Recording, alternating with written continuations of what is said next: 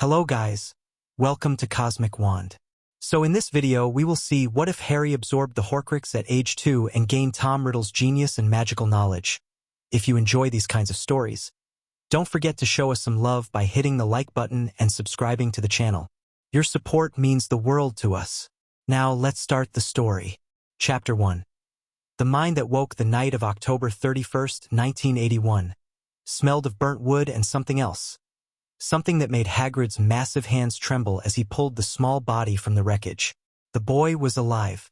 Impossible, given what the half-giant had just witnessed, but alive nonetheless.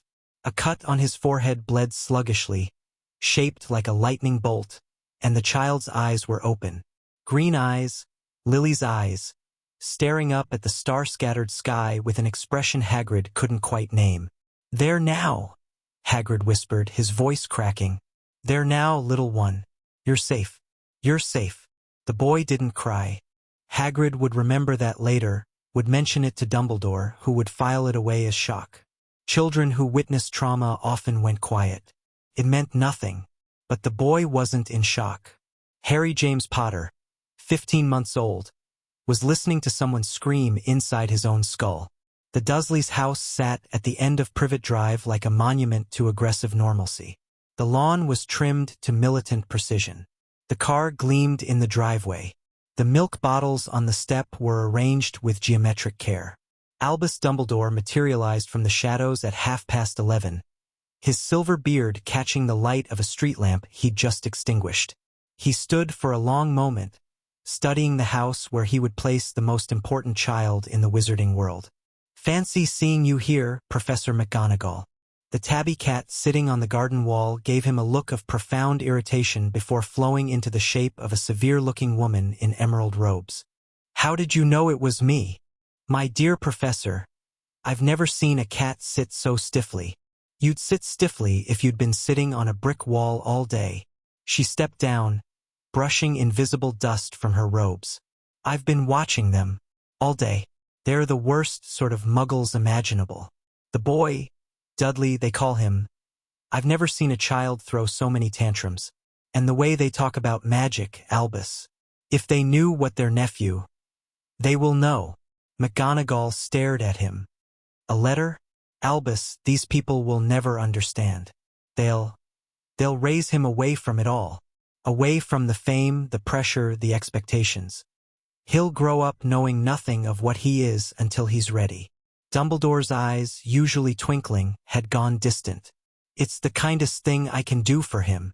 The kindest." McGonagall's voice rose, then dropped to a furious whisper. "James and Lily would never have wanted this. There must be someone else. Someone in our world who could. The blood protection, Minerva. Lily's sacrifice created something ancient. Something that will keep him safe as long as he can call this place home."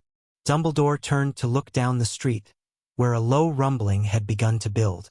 "It must be the Dursleys. There is no other way." The rumbling grew to a roar, and a motorcycle descended from the sky.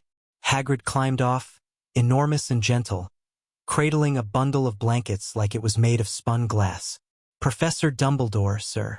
Professor McGonagall." He sniffed loudly. "Got him."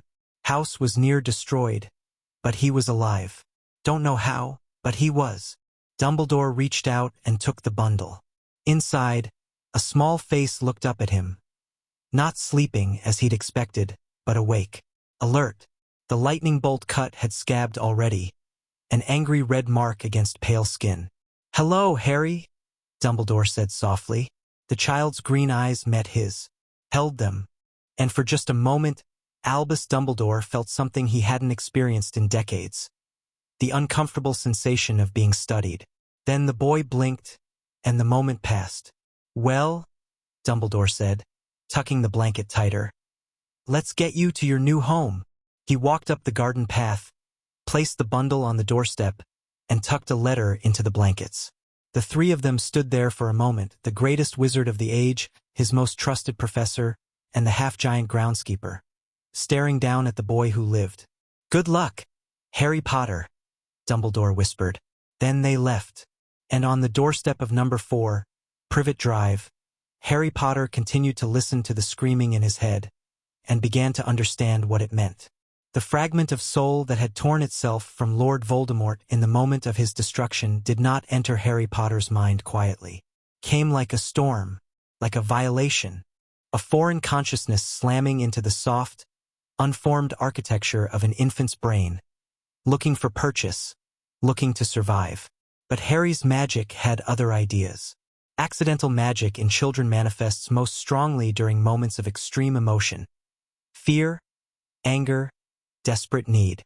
The killing curse had provided all three, and the ancient protection woven into Harry's blood by his mother's sacrifice had activated something deeper still. The foreign soul tried to attach. Harry's magic wrapped around it, examined it, and began to pull, not push out, not destroy, absorb. It happened over hours that felt like years. The fragment fought. It had no choice. Survival was its only drive. But Harry's magic was relentless, methodical.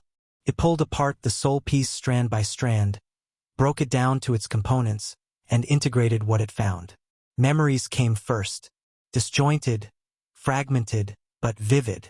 A gray stone building, beds in rows, children who were cruel and a boy who learned to be crueler. A cave by the sea, 2 other children, terror and something that felt like triumph. Hogwarts. The word arrived with a cascade of images. Moving staircases and floating candles and a ceiling that showed the sky. Magic. Theory and practice, spells and rituals, the feel of power channeling through flesh and will. Knowledge. 60 years of study and experimentation, compressed and downloaded like water pouring into a cup. By the time Petunia Dursley opened her door the next morning, screamed at the bundle on her doorstep, and reluctantly brought it inside, Harry Potter was no longer entirely a normal child. He was something that had never existed before. Petunia Dursley put the baby in the cupboard under the stairs. It wasn't intended as permanent, not at first. She told herself it was practical.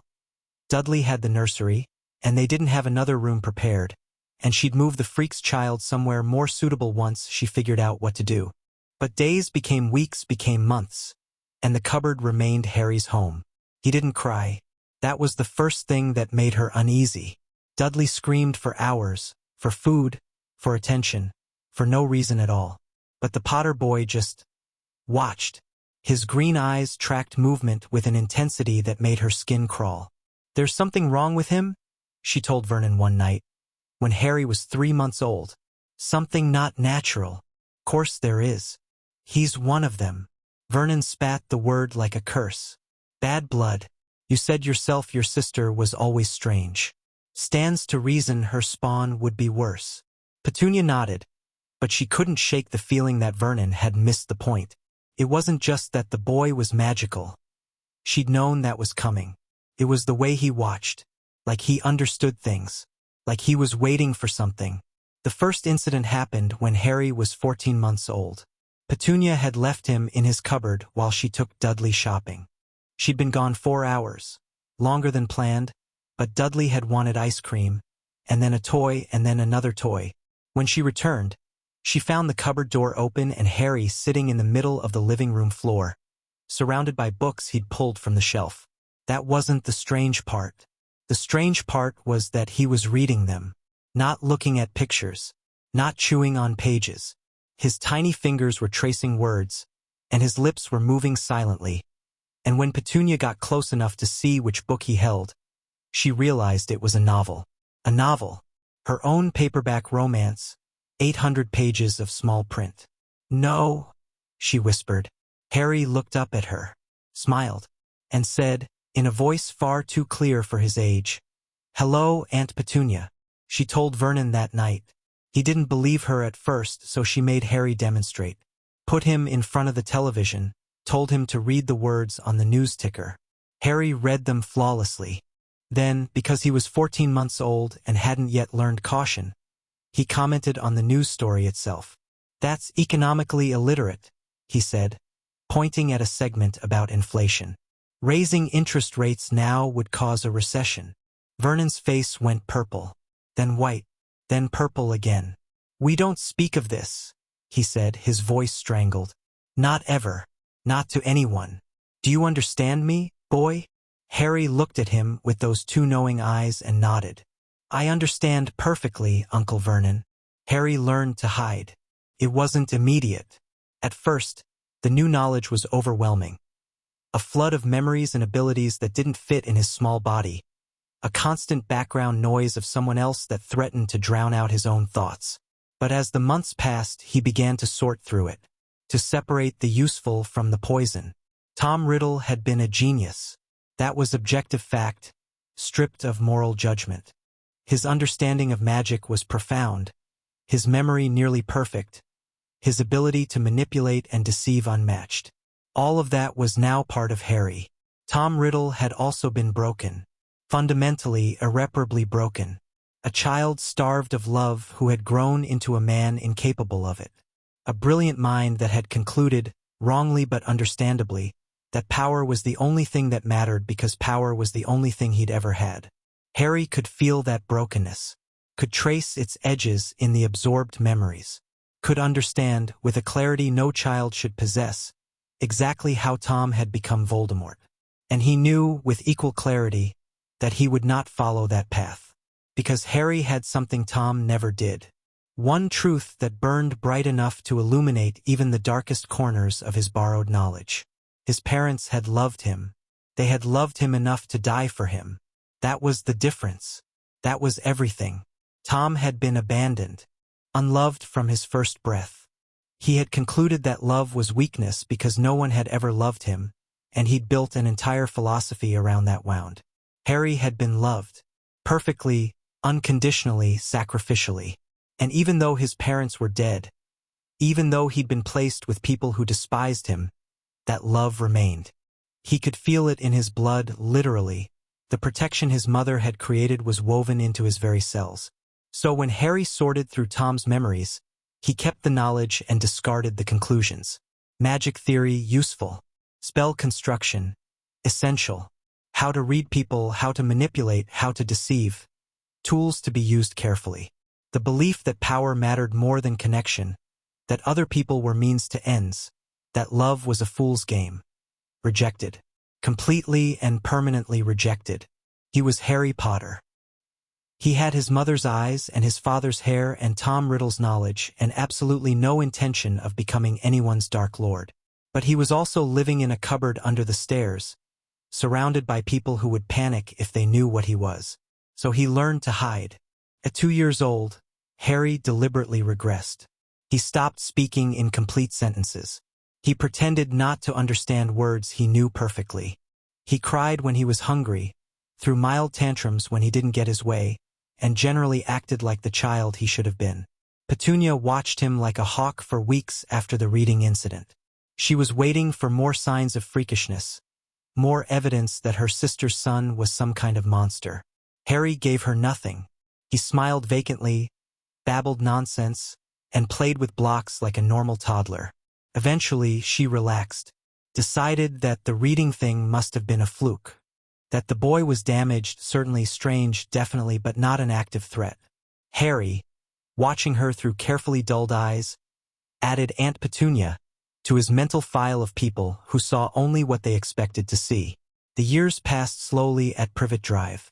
Harry's 5th birthday came and went without acknowledgement. He received no presents, no cake, no celebration. Dudley's 5th birthday, 3 months prior, had featured a bouncy castle, a magician, and enough gifts to fill a small room. Harry didn't mind. He had other concerns. The library, for one. He'd discovered the Dursleys' local branch when he was 4, during a rare outing with Petunia. She'd brought Dudley to pick out picture books. Dudley had thrown a tantrum and demanded ice cream instead, and Harry had slipped away to explore. He'd returned every chance he got since. The librarians knew him now. The quiet boy who came in alone, who always handled the books carefully, who sat in the corner for hours reading about history and science and psychology. They thought he was precocious. A troubled home situation, clearly, but bright. They let him check out books with Petunia's library card, which he'd memorized the number of. Harry read everything. Not just the magical knowledge floating in his head, That was already comprehensive if disorganized, but Muggle knowledge.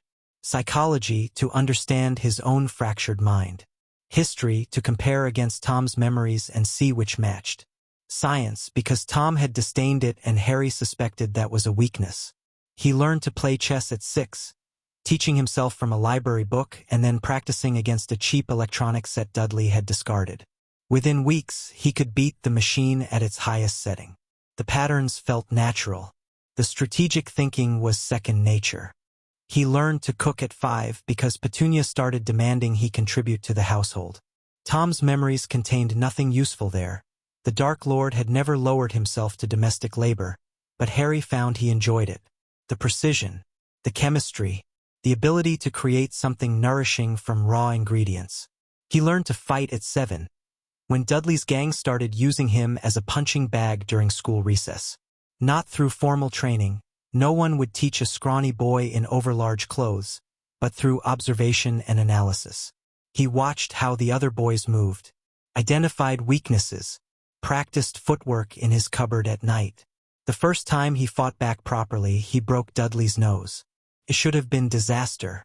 Vernon's rage was volcanic, and for a moment Harry genuinely thought his uncle might kill him. But Harry had prepared for this. He'd positioned the fight carefully, made sure there were witnesses, ensured that the first 3 blows were clearly Dudley's. "He attacked me, sir," Harry told the headmaster the next day, his voice small and scared and perfectly calculated. "I was just trying to get away. I didn't mean to hurt him." The headmaster, who had seen Dudley's gang terrorizing smaller children for years, believed every word. Vernon and Petunia were called in. Concerns were expressed. The word police was mentioned. After that, Dudley left Harry alone. And Vernon, for all his rage, never raised a hand against his nephew. The risk was too great. The freak had proven he knew how to make trouble. Harry added strategic positioning to his list of useful skills. The magic started manifesting properly when Harry was 8. He'd felt it before, of course. Tom's memories included the sensation of casting thousands of spells, and Harry's own magic was a constant presence. Warm and waiting, like a muscle he hadn't yet learned to flex. But controlled manifestation required something he'd been lacking. A wand. Or so he'd thought. The truth came during one of Vernon's rages. Harry had accidentally let a dish slip while doing the washing up, and his uncle had backhanded him across the face hard enough to send him sprawling. Harry had lain there, tasting blood, feeling that familiar heat building in his chest, and he'd pushed. Vernon flew backward, hit the wall, slid down it, gasping, his eyes wide with terror. "What did you do?" he wheezed. "What did you do, boy?" Harry stood slowly. His face throbbed where he'd been struck. His magic hummed with satisfaction, eager for more. He could kill his uncle. The knowledge was right there, clear as crystal. A precise strike to the heart. A spell that required no wand and no words. Tom had used it a dozen times. It would be easy. It would be satisfying. But Harry wasn't Tom. "An accident," he said quietly. "Just an accident, Uncle Vernon. The magic acts up sometimes. I can't control it." This was a lie. He had controlled it precisely. "If you hit me again," Harry continued, his voice still soft, "I can't promise it won't happen again. I don't want it to happen. But I'm not sure I can stop it." This was also a lie. He could stop it easily. Vernon stared at him from the floor. His face cycled through rage, fear, and something that might have been calculation. "Fine," he grunted at last. "Fine. Just stay away from me. Stay out of sight. Do your chores and stay out of my way, you hear?" "Yes, Uncle Vernon." Harry went back to his cupboard and sat in the darkness for a long time, examining his own feelings. He hadn't wanted to kill Vernon. That was good. The temptation had been there. Tom's memories made violence feel simple, natural, almost satisfying, but he hadn't wanted it. He'd wanted to be safe. He'd wanted the hitting to stop. He'd achieved both goals without permanent harm to anyone. But the ease of it troubled him. The way the dark thoughts had surfaced, ready and waiting. Tom's solutions to Tom's problems, still lurking in his borrowed memories. He would have to be careful. always careful. The knowledge was a gift, but it came with shadows attached. Harry reached under his thin mattress and pulled out a notebook. It was battered and water-stained, rescued from Dudley's trash, but the pages were blank. He'd been saving it for something important. Now he knew what. Rules for survival, he wrote at the top of the first page. 1. Never reveal your full capabilities. 2. Always leave yourself an exit strategy. 3. Knowledge is power, but wisdom is knowing when to use it. 4. Tom's solutions are not my solutions. 5. Love is not weakness. He stared at the last rule for a long time. Felt important, essential, the foundation on which everything else would rest. Tom had built his life on the belief that connection was vulnerability. Harry would build his on the opposite. Someday, when he was back in the magical world, when he had access to proper resources and proper training, he would find people worth trusting. People who could know him, really know him, and not turn away. Until then, he would survive. He would learn. He would plan. And he would never, ever become what Tom Riddle had been. The dreams started when Harry was 9. They came unpredictably, sometimes nightly, sometimes not for weeks, but they were always vivid. Always the same basic theme. He would be standing in darkness. Complete, perfect darkness, without even the sense of a floor beneath his feet. And he would feel observed, studied, something vast and old and hungry, circling him just beyond the edge of perception. You are interesting, the darkness would say. Not with words, exactly. The meaning simply arrived in his mind, cold and precise. You should not exist. 2 souls in one body, one consuming the other. What are you becoming, little anomaly? Who are you? Harry would ask every time. I am what remains when magic goes wrong. When wizards reach too far and break things that should not be broken. Your predecessor summoned me, though he did not know it. Every Dark Lord feeds me without meaning to. And you are something new. I'm not a Dark Lord. No, not yet. But you have the tools, the knowledge, the power. A sensation like laughter, vast and terrible. I wonder which path you will choose. Then Harry would wake, gasping, his scar burning like it had been touched with a heated brand. He told no one about the dreams. There was no one to tell. But he added them to his mental files, alongside everything else he didn't understand. The entity, the darkness, the suggestion that Voldemort had summoned something without knowing it. Tom's memories contained nothing relevant. Whatever this thing was, it had kept itself hidden from its previous host. That worried Harry more than anything else. At 10 years old, Harry Potter had mapped out his entire strategy for the next decade. He knew Hogwarts would come. The magical school was too deeply ingrained in wizarding culture to skip, and anyway, Dumbledore would insist. The old man, Harry knew quite a lot about Dumbledore from Tom's memories, would want to keep the boy who lived close. Observable, controllable. Harry planned to let him think he was succeeding. The key was appearing ordinary. Bright enough to explain away any slips, but not so bright that anyone looked closer. Talented but not exceptional. Brave but not strategic. The kind of hero the wizarding world wanted. Photogenic, quotable, and fundamentally simple. The real work would happen in the shadows. He needed to understand the current political landscape.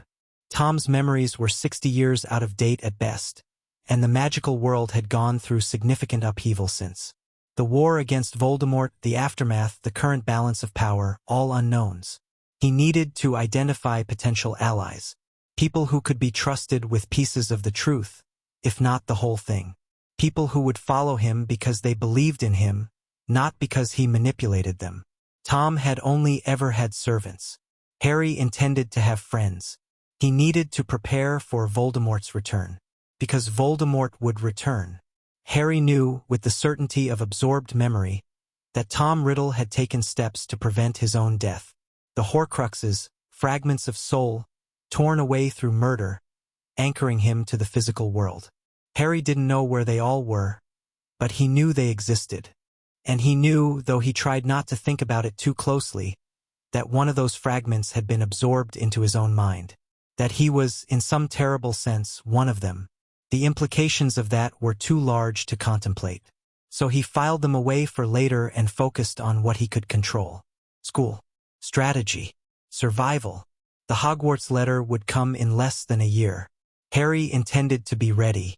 The letter arrived on July 24, 1991, carried by a dignified barn owl that dropped it through the mail slot and departed without waiting for a response. Harry heard it land while he was cooking breakfast. He waited until Vernon was buried in his newspaper and Petunia was fussing over Dudley's fourth helping of bacon before slipping into the hallway. The envelope was heavy, made of yellowish parchment. The address was written in emerald ink. Mr. H. Potter, the cupboard under the stairs 4, Privet Drive, Little Whinging Surrey. Harry felt something shift in his chest. Not quite excitement, he'd been expecting this for years, but something like recognition. The first tangible proof that the other world, the world of his parents, was reaching out for him. He tucked the letter into his waistband and returned to the kitchen. Anything in the post? Vernon grunted. Just bills, I think. Harry set a fresh plate of eggs in front of his uncle. I didn't look closely. That night, in his cupboard, he read the letter by the light of a candle he'd smuggled from the kitchen. Hogwarts School of Witchcraft and Wizardry Headmaster. Albus Dumbledore, Order of Merlin, First Class, Grand Source, CHF, Warlock, Supreme Mugwump, International Confeed. Of Wizards, Dear Mr. Potter, we are pleased to inform you that you have been accepted at Hogwarts School of Witchcraft and Wizardry. Please find enclosed a list of all necessary books and equipment. Term begins on September 1st. We await your owl by no later than July 31st. Yours sincerely, Minerva McGonagall. Deputy Headmistress. Harry read it 3 times. Then he read the equipment list, cross-referencing it against Tom's memories. Standard first-year supplies. Nothing unexpected. He would need to respond. Would need to make arrangements. Would need to begin the elaborate dance of appearing to be a normal boy who just discovered magic was real. But for this one moment, alone in his cupboard, he let himself feel the truth. It was finally beginning. The Dursleys' response to the letters that followed, because more did follow, dozens of them, increasingly creative in their delivery, was predictable enough that Harry could have scripted it. Vernon tried to intercept them. Failed. Tried to burn them. More arrived. Tried to board up the mail slot. They came through the windows. Through the chimney. Under the doors. We're leaving, Vernon announced on July 30th, his face an alarming shade of puce. All of us, now, we'll go somewhere they can't find us. Harry wanted to tell him that running was pointless, that magic could find anyone, anywhere, that no amount of driving would escape a tracking charm. But that would reveal too much, so he simply climbed into the back of Vernon's company car and watched Surrey disappear behind them. They ended up, after hours of paranoid driving, in a rotting shack on a rock in the middle of the sea. Vernon seemed to believe this would be sufficient. Harry checked his watch as midnight approached. July 31st, his 11th birthday. The door blew off its hinges exactly on time. Hagrid filled the doorway like a mountain given human form. Rain sheeted off his massive coat. His eyes, beetle black and kind, found Harry immediately. There ye are, he said. Last time I saw you, you was only a baby. Ye look a lot like your dad. But ye've got your mum's eyes. Harry had practiced this moment, had rehearsed the proper expressions of wonder, confusion, and dawning excitement. He'd prepared a dozen reactions to a dozen possible approaches. But standing there, looking up at the half-giant who'd carried him from the ruins of his parents' home, he found that the emotions came naturally. Not because he was surprised by magic. He'd known about magic for nearly his entire life. But because someone had come for him. Someone from that world, his parents' world, had cared enough to track him down and bring him home. Who are you? Harry asked, letting his voice shake slightly. Rubeus Hagrid, keeper of keys and grounds at Hogwarts. The giant man beamed down at him. And I'm here to tell ya, Harry, you're a wizard. Harry let his eyes go wide, let his mouth fall open. I'm a what? Hagrid's smile grew even wider, delighted by the reaction. And Harry Potter, hidden behind his mask of innocence, began to plan his entrance into the wizarding world. The rest of that night unfolded like a scene from someone else's life. Hagrid produced a squashed birthday cake, gave Dudley a pig's tail, told Harry about his parents, about Voldemort, about the night everything had changed. His version was simple, heroic, tragic. The evil wizard killed by the power of love. The boy who survived the unsurvivable. Harry listened and nodded and asked the questions a normal child would ask. Where did my parents go to school? What house were they in? What's a house? Inside, he was cataloging everything. Hagrid's obvious affection for Dumbledore. His simplistic view of good and evil. His inability to keep secrets. His genuine, overwhelming kindness. Trustworthy, Harry decided. Loyal to a fault. Can't lie to save his life, which means I can never tell him anything sensitive. But a good man. A good friend if I let him be. He filed this assessment away and continued playing the odd orphan. Dawn found them departing for London. Hagrid had a flying motorcycle, which Harry pretended to find terrifying and exhilarating rather than merely efficient. They landed in a grimy alley behind a pub called the Leaky Cauldron, and Harry's education in the wizarding world began properly. The pub's patrons recognized him immediately. Of course they did. Harry had expected that. The boy who lived, icon of their victory, walking among them for the first time in a decade. They crowded around, shaking his hand, thanking him for something he didn't remember doing. Harry smiled and nodded and felt nothing. These people didn't know him. They knew a story, a symbol, a face on newspaper articles they'd saved from a decade ago.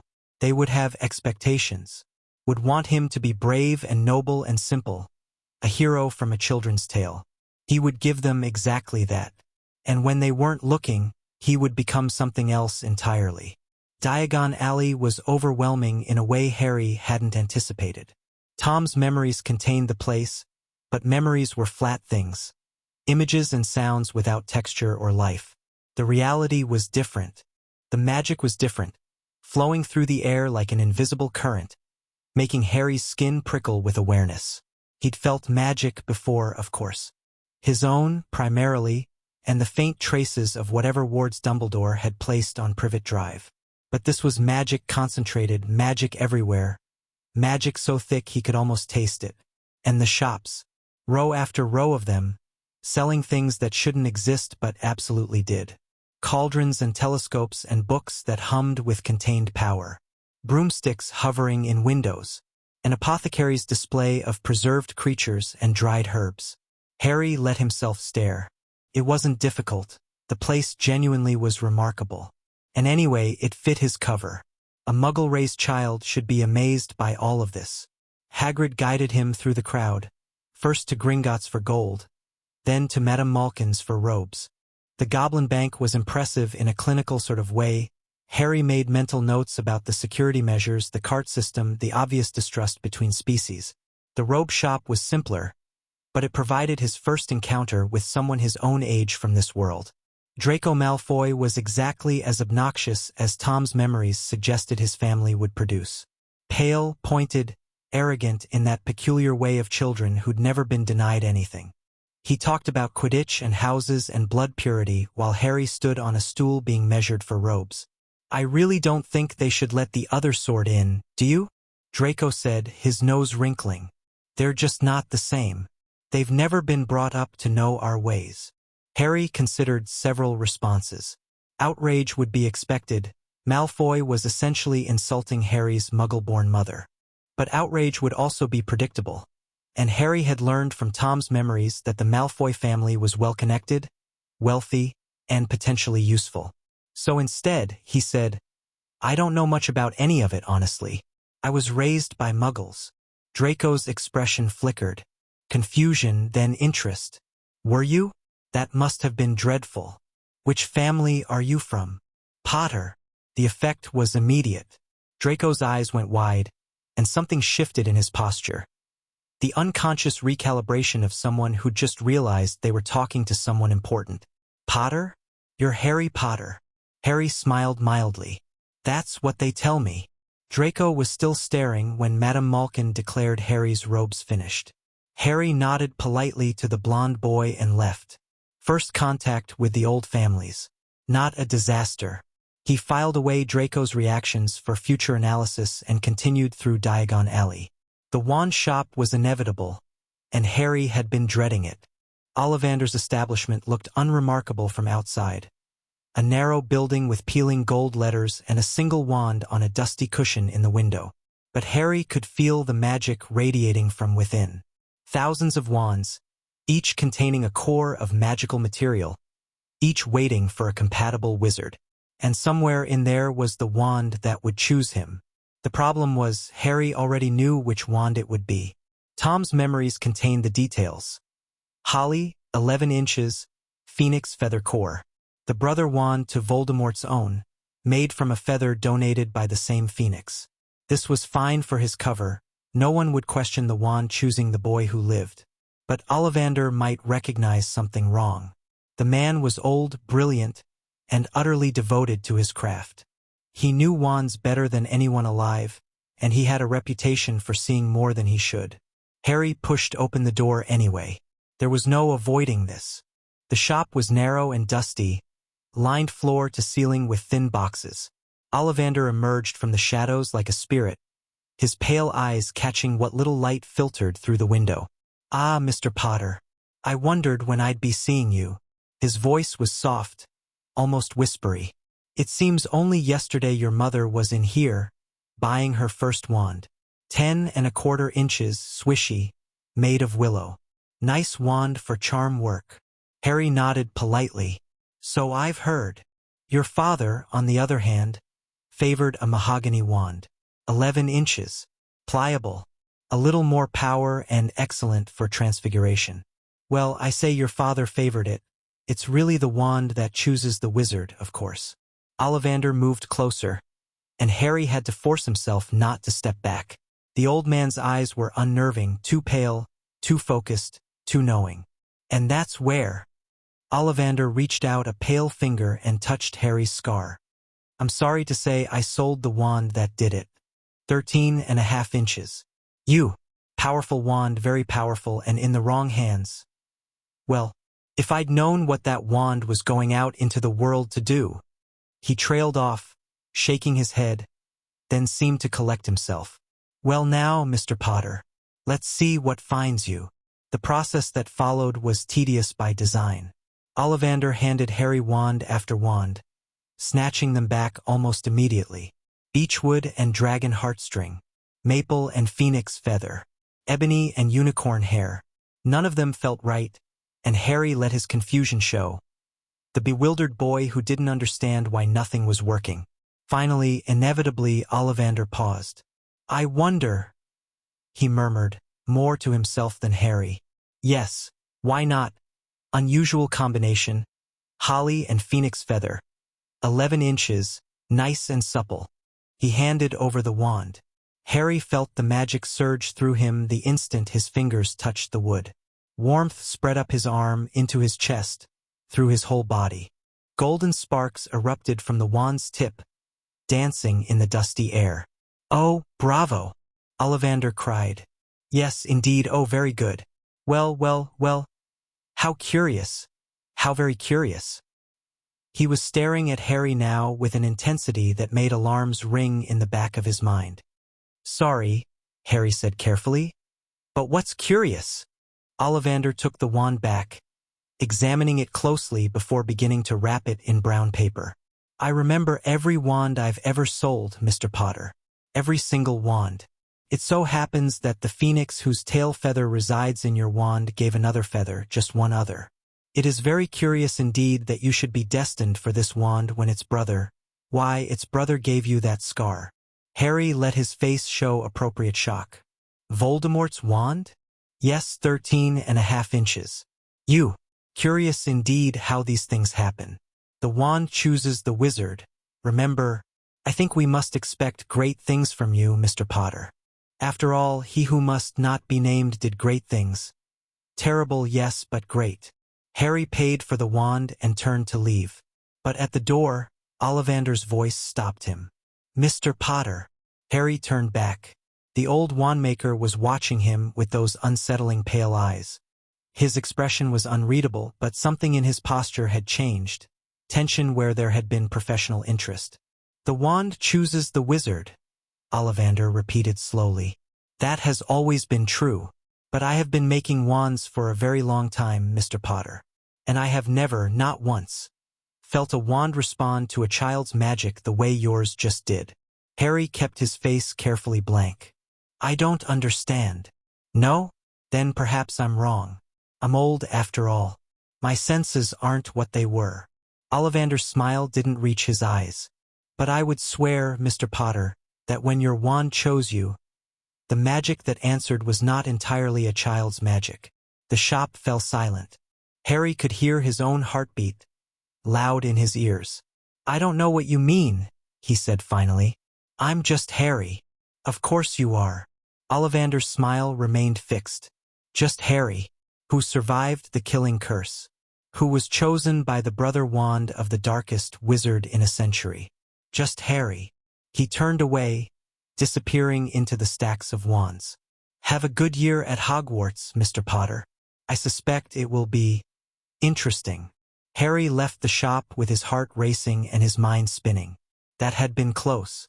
Too close. Ollivander had felt something. Not enough to understand, not enough to act on, but something. He added the wandmaker to his mental list of threats.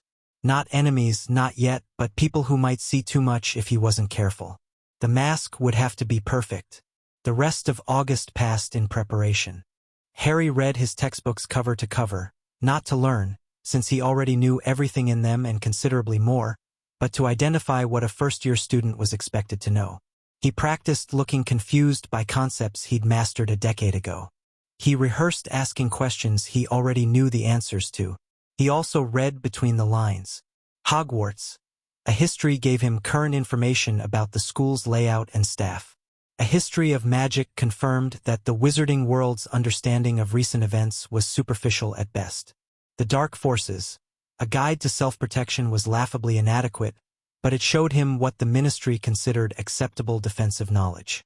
On September 1st, he stood on platform 9 3/4 with his trunk and his new owl, Hedwig, a snowy white female who'd chosen him rather than the reverse, and let himself feel something like excitement. It wasn't hard. Despite everything, despite the masks and the planning and the knowledge that made him older than his years, he was still a boy about to start school. About to enter the world his parents had loved. About to meet people who might, if he was very careful, become friends. The Hogwarts Express gleamed red against the gray platform. Students and parents milled about, saying goodbyes, loading luggage, reconnecting after the summer. Harry watched them with something between longing and calculation. Normal, he thought. That's what normal looks like. He would never be normal. The thing in his head, the knowledge he carried, the destiny the prophecy had laid out, none of it allowed for normal. But he could pretend. And in pretending, maybe he could protect something of the child he should have been. Harry boarded the train, found an empty compartment, and settled in to wait. Soon enough, someone would join him. Probably Ron Weasley. The red-headed family was hard to miss, and the youngest son would be starting Hogwarts this year. He would make friends. Careful, strategic friends, chosen for loyalty and potential. He would navigate the political waters of a school divided into houses. He would hide from Dumbledore's too knowing eyes and Snape's certain hostility. He would prepare for the return of Voldemort, which he knew with absolute certainty would come. And somewhere, in the gaps between all of that, he would try to figure out what the entity in his dreams wanted. Why it was watching him. What it had meant when it said that Dark Lords fed it. The train began to move, pulling away from the platform.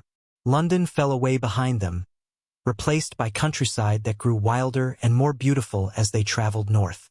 Harry watched it all through the window. His reflection ghosted over the passing landscape.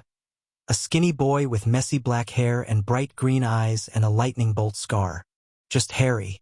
He smiled at the thought. It was funny in a dark sort of way. The most dangerous student Hogwarts had ever enrolled, and they thought he was just Harry. The door to his compartment slid open. A red-haired boy poked his head in, looking nervous. "Anyone sitting there?" Everywhere else is full. Harry's smile widened into something warmer. Practiced but not entirely false. Go ahead. Ron Weasley entered, and Harry Potter's Hogwarts adventure began. Chapter 1 end. Chapter 2. Diagon Alley. The train rocked gently as it picked up speed, leaving London's grimy sprawl behind for open countryside. Ron Weasley settled into the seat across from Harry, his ears slightly red, his posture broadcasting discomfort so clearly that Harry almost felt sorry for him. I'm Ron, by the way. Ron Weasley. Harry Potter. Ron's eyes went immediately to Harry's forehead, then away, then back again. The internal struggle playing across his face was almost comical, the desire to ask warring with the awareness that asking would be rude. Harry saved him the trouble. He lifted his fringe, revealing the scar. Yes, it's real. Yes, I have it. No, I don't remember anything about that night. Ron's ears went redder. Sorry, it's just you're famous. Everyone knows about you. So I've been learning. Harry let his fringe fall back. I didn't know anything about magic until a month ago. The muggles I lived with never told me. Blimey. Ron's expression shifted from embarrassment to something like sympathy. That must have been rough. Growing up with muggles, it had its moments. An understatement so severe it barely qualified as truth. But Ron didn't need to know that. What Ron needed was to feel comfortable, to see Harry as approachable, to start building the foundation of what Harry hoped would become genuine friendship. Because Harry had been watching the Weasley family on the platform, had seen the hand-me-down robes, the battered trunk, the way Mrs. Weasley counted her children with the anxious precision of someone who couldn't afford to lose anything, had noted the warmth between them, the easy affection, the complete absence of the cold functionality that characterized the Dursleys. The Weasleys were poor. They were also, by every indication, good. The kind of family Tom Riddle would have dismissed as worthless and Harry recognized as invaluable. He wanted Ron to like him, not as a calculated move, though it was that too, but because Ron seemed real in a way that most people didn't. Uncomplicated. Honest. The kind of person who would never occur to manipulate anyone because the thought simply wouldn't cross his mind. Harry had enough complexity for both of them. A friend who was straightforward might be exactly what he needed. So, Ron said, clearly fishing for a change of subject, do you know what house you'll be in? All my family have been in Gryffindor. My brothers are all there now. Well, except Bill and Charlie, they've already left. Percy's a prefect, and Fred and George are... He grimaced. Fred and George are Fred and George. I don't know much about the houses, Harry lied. Gryffindor is supposed to be for brave people, right? Yeah. Brave and noble and all that. Ron puffed up slightly, then deflated. I hope I get in. Could you imagine if I was the first Weasley in Slytherin? Mum would have kittens. What's wrong with Slytherin? Ron stared at him like he'd grown a second head. What's wrong with mate? That's where all the dark wizards come from. You know who was a Slytherin? So were most of his followers. Ah! Harry filed this away. The house prejudice was even more entrenched than Tom's memories suggested. So it's not just about being ambitious? Ambitious, cunning, willing to do anything to get what they want. Ron ticked the traits off on his fingers. Basically, it's the house for people who'll stab you in the back if it benefits them. Everyone knows that. Everyone knows that, Harry thought, because everyone keeps saying it, which makes the ambitious kids defensive, which makes them act more clannish, which confirms what everyone already believed. It was a self-fulfilling prophecy. Probably deliberate, if Harry had to guess. Some long-ago political maneuver that had calcified into tradition. The wizarding world seemed fond of those. Well, he said aloud, I hope I'm in Gryffindor too then. If you're there, at least I'll know someone. Ron's face lit up. Yeah? That'd be brilliant. A knock on the compartment door interrupted them. A plump witch with a kind face slid it open, revealing a cart laden with sweets. Anything off the trolley, dears? Ron's hand went to his pocket, then stopped. His ears reddened again. No thanks. I'm all set. He held up a lumpy package wrapped in brown paper. Sandwiches from the look of it.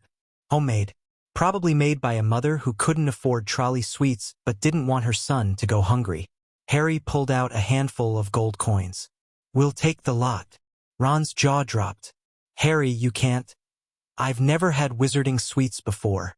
This was technically true. "And I've got no one to spend money on.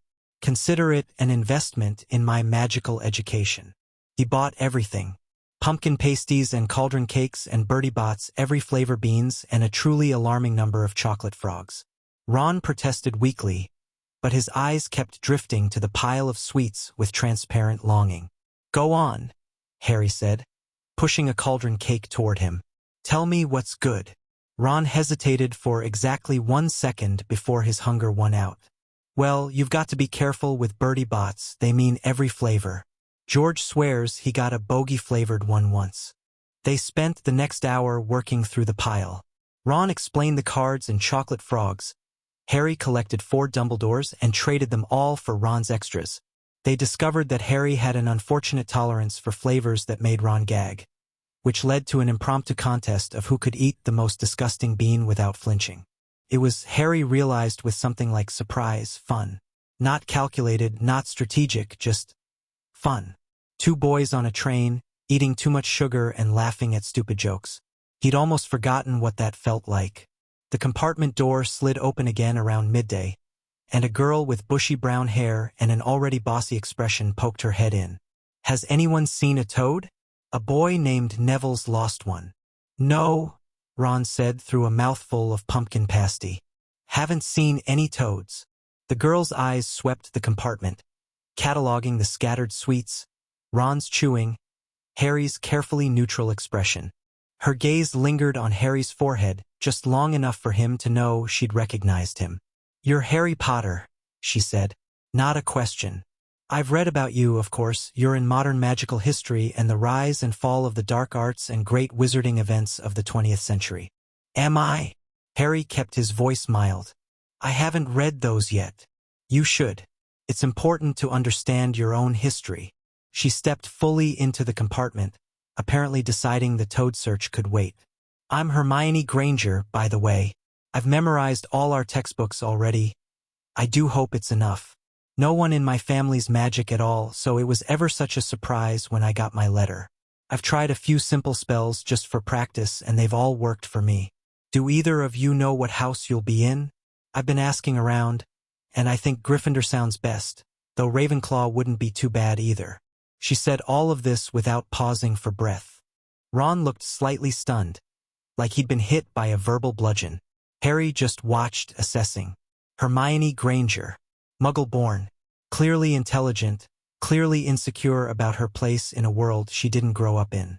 Overcompensating through knowledge acquisition. The sort of person who annoyed people because she was trying too hard, not because she was actually unpleasant. Tom would have dismissed her immediately. Muggle-born meant no political connections, no family influence, no useful resources. She was nobody by the standards that had mattered to him. Harry saw something different. He saw someone who reminded him uncomfortably of himself. An outsider trying to prove they belonged, using intelligence as armor against a world that didn't quite make sense yet. "I'm hoping for Gryffindor," he said. "Ron's family are all Gryffindors, and he's been telling me about it." "Oh, that's nice." Hermione glanced at Ron, clearly unimpressed by the crumbs on his robes. "Well, you'd better get changed soon. I expect we'll be arriving before long." She swept out, presumably to continue the toad hunt. Ron stared after her with an expression of pure bewilderment. "Mental, that one," he muttered. "Imagine memorizing all the textbooks before term even starts." Harry made a non-committal sound. He'd done considerably more than memorize the textbooks, but Ron didn't need to know that. "We should probably change," he said instead. "She's right about us arriving soon." The train pulled into Hogsmeade Station as the sun was setting, painting the sky in shades of orange and purple. Harry stepped onto the platform and was immediately hit by the smell of pine and wood smoke and something else, something that made his magic sit up and take notice. Hogwarts, he thought. I can feel it from here. The castle's wards were legendary. Tom had spent years studying them, probing for weaknesses, mapping their boundaries. They were layered and ancient, some dating back to the founders themselves, and they saturated the entire valley with ambient magic. To a normal student, this would manifest as a vague sense of rightness, of coming home. To Harry, with his borrowed sensitivity to magical currents, it was like stepping into a river. Furs years over here. Hagrid's voice boomed across the platform. Harry spotted him easily, hard to miss a man that size, and began making his way over. Ron stuck close, apparently having decided that Harry was his designated friend for the foreseeable future. The boats were waiting by the edge of a great black lake. For students to a boat, Hagrid called, and Harry found himself sharing with Ron, Hermione, who'd abandoned the Toad search, and a round-faced boy who was presumably Neville of the Lost Toad. Trevor! Neville gasped suddenly, pointing at something in the bottom of the boat. There you are. The Toad croaked mournfully. Hermione looked smug. Then the boats rounded a bend, and Hogwarts came into view. Harry had seen it in Tom's memories, had known intellectually what it would look like, the towers and turrets, the lights in countless windows, the sheer presence of the place. But memories were flat things, and reality was not. The castle rose from the cliffside like it had grown there, like the rock itself had decided to become something magnificent. It was impossible and beautiful and absolutely, unmistakably magical. Even Harry, who'd taught himself to suppress emotional reactions years ago, felt his breath catch. This is real, he thought. This is where I'm supposed to be. For one moment, just one, he let himself feel like a normal 11-year-old seeing something wonderful for the first time. Then the boats docked, and it was time to become the boy who lived again. Professor McGonagall was exactly as Tom's memories had described her. Tall, severe, with the kind of presence that made even the most rambunctious first years fall silent. She explained the houses, the point system, the importance of the upcoming sorting, all with crisp efficiency. Harry listened with half an ear. He was more interested in watching the other students, their faces, their postures, the way they clustered into anxious little groups. Draco Malfoy had found him again, flanked by two large boys who had the look of bodyguards. Their eyes met across the entrance hall. Draco nodded slightly. Harry nodded back. Testing the waters, he thought. Interesting. The Malfoy family had been Death Eaters, at least on the father's side. Lucius Malfoy had claimed Imperius, had bought his way out of Azkaban, but everyone knew the truth. The son would have been raised on pure-blood ideology, on the certainty of magical superiority and the glory of the Dark Lord's cause. And yet here he was, nodding politely at Harry Potter, the boy who lived, the one who'd destroyed everything his father had worked for. Draco was either very stupid or very calculating. Harry suspected the latter. McGonagall led them into the Great Hall, and even Harry had to work to keep his expression appropriately awed. For long tables stretched the length of the room, each packed with students in different colored trim. Above them, candles floated in defiance of gravity, and higher still, the ceiling showed a perfect replica of the night sky. It's bewitched to look like the sky outside, Hermione whispered. I read about it in Hogwarts, a history. I know Harry didn't say. Tom helped design the maintenance spells. The sorting hat sat on a stool at the front of the hall. It was battered and patched and clearly ancient, and when it opened a tear near its brim and began to sing, the first years collectively jumped. Harry didn't listen to the song. He was too busy studying the staff table. Dumbledore sat in the center, his silver beard catching the candlelight. His eyes moved over the first years with benevolent interest, lingering on Harry just slightly too long. He's measuring me, Harry thought, trying to see if I'm what he expected. To Dumbledore's left sat a tiny wizard who must be Flitwick. To his right, a woman with a severe bun who Harry didn't recognize, Sprout, probably the herbology professor. Further down, a man with a purple turban was having an animated conversation with Harry's magic screamed. The man next to Turban was greasy-haired and hook-nosed, with black eyes that could have been carved from obsidian. Severus Snape, former Death Eater, spy for Dumbledore, the man who had loved Lily Evans and hated James Potter with equal intensity. But it wasn't Snape that had triggered Harry's alarm. It was the turban, or more precisely what was under the turban. The magical signature was faint, suppressed, layered under protective charms. A normal wizard wouldn't have sensed anything wrong. But Harry had absorbed 60 years of Tom Riddle's magical knowledge, including his intimate familiarity with his own magical signature, and he knew exactly what he was feeling. Voldemort. Voldemort was in that turban, attached to the back of that man's head, parasitic and waiting. Harry forced his face to remain neutral, forced his body to stay relaxed, forced his breathing to stay even. He's here, he thought. He's already here. Dumbledore must know. The wards would have detected dark magic that strong. So why hasn't he done anything? Unless Dumbledore was playing some longer game. Unless this was a test, a trap, a carefully orchestrated scenario designed to... What? Draw out Voldemort's followers? Test Harry's capabilities? Something else entirely? The hat finished its song. McGonagall began calling names. Harry watched Turban Quirrell, his memory supplied defense against the dark arts professor, and tried to calculate his next move. He couldn't reveal what he knew. That would raise too many questions about how he knew it. He couldn't attack Quirrell directly, not without proof, not without exposing himself. But he couldn't ignore it either. Voldemort was here in Hogwarts within striking distance of Harry Potter. Whatever the Shade was planning, it couldn't be good. Granger, Hermione. Hermione walked to the stool with her chin held high, clearly terrified but refusing to show it. The hat took several minutes with her. Probably arguing about Ravenclaw, Harry thought, before finally shouting, "Gryffindor!" She practically ran to the Gryffindor table, her relief palpable. More names were called. Neville went to Gryffindor too, looking stunned. Draco went to Slytherin without the hat even touching his head, which drew scattered applause from that table. "Potter, Harry." The hall went silent. Then the whispers started. "Potter? Did she say? The Harry Potter? I heard he was raised by muggles. Killed you-know-who when he was just a baby?" Harry walked to the stool with his heart pounding. Not from fear of the sorting. He'd made his choice about that weeks ago. But from awareness of the thing hiding in Quirrell's turban. Voldemort was watching him right now, assessing him, trying to see what had become of the infant who'd destroyed him. Keep the mask on, Harry told himself. Don't let him see anything. He sat on the stool. McGonagall placed the hat on his head.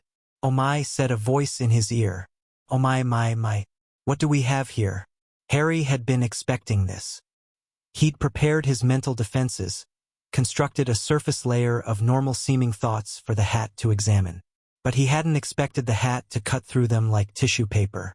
"Don't bother with the walls," the hat said, sounding almost amused. "I've been sorting students for 1,000 years. I've seen every kind of mind there is, and I've never, not once, seen anything like yours." Harry's hands gripped the edge of the stool. "What do you mean?" "You know exactly what I mean." The hat's voice had gone serious. 2 souls in 1 body. 2 sets of memories. 2 magical signatures. Woven together so tightly they're almost indistinguishable. You're not Harry Potter, not entirely. But you're not Tom Riddle either. You're something new. I'm Harry, Harry thought fiercely. I'm Harry Potter. I have his memories, but I made my own choices. I'm not him. No, you're not. The hat paused, and Harry got the sense of something vast and old turning its attention fully upon him. He was sorted 60 years ago, you know. I remember it well. Such potential and such emptiness.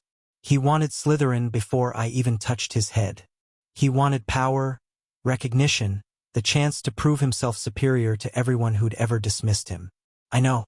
I have the memories. Do you? Then you know what I told him. That he could have been great in any house. That Slytherin would give him what he wanted, but not what he needed. A mental sigh. He didn't listen, of course. They never do, the ones who need it most. Harry's mind raced. The hat knew about him. Knew everything. It could expose him right now. Announce his secret to the entire hall. I am bound by ancient magic, the hat interrupted. What I see in the minds I sort cannot be shared. Not with Dumbledore, not with anyone. Your secrets are safe from me, young Potter. Or should I say young Riddle? Potter, Harry thought immediately. I'm Potter. I'll always be Potter. Will you? The hat's voice was gentle now, almost kind. You have his knowledge, his gifts, his understanding of magic. You could accomplish things he only dreamed of.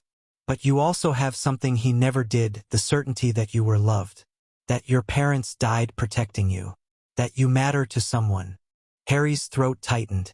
He hadn't expected the hat to understand. Hadn't expected anyone to understand. It's the only thing that matters, he thought. The only difference between us that counts. Yes, I believe you're right. The hat was quiet for a moment. So where shall I put you, Harry Potter? You could thrive in any house. Slytherin would sharpen your cunning. Ravenclaw would celebrate your intellect. Hufflepuff would teach you to trust. And Gryffindor, Harry thought. Please, I need to be where no one expects me to be dangerous. The hat's voice held something that might have been respect. You've thought about this. Calculated the optimal position. Very Slytherin of you. Maybe. But it's also true that I want to be brave. I want to stand for something, not just manipulate from the shadows. Tom chose Slytherin because he wanted power. I want to choose Gryffindor because I want to be better than that. A long pause. Harry could feel the hat weighing his words, examining his intentions, testing the truth of what he'd claimed. The hat said finally, I think you might actually mean that. You might be the most interesting student I've sorted in centuries. Very well, Harry Potter. I'll give you what you want and what I suspect you need. Thank you. Don't thank me yet. Watch for the shadow in the mirror, Harry Potter. You are not the only thing that woke that night. Before Harry could ask what that meant, the hat shouted to the hall, Gryffindor! The Gryffindor table erupted. Students were standing, cheering, chanting, We got Potter! We got Potter! Harry walked toward them on slightly unsteady legs, his mind still reeling from the hat's final words. The shadow in the mirror. You are not the only thing that woke that night. The entity from his dreams. The hat knew about it. Knew something Harry didn't. He filed it away for later, put on a smile, and accepted the congratulations of his new housemates. Across the hall, Severus Snape was staring at him with an expression of pure loathing. And in Quirrell's turban, something ancient and terrible was beginning to plan. The feast was spectacular. Mountains of food appeared on golden plates, more variety than Harry had seen in his entire life. He ate mechanically, responding to the conversations around him on autopilot while his mind worked through the implications of what he'd learned. Voldemort was here, in Hogwarts, attached to a professor like some kind of magical parasite. The hat knew about Harry's true nature. It was bound by ancient magic not to reveal anything. But its final warning suggested there were dangers Harry hadn't anticipated. And Snape hated him. That much was obvious from the glares the potions master kept sending his way. Tom's memories suggested the hatred was transferred from James Potter. But there was something else in Snape's expression. Something that looked almost like fear. He knows, Harry realized. Or suspects. Something about me triggers his instincts. More complications. More variables to track. The careful anonymity Harry had planned was already fraying at the edges. Harry? Harry! He blinked, refocusing on his immediate surroundings. Ron was waving a chicken leg at him. I asked if you were all right. You've been staring into space for 5 minutes. Sorry. Just taking it all in. Harry gestured vaguely at the hall. It's a lot. Yeah, I suppose it would be. Imagine growing up with muggles and then coming to this. Ron shook his head sympathetically. Must be mental. Something like that. Percy Weasley, the prefect, leaned over from further down the table. Don't worry, Harry. Hogwarts seems overwhelming at first, but you'll get used to it. The important thing is to focus on your studies. Follow the rules, and remember that your house is your family while you're here. Thanks, Percy. Harry kept his voice appropriately grateful. I'll remember that. Your house is your family. An interesting concept. Tom had never thought of Slytherin that way. His housemates had been tools, competitors, potential servants. But Harry had the chance to do it differently. To build genuine connections with people who might, in time, become friends. If he was careful. If he didn't let the mask slip. The feast eventually wound down. Dumbledore rose to give announcements. Something about a forbidden corridor, Harry noted with interest, and then they were sent off to their common rooms. The Gryffindor dormitory was in a tower, behind a portrait of a fat lady who demanded passwords. The common room was warm and red and gold, full of squashy armchairs and crackling fireplaces. Harry climbed the stairs to the first-year boys' room, claimed the bed nearest the window, and pretended to fall asleep while his roommates chattered excitedly about the feast. In reality, he was thinking about Quirrell. The professor had avoided looking at Harry all evening. That was telling. Voldemort would want to study his enemy, but not in a way that might attract attention. He would be patient, careful, waiting for the right moment to strike. Harry would need to be more careful, more patient. He couldn't afford to move against Quirrell until he understood what the Shade was planning. The forbidden corridor, he thought. 3rd floor, right-hand side. Dumbledore specifically warned us away, which means there's something there worth protecting. The Philosopher's Stone. It had to be. Tom's memories contained extensive knowledge of Nicholas Flamel's creation, the legendary artifact that could produce the elixir of life and transmute lead into gold. Dumbledore and Flamel had been friends for centuries. If Flamel needed a safe place to hide the stone, Voldemort wants the stone, Harry realized. He's using Quirrell to get close to it. That's why he's here, why he's risking discovery. The elixir of life could restore his body. It made horrible sense. A wraith couldn't do much. It could possess willing hosts, influence weak minds, but it had no real power of its own. The stone would change that, would give Voldemort a body again, a return to full strength. Harry couldn't let that happen. But he also couldn't expose what he knew. Couldn't charge in like a Gryffindor hero and save the day. He needed more information first. Needed to understand the protections around the stone, the extent of Quirrell's access, Dumbledore's intentions. Patience, he reminded himself. Tom was always too impatient. He wanted everything immediately, couldn't stand to wait for anything. I won't make that mistake. Sleep came eventually, restless and dream-filled. The entity was there again, circling in the darkness, its attention cold and vast. You've come to the castle, it said. Good. Everything begins here. Everything ends here. I've been waiting a long time for someone like you, Harry Potter. What do you want? The same thing I've always wanted. Something like laughter, felt rather than heard. To be fed. Your predecessor was promising, but he made mistakes. Split his soul too many times, diluted his power, drew too much attention. You won't make those errors, will you? I'm not your servant. Not yet. The darkness pressed closer, colder. But you will be. They all are, in the end. The brilliant ones, the ambitious ones, the ones who think they can control the power instead of being controlled by it. I've existed longer than your recorded history, child. I know how this story goes.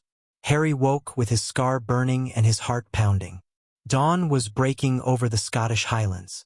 His dorm mates were still asleep, their breathing slow and even. Everything was quiet, peaceful, normal. But Harry knew better. The shadow in the mirror. The thing that fed on Dark Lords. He was beginning to understand what the hat had meant. The first week of classes established patterns that Harry carefully memorized. Transfiguration with McGonagall on Monday and Wednesday.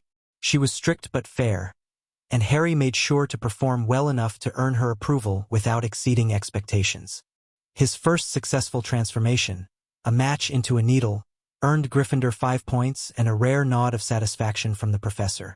Charms with Flitwick on Tuesday and Thursday. The tiny professor was enthusiastic and encouraging, the kind of teacher who celebrated effort as much as results. Harry liked him immediately, in a way that had nothing to do with strategy. Herbology with Sprout on Mondays. Defense against the dark arts with Quirrell on Tuesdays.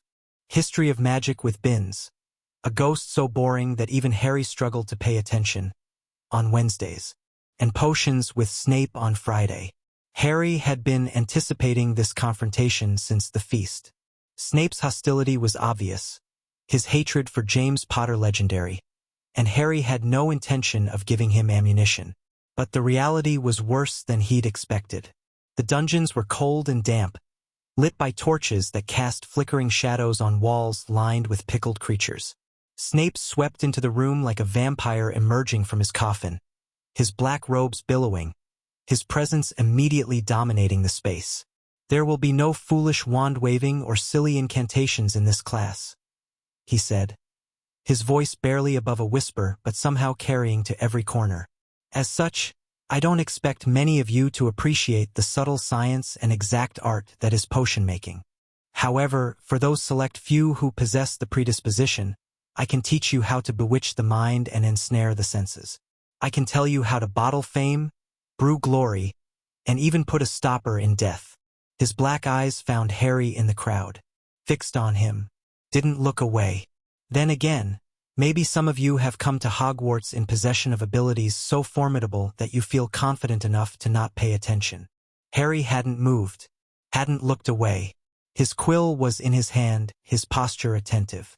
"Potter," Snape said, and the name dripped with contempt. "What would I get if I added powdered root of asphodel to an infusion of wormwood? The draught of living death." First-year students weren't expected to know this. It was covered in advanced potions years away. Snape was trying to embarrass him.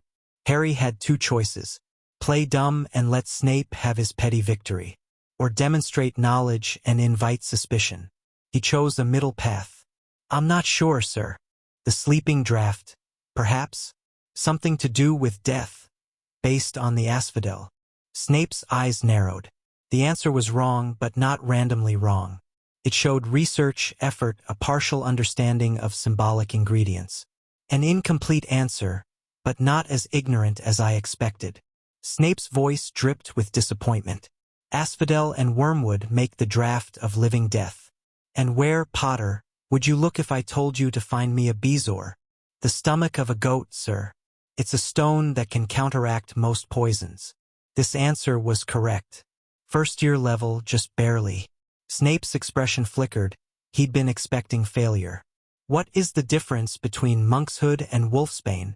"They're the same plant, sir. Also called aconite." Silence. The class held its breath. Snape stared at Harry with something that wasn't quite hatred. Something more complicated, more unsettling. "Well," he said finally, "it seems Potter has been doing some reading. Perhaps there's hope for him yet." The words were positive, but the tone was anything but. 10 points to Gryffindor for correct answers. "Now, why aren't the rest of you writing this down?" The lesson continued. Harry brewed his boil-cure potion competently, neither best nor worst in class. Snape prowled between the desks, criticizing everyone but Malfoy's group, looking for excuses to dock points. But his eyes kept returning to Harry, and Harry could feel the suspicion building. The questions Snape wasn't asking out loud. "He knows something is wrong with me," Harry thought. "He just doesn't know what." After class, Ron was practically bouncing with indignation. "Can you believe that? Asking you all those advanced questions, trying to make you look stupid, and then only giving us 10 points when you got them right." "He doesn't like me," Harry said mildly. "Probably because of my dad." "Yeah, I heard they hated each other at school. But that's not your fault. You didn't even know your dad." "No," Harry thought, "but I know yours." Because Tom's memories contained information about Snape that Harry doubted anyone else possessed.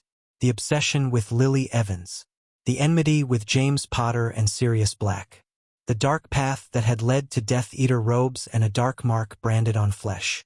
And the moment of regret. The desperate bargain with Dumbledore. The vow to protect the son of the woman he'd loved and the man he'd hated. Snape was complicated, damaged, dangerous in his own way but also potentially valuable. Harry filed the information away and continued toward his next class. By the end of September, Harry had established himself exactly where he wanted to be. The middle of the pack. His grades were good but not exceptional. His magical demonstrations were competent but not remarkable. He had friends, Ron primarily, with Neville and Dean Thomas and Seamus Finnegan as secondary connections, but he wasn't the center of social attention. Only 2 people seemed to see through the facade. The first was Hermione Granger. She'd been watching him since the train. At first Harry thought it was simple curiosity about the boy who lived, but it quickly became clear that her interest was more specific. "You don't read like someone who's new to magic," she said one evening in the common room. Her voice pitched low so Ron wouldn't hear from across the room. "You look at the books like you're checking something you already know, not learning it." Harry kept his expression neutral. "I've always been a fast learner." "Fast, yes, but that's not what I mean." Her eyes were sharp, analytical. "In Transfiguration today, you hesitated before completing the spell. Not because you didn't know how, because you were deciding how well to do it." "That's ridiculous." "Is it?" She leaned closer. "I've memorized all our textbooks. I know exactly what a first-year spell should look like. Your match-to-needle transformation on the first day was perfect. Textbook perfect. And every spell since has been slightly less perfect. Like you're calibrating." Harry's heart rate increased.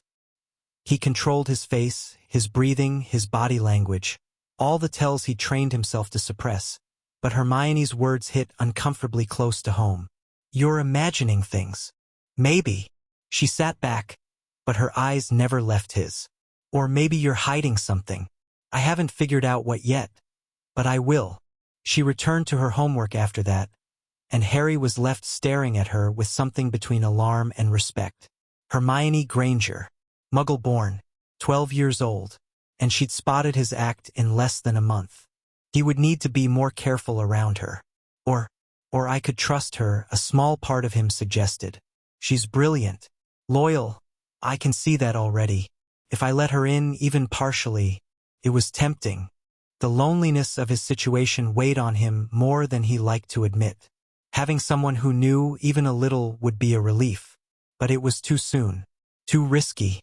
He'd only known her for weeks. Trust had to be earned over time, tested under pressure.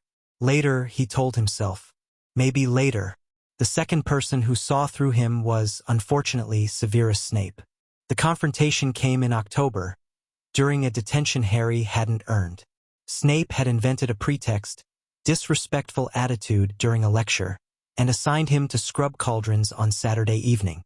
Harry arrived at the dungeon classroom alone. Snape was waiting, seated at his desk, his dark eyes fixed on the door as Harry entered. "Sit," Snape said, gesturing to a chair facing the desk. No cauldrons in sight. Harry sat, his senses on high alert. This wasn't a detention. It was an interrogation. "I've been watching you, Potter." Snape's voice was soft, controlled. "Since the moment you entered my class. Something about you is wrong." "I don't know what you mean, sir." "Don't you?" Snape leaned forward. "You answer questions no first year should know. You perform magic with a precision that takes years to develop. You watch people like you're cataloging their weaknesses. And your eyes." He stopped. Something flickered across his face. Pain, maybe, or memory. "Your eyes are your mother's," he said quietly. "But they don't look at the world the way hers did. There's something old in them. Something that shouldn't be there." Harry said nothing. His mind was racing, calculating responses, but nothing felt right. "What happened to you?" Snape asked. "What did they do to you in that Muggle house?" The question was unexpected.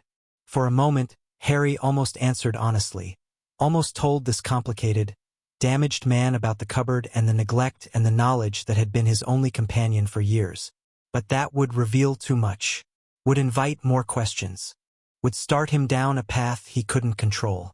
"They didn't do anything," Harry said carefully. "They just left me alone. I read a lot. Learned to take care of myself." Snape's eyes bored into his. "You're lying." "Yes." The admission slipped out before Harry could stop it. "But not about the important things." Silence.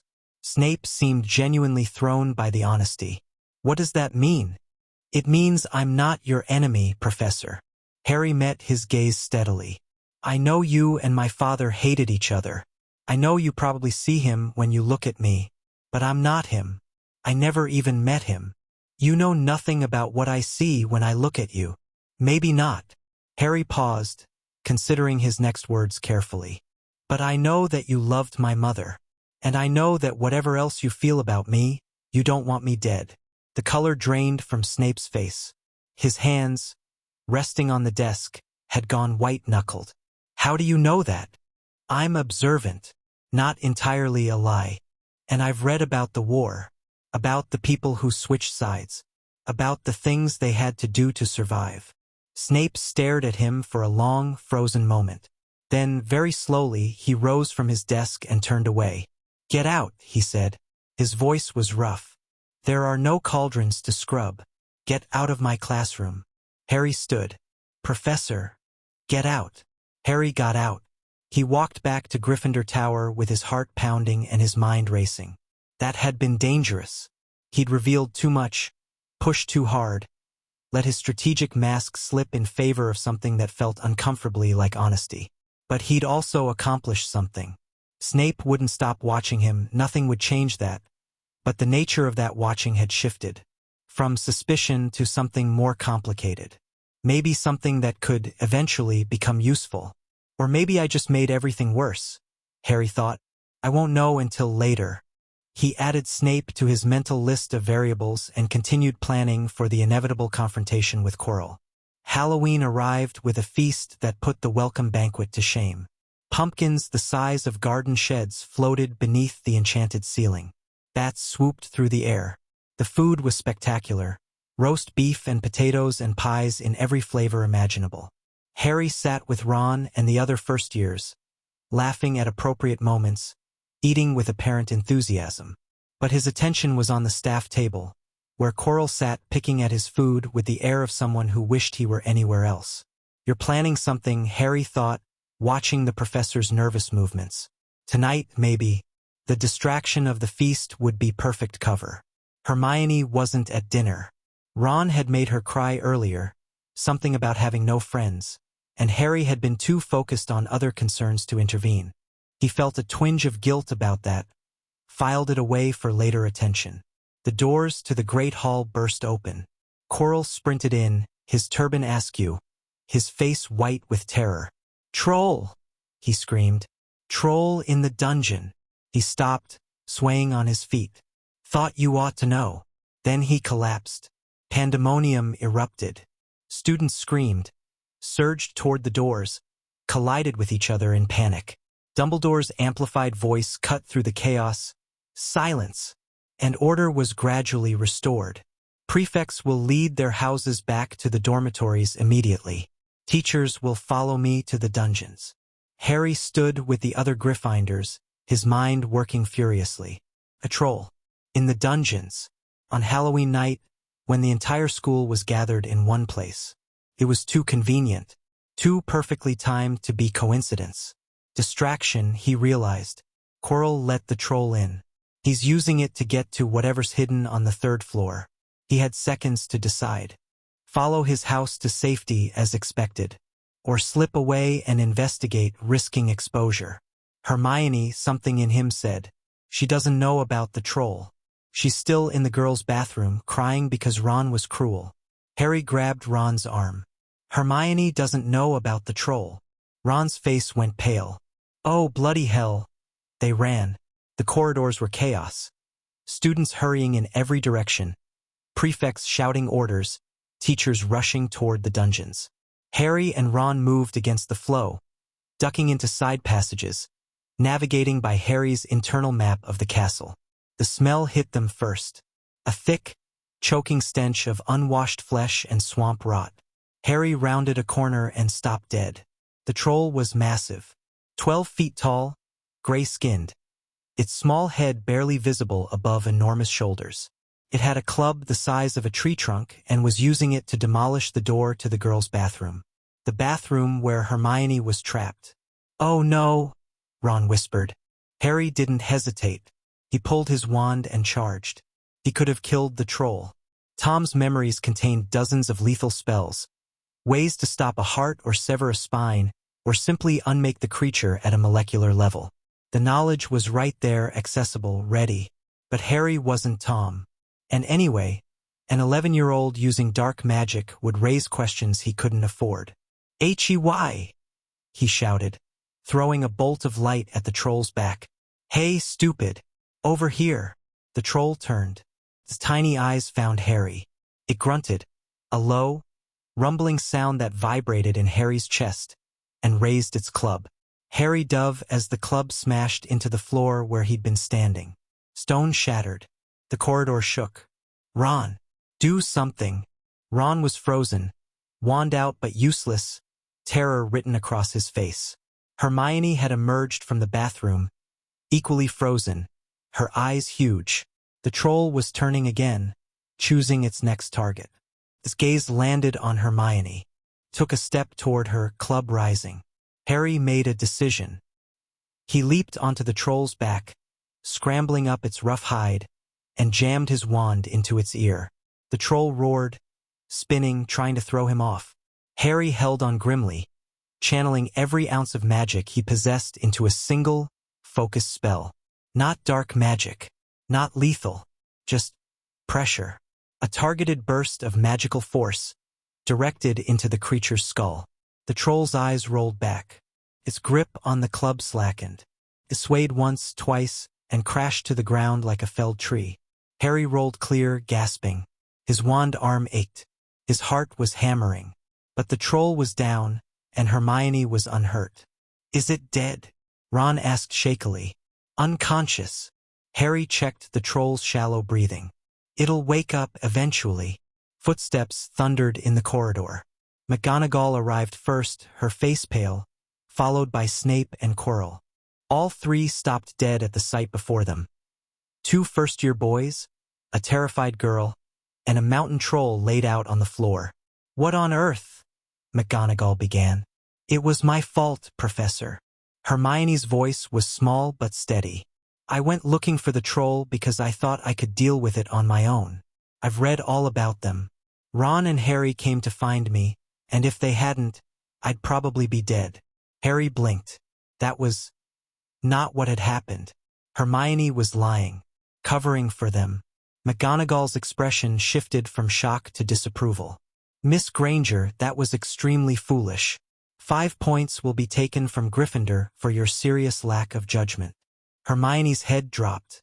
As for you two, McGonagall turned to Harry and Ron. Not many first years could take on a full-grown mountain troll. You each win Gryffindor 5 points. Professor Dumbledore will be informed of this. You may go. They went. Quickly, before anyone could ask questions Harry didn't want to answer. Outside the bathroom, safely out of earshot, Hermione turned to them. Thanks, she said quietly, for coming to find me. You covered for us? Ron said, looking bewildered. Why? Because you came for me. No one's ever... She stopped, swallowed. No one's ever done that before. Something shifted between the three of them. Not friendship, not yet, but the foundation of it. The recognition that they'd faced danger together and survived. We should get back to the common room, Harry said. Before anyone notices we're missing. They walked in silence. Harry's mind was already moving past the immediate events, analyzing implications. Quirrell had let the troll in. That was certain now. He'd used it as a distraction, which meant the third-floor corridor was his target. But something had stopped him. The confrontation with the troll, maybe, or the teachers mobilizing faster than expected. He'll try again, Harry thought. He needs the stone. Voldemort needs the stone. The question was when, and how, and what Harry was going to do about it. Behind him, Ron was telling Hermione about the feast, his voice animated. Hermione was responding with statistics about troll behavior she'd memorized from their textbook. It should have been annoying, but somehow it wasn't. Friends, Harry thought, testing the word. I might actually have friends. It was a strange feeling. Warm and uncomfortable at the same time. He wasn't used to people mattering, wasn't used to caring whether someone lived or died. But Hermione had been in danger, and he'd acted without calculating the risks. That meant something. Later, he told himself. Figure out what it means later. For now, focus on Quirrell. Focus on the stone. Focus on surviving. The Gryffindor portrait hole came into view. Harry spoke the password and climbed through, already planning his next move. The game was accelerating, and Harry Potter intended to stay several moves ahead. November brought cold winds and the first whispers of snow, but Harry barely noticed the weather. His attention was fixed on two things: the third-floor corridor and the increasingly suspicious behavior of Quirrell. The professor had become more nervous since Halloween. His stutter had worsened. His hands trembled constantly, and he avoided Harry with an intensity that would have been comical if Harry hadn't known what lurked in his turban. Meanwhile, Harry had been doing research. The third-floor corridor was protected by a three-headed dog. Hagrid had let that slip during a visit to his hut, along with the dog's name, Fluffy, and the disturbing information that he'd provided it as part of the stone's protection. "What stone?" Hermione had asked, her eyes sharp. Hagrid had gone pale and refused to say more. Since then, Harry and his friends had been piecing together the puzzle. The break-in at Gringotts over the summer. The vault that had been emptied the same day Harry visited. Dumbledore's friendship with Nicholas Flamel. Ron thought it was exciting, a real adventure, right out of the books he'd grown up with. Hermione was more cautious, aware of the dangers, but equally curious. Harry let them think he was just as ignorant as they were. In truth, he already knew everything. The stone's properties, Flamel's history, Voldemort's desperate need for a physical body. The only missing piece was the nature of the protections, who had designed them, what they consisted of, how to bypass them. He was working on that. "It's Snape," Ron declared one afternoon in the library. "Has to be. He was bitten by Fluffy on Halloween. That's why he was limping. He let the troll in as a distraction and tried to get past the dog." "We don't know it was a bite," Hermione said uncertainly. "It could have been. What else has three heads and bites people's legs?"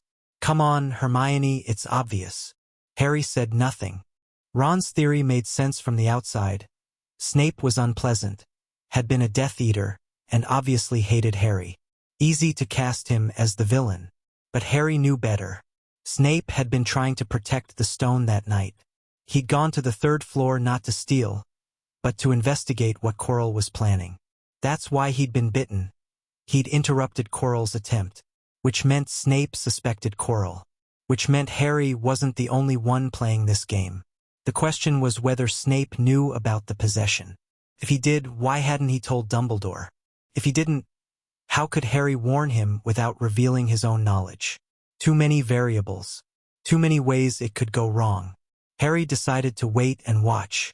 Christmas approached, and with it, a choice. "You're staying, right?" Ron asked. "Mum and Dad are visiting Charlie in Romania, so me and the twins are staying here. Percy too, though he'll probably just study the whole time." Harry hesitated. He'd been planning to stay regardless. The castle would be nearly empty, perfect for investigating the third floor without interference. But something in Ron's hopeful expression gave him pause. "He wants me here," Harry realized. "He actually wants me around." It was a strange sensation. The Dursleys had never wanted him present for holidays. They'd shipped him off to Mrs. Fig whenever possible, treated his existence as an inconvenience to be minimized. "Yeah," Harry said finally. "I'm staying." Ron's grin was worth the lost research time. Christmas morning at Hogwarts was magical in the most literal sense. Harry woke to a pile of presents at the foot of his bed. More presents than he'd ever received in his life. Most were food, from Mrs. Weasley, a green sweater with a large H knitted into it, and Hagrid, rock cakes that could have doubled as weapons. But one package was different. It was wrapped in shimmering cloth that seemed to flow like water. No note, no indication of the sender. Just the package. Harry opened it, and his breath caught. An invisibility cloak. The invisibility cloak, if his suspicions were correct. One of the 3 Deathly Hallows, passed down through the Potter line for generations. A piece of paper fluttered out. "Your father left this in my possession before he died. It is time it was returned to you. Use it well." Harry recognized the handwriting from countless documents in Tom's memories. Dumbledore. The old man was giving him a tool, perhaps hoping Harry would use it to explore, to satisfy his curiosity about the third floor. Perhaps testing how he would respond to temptation. Either way, it was useful. Harry spent Christmas Day with Ron, playing chess. He lost intentionally, though Ron was genuinely skilled, and eating too many sweets. But that night, when the castle was quiet and the other Gryffindors were asleep, He slipped the cloak over his shoulders and went exploring. The castle at night was different, quieter, more aware. Magic that slept during the day stirred in the shadows, ancient presences turning their attention to the boy walking invisible through their halls. Harry felt their awareness and was not afraid. He'd carried something old and dark in his head for 10 years. A few curious spirits were nothing. He made his way to the 3rd floor. Fluffy was awake, all 3 heads alert, but Harry had no intention of testing the dog's defenses tonight.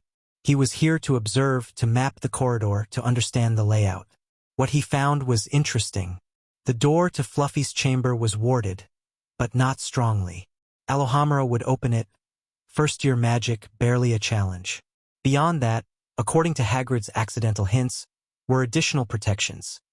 A plant of some kind, flying keys, a giant chess set, others unknown. Each protection seemed designed for a specific professor. Sprout's expertise in herbology, Flitwick's in charms, McGonagall's in transfiguration, Snape's in potions, and at the end, guarding the stone itself, something from Dumbledore. It's a gauntlet, Harry realized. A test, not a real security system. No serious thief would be stopped by challenges first years could potentially overcome. Which meant Dumbledore didn't expect a serious thief.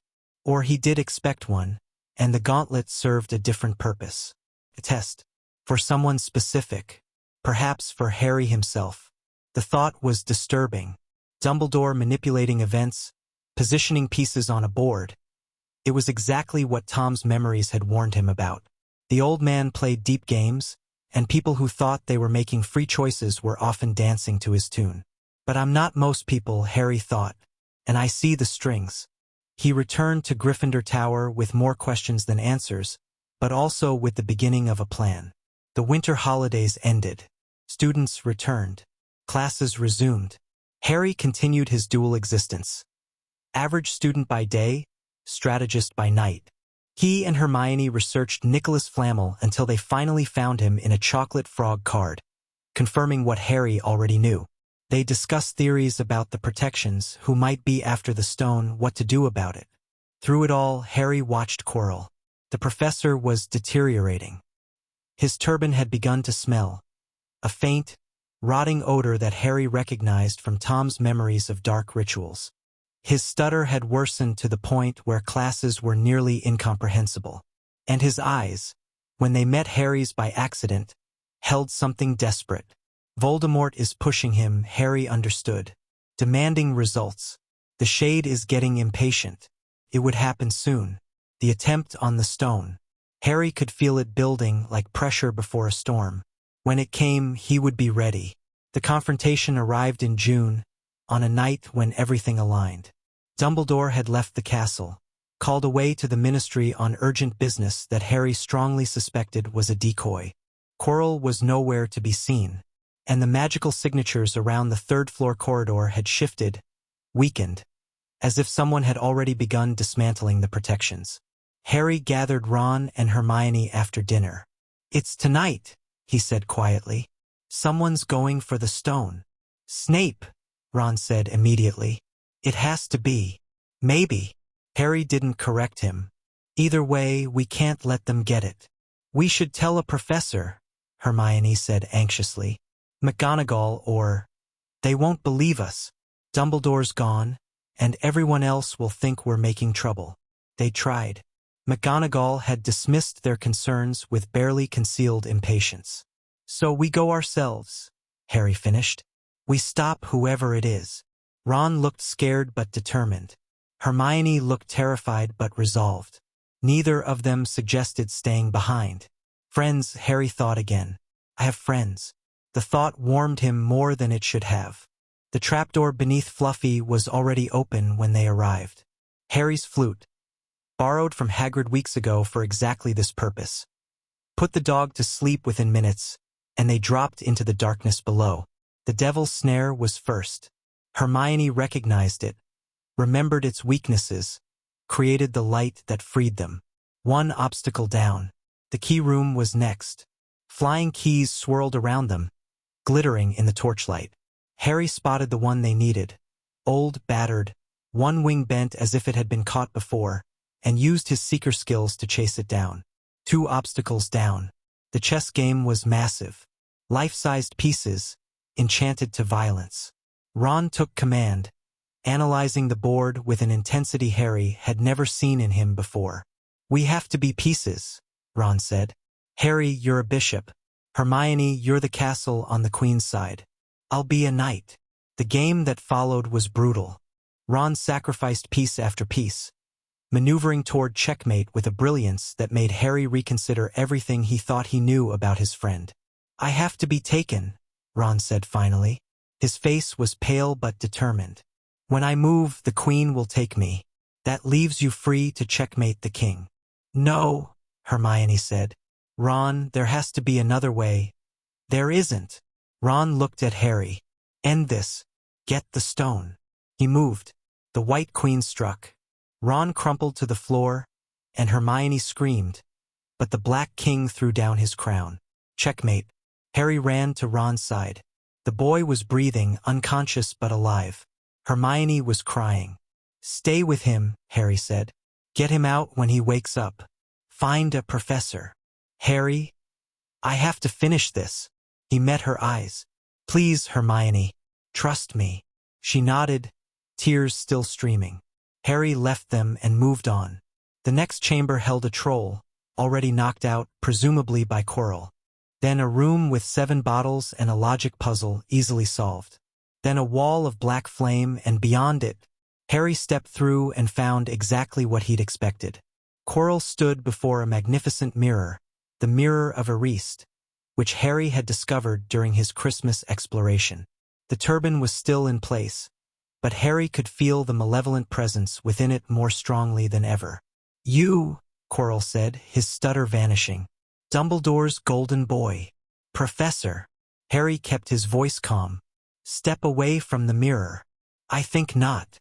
Quirrell smiled, an ugly expression on a face that had become haggard and drawn. "The stone is in the mirror. I can feel it, but I can't figure out how to retrieve it. Let me help."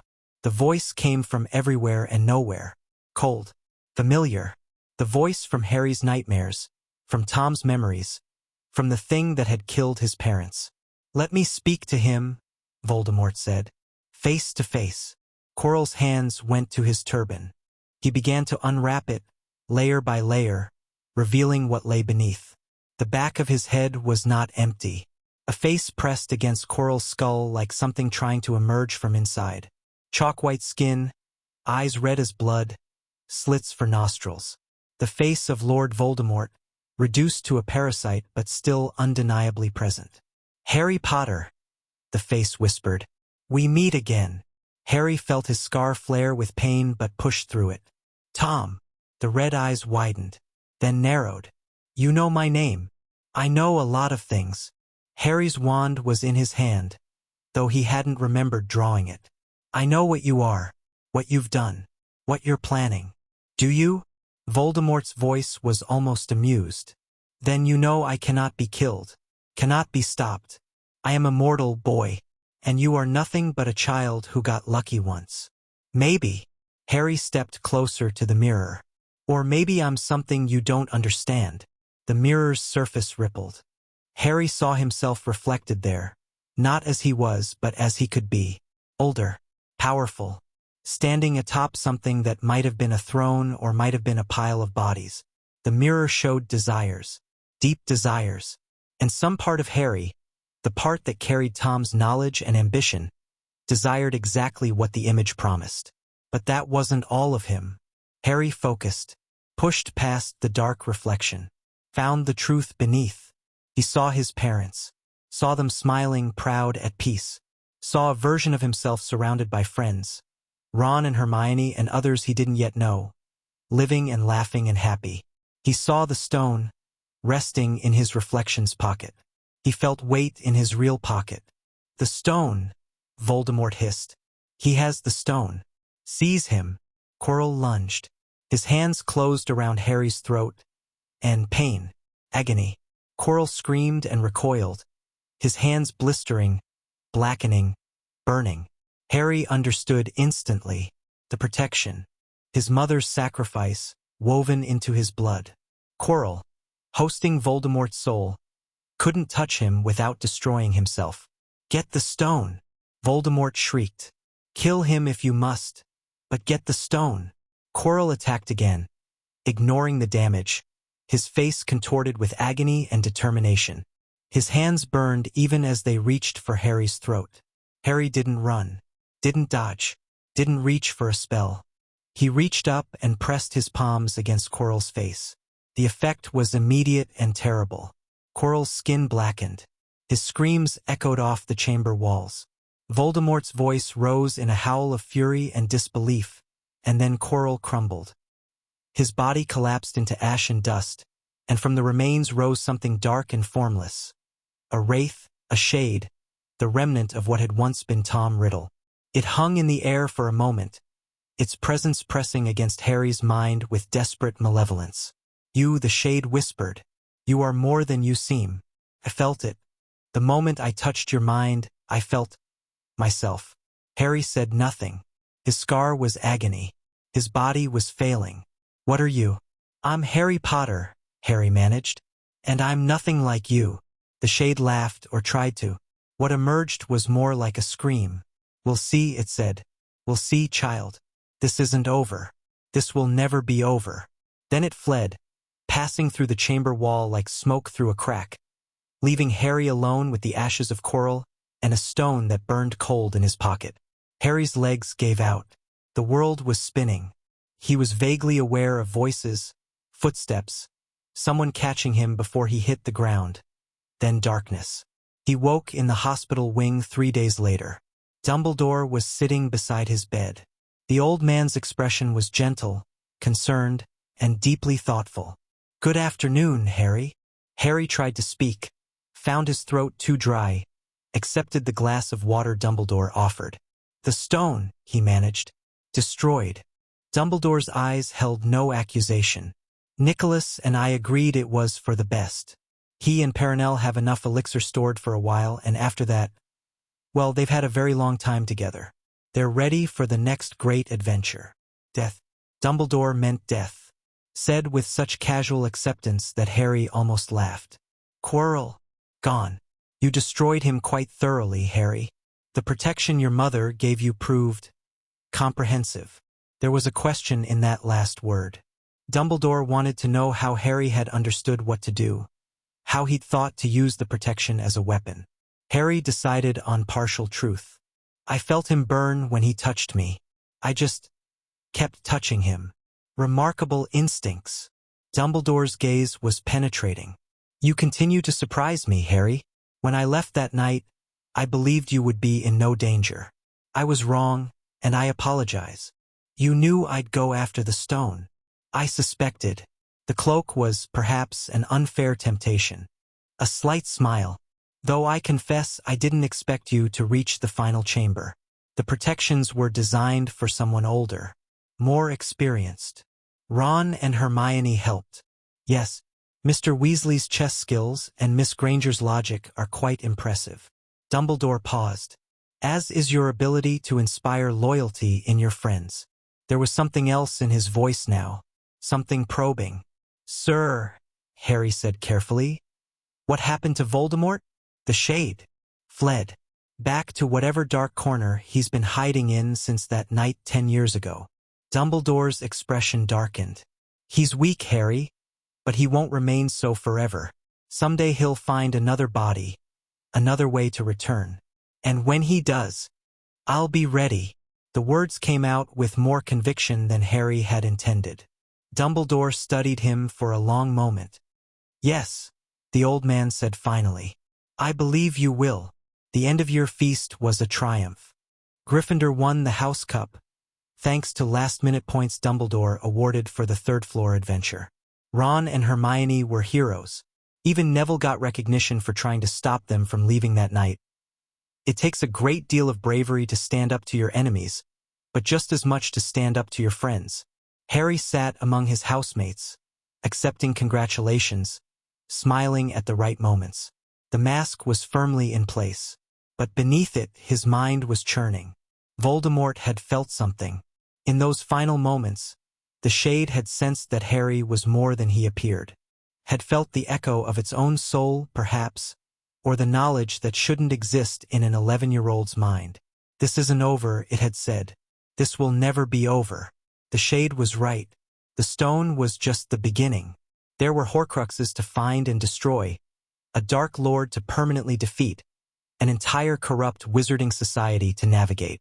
And beneath all of that, the entity from Harry's dreams, the shadow that fed on Dark Lords, that had called Harry interesting.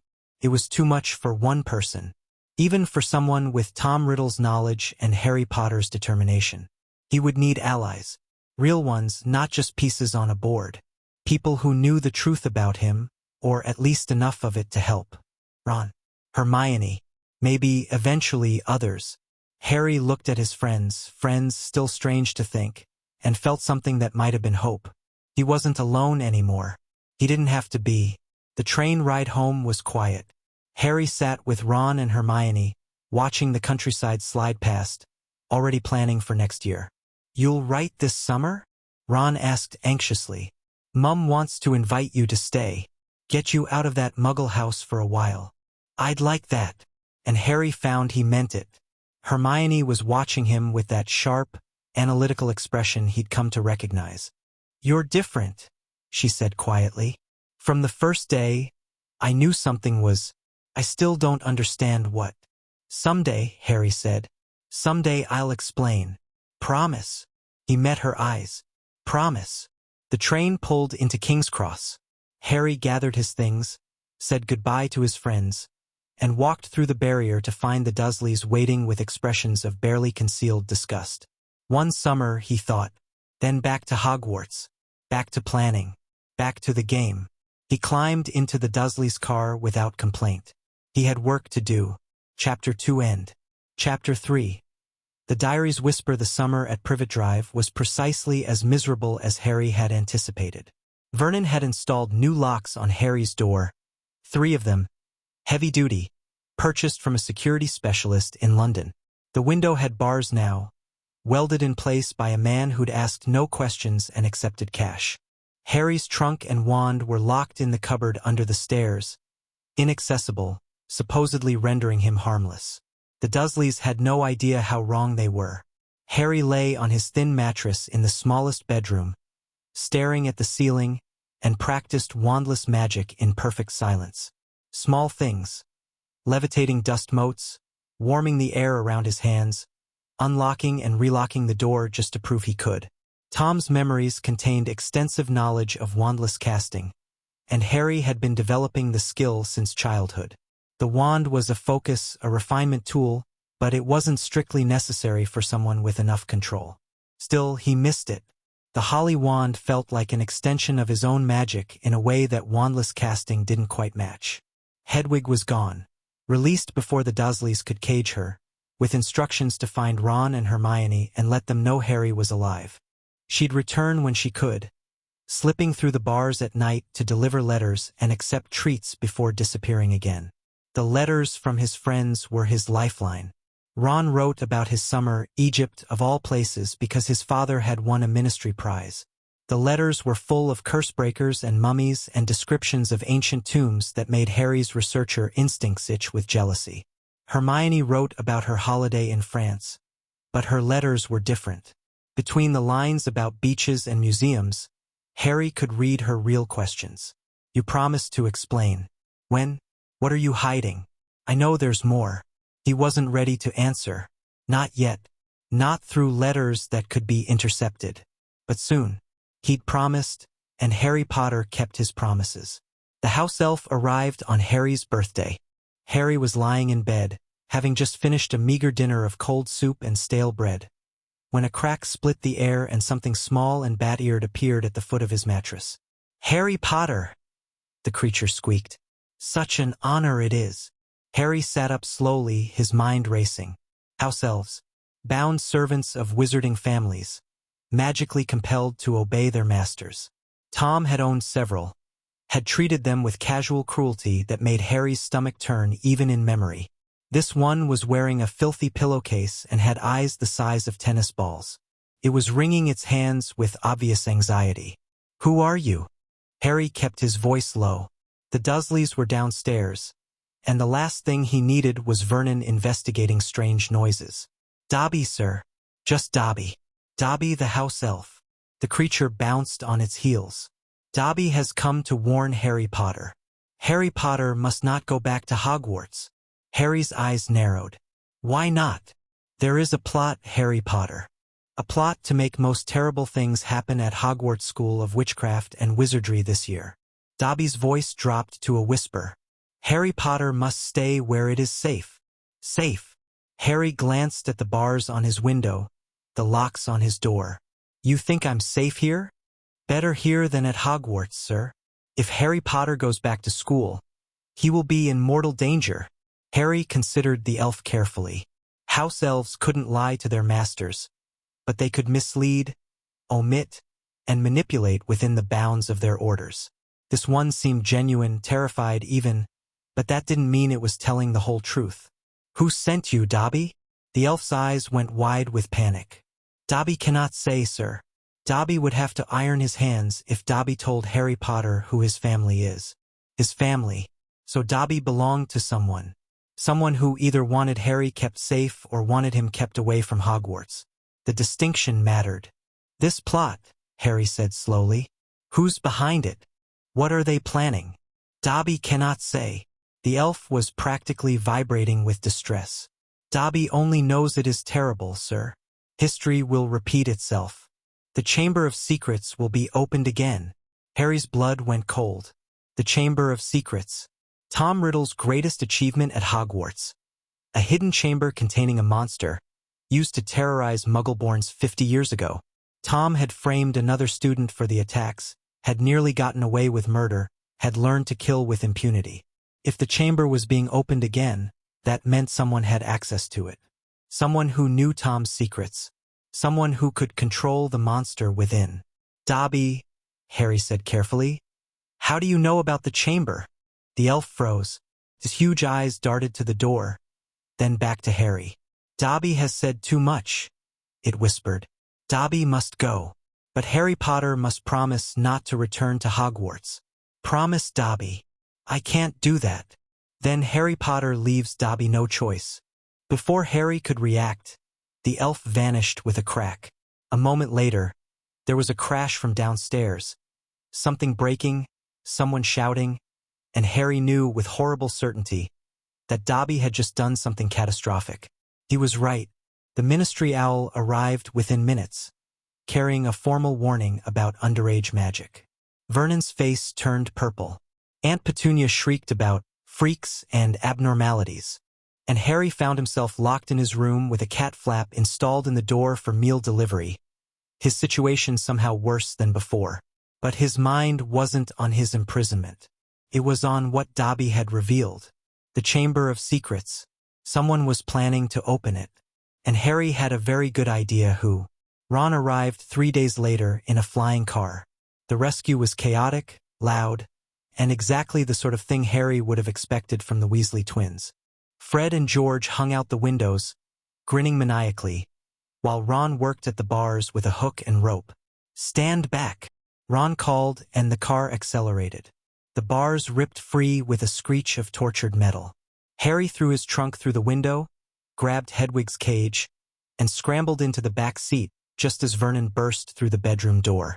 Come back here, his uncle bellowed, grabbing at Harry's ankle. Come back and... The car lurched upward. Vernon's grip slipped, and Harry was free, flying through the night sky toward the Burrow and whatever came next. The Weasley home was everything Privet Drive wasn't.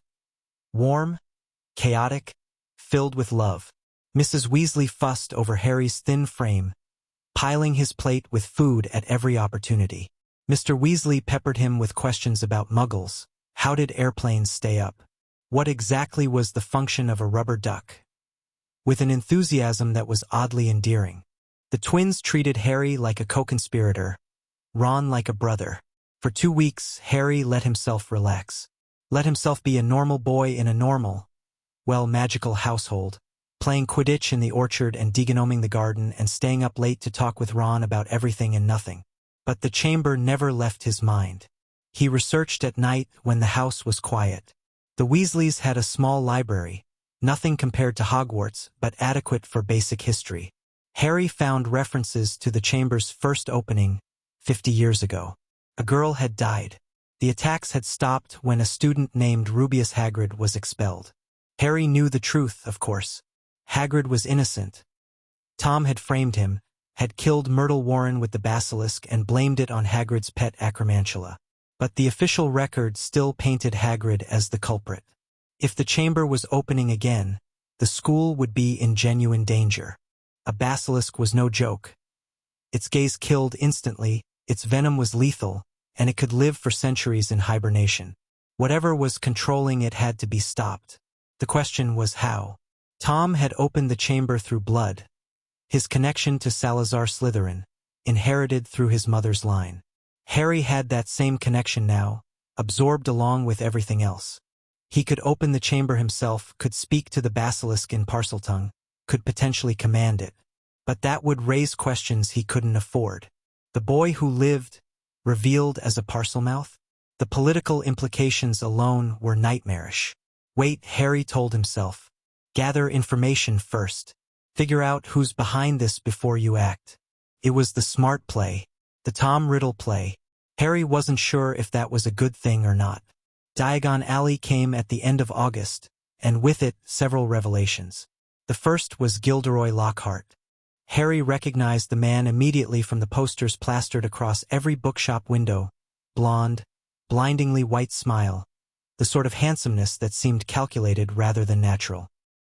He was signing copies of his autobiography at Flourish and Blots, surrounded by a crowd of swooning witches. Harry Potter! Lockhart spotted him from across the shop and descended like a golden hawk. I thought it was you. Come. This is perfect. Before Harry could react, he'd been dragged to the front, positioned beside Lockhart, blinded by camera flashes. Ladies and gentlemen, Lockhart's voice carried to every corner. What an extraordinary moment this is. When young Harry here stepped into Flourish and Blots today, he only wanted to buy my autobiography, Magical Me, which I shall now present to him, free of charge. The crowd applauded. Harry smiled tightly, already cataloging Lockhart as a threat of a different sort. Not dangerous exactly, but definitely a complication. And he will also be getting the real Magical Me, Lockhart continued, beaming. Yes, ladies and gentlemen, I have great pleasure and pride in announcing that this September, I will be taking up the post of defense against the dark arts teacher at Hogwarts School of Witchcraft and Wizardry. Harry's heart sank. Defense against the dark arts. With this preening peacock as instructor. Wonderful, he thought grimly. Just wonderful. The second revelation came outside the bookshop. Lucius Malfoy materialized from the crowd like a serpent from tall grass. Tall, pale, with hair so blonde it was nearly white. Draco trailed behind him, looking uncomfortable. Well, Lucius drawled, his eyes fixed on Arthur Weasley. Arthur Weasley. Busy time at the ministry, I hear. All those raids. I do hope they're paying you overtime. He reached into Ginny Weasley's cauldron, extracting a battered copy of A Beginner's Guide to Transfiguration. His lip curled. Obviously not. What's the use of being a disgrace to the name of wizard if they don't even pay you well for it? Arthur's face reddened. We have a very different idea of what disgraces the name of wizard Malfoy. Clearly. Lucius's gaze shifted to Harry, and something flickered in those cold gray eyes. And here's the famous Harry Potter. Draco has told me all about you. Has he? Harry kept his voice neutral. Nothing too embarrassing, I hope. Lucius smiled, a thin, reptilian expression. On the contrary, my son speaks quite highly of your talents. There was something in his tone, an undercurrent Harry couldn't quite identify. Lucius Malfoy was fishing for something, testing for a reaction. Harry gave him nothing. Well, Lucius continued, dropping Ginny's book back into her cauldron with deliberate carelessness. I'm sure we'll be seeing more of each other, Mr. Potter. Draco tells me you're quite the rising star. He turned and swept away, Draco following with one last unreadable glance at Harry. Harry watched them go, his mind working. Lucius Malfoy, former Death Eater, current political power, father of the boy who'd been surprisingly cordial since their first meeting. And Dobby's master. That was clear now, from the elf's terror and the Malfoy family's obvious wealth. If Lucius was behind the chamber plot, it would make sense. He had the connections, the resources, the ideology. And he would want Harry kept away from Hogwarts, kept safe from whatever was coming. Not out of concern for Harry's well-being, but because the boy who lived stumbling into the wrong place at the wrong time could ruin everything. But something didn't fit. Lucius was cunning, patient, the sort of man who planned years ahead. Opening the chamber was risky, attention-drawing, the opposite of his usual style. Unless he wasn't opening it personally. Unless he was using someone else. A pawn, a proxy, someone expendable. Harry's gaze drifted to Ginny Weasley, who was still clutching her cauldron with a stunned expression. Something nagged at him. Something about the way Lucius had handled her books. The deliberate carelessness. The sleight of hand that Harry, with Tom's trained eye for deception, had almost missed. Lucius had added something to Ginny's cauldron. Not removed, added. Harry filed the observation away and said nothing. The train to Hogwarts should have been routine. It wasn't. Harry and Ron arrived at King's Cross with minutes to spare, pushed through the crowd to the barrier between platforms 9 and 10, and bounced off solid brick. What the? Ron pushed again. Nothing. The barrier had sealed. It won't open, Harry said, checking his watch. The train leaves in 30 seconds. What do we do? Harry considered their options. The barrier was sealed by magic. Dobby's magic, almost certainly. A last-ditch attempt to keep Harry from Hogwarts. They could wait for it to reopen, but by then the train would be gone. Your dad's car, Harry said slowly. The flying one. You know how to drive it. Ron's eyes went wide. You can't be serious. Have you got a better idea? Ron did not, in fact, have a better idea. 10 minutes later, they were airborne. The invisible Ford Anglia climbing through the clouds with Hogwarts-bound trajectory. It was, Harry reflected, exactly the sort of reckless, impulsive decision that Tom Riddle would have scorned. Tom had always calculated, always planned, never acted without considering every angle. But Tom had also been alone, had never had a friend willing to steal his father's car for an insane rescue mission, had never known the particular joy of doing something stupid with someone who trusted you. Harry decided he liked Ron's way better. The car ran out of magic somewhere over the Hogwarts grounds, plummeted toward the earth, engine sputtering, Ron fighting the controls. Harry braced for impact, and they hit the Whomping Willow. The tree, which Harry remembered from Tom's memories as a notoriously violent specimen planted to guard a secret passage, lived up to its reputation. Branches the size of pythons slammed into the car from every direction. The windshield cracked. The roof dented. Ron screamed something unprintable. Then, miraculously, the car ejected them, threw open its doors, dumped them and their luggage onto the grass, and fled into the forbidden forest with a grinding of gears that sounded almost like indignation.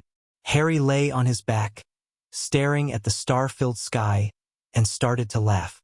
Ron joined him a moment later.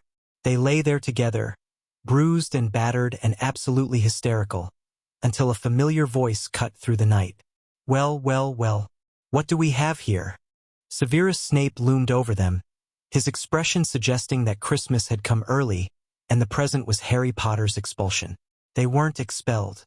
Dumbledore intervened, citing the blocked barrier and the boys' genuine attempt to reach school. McGonagall assigned detentions.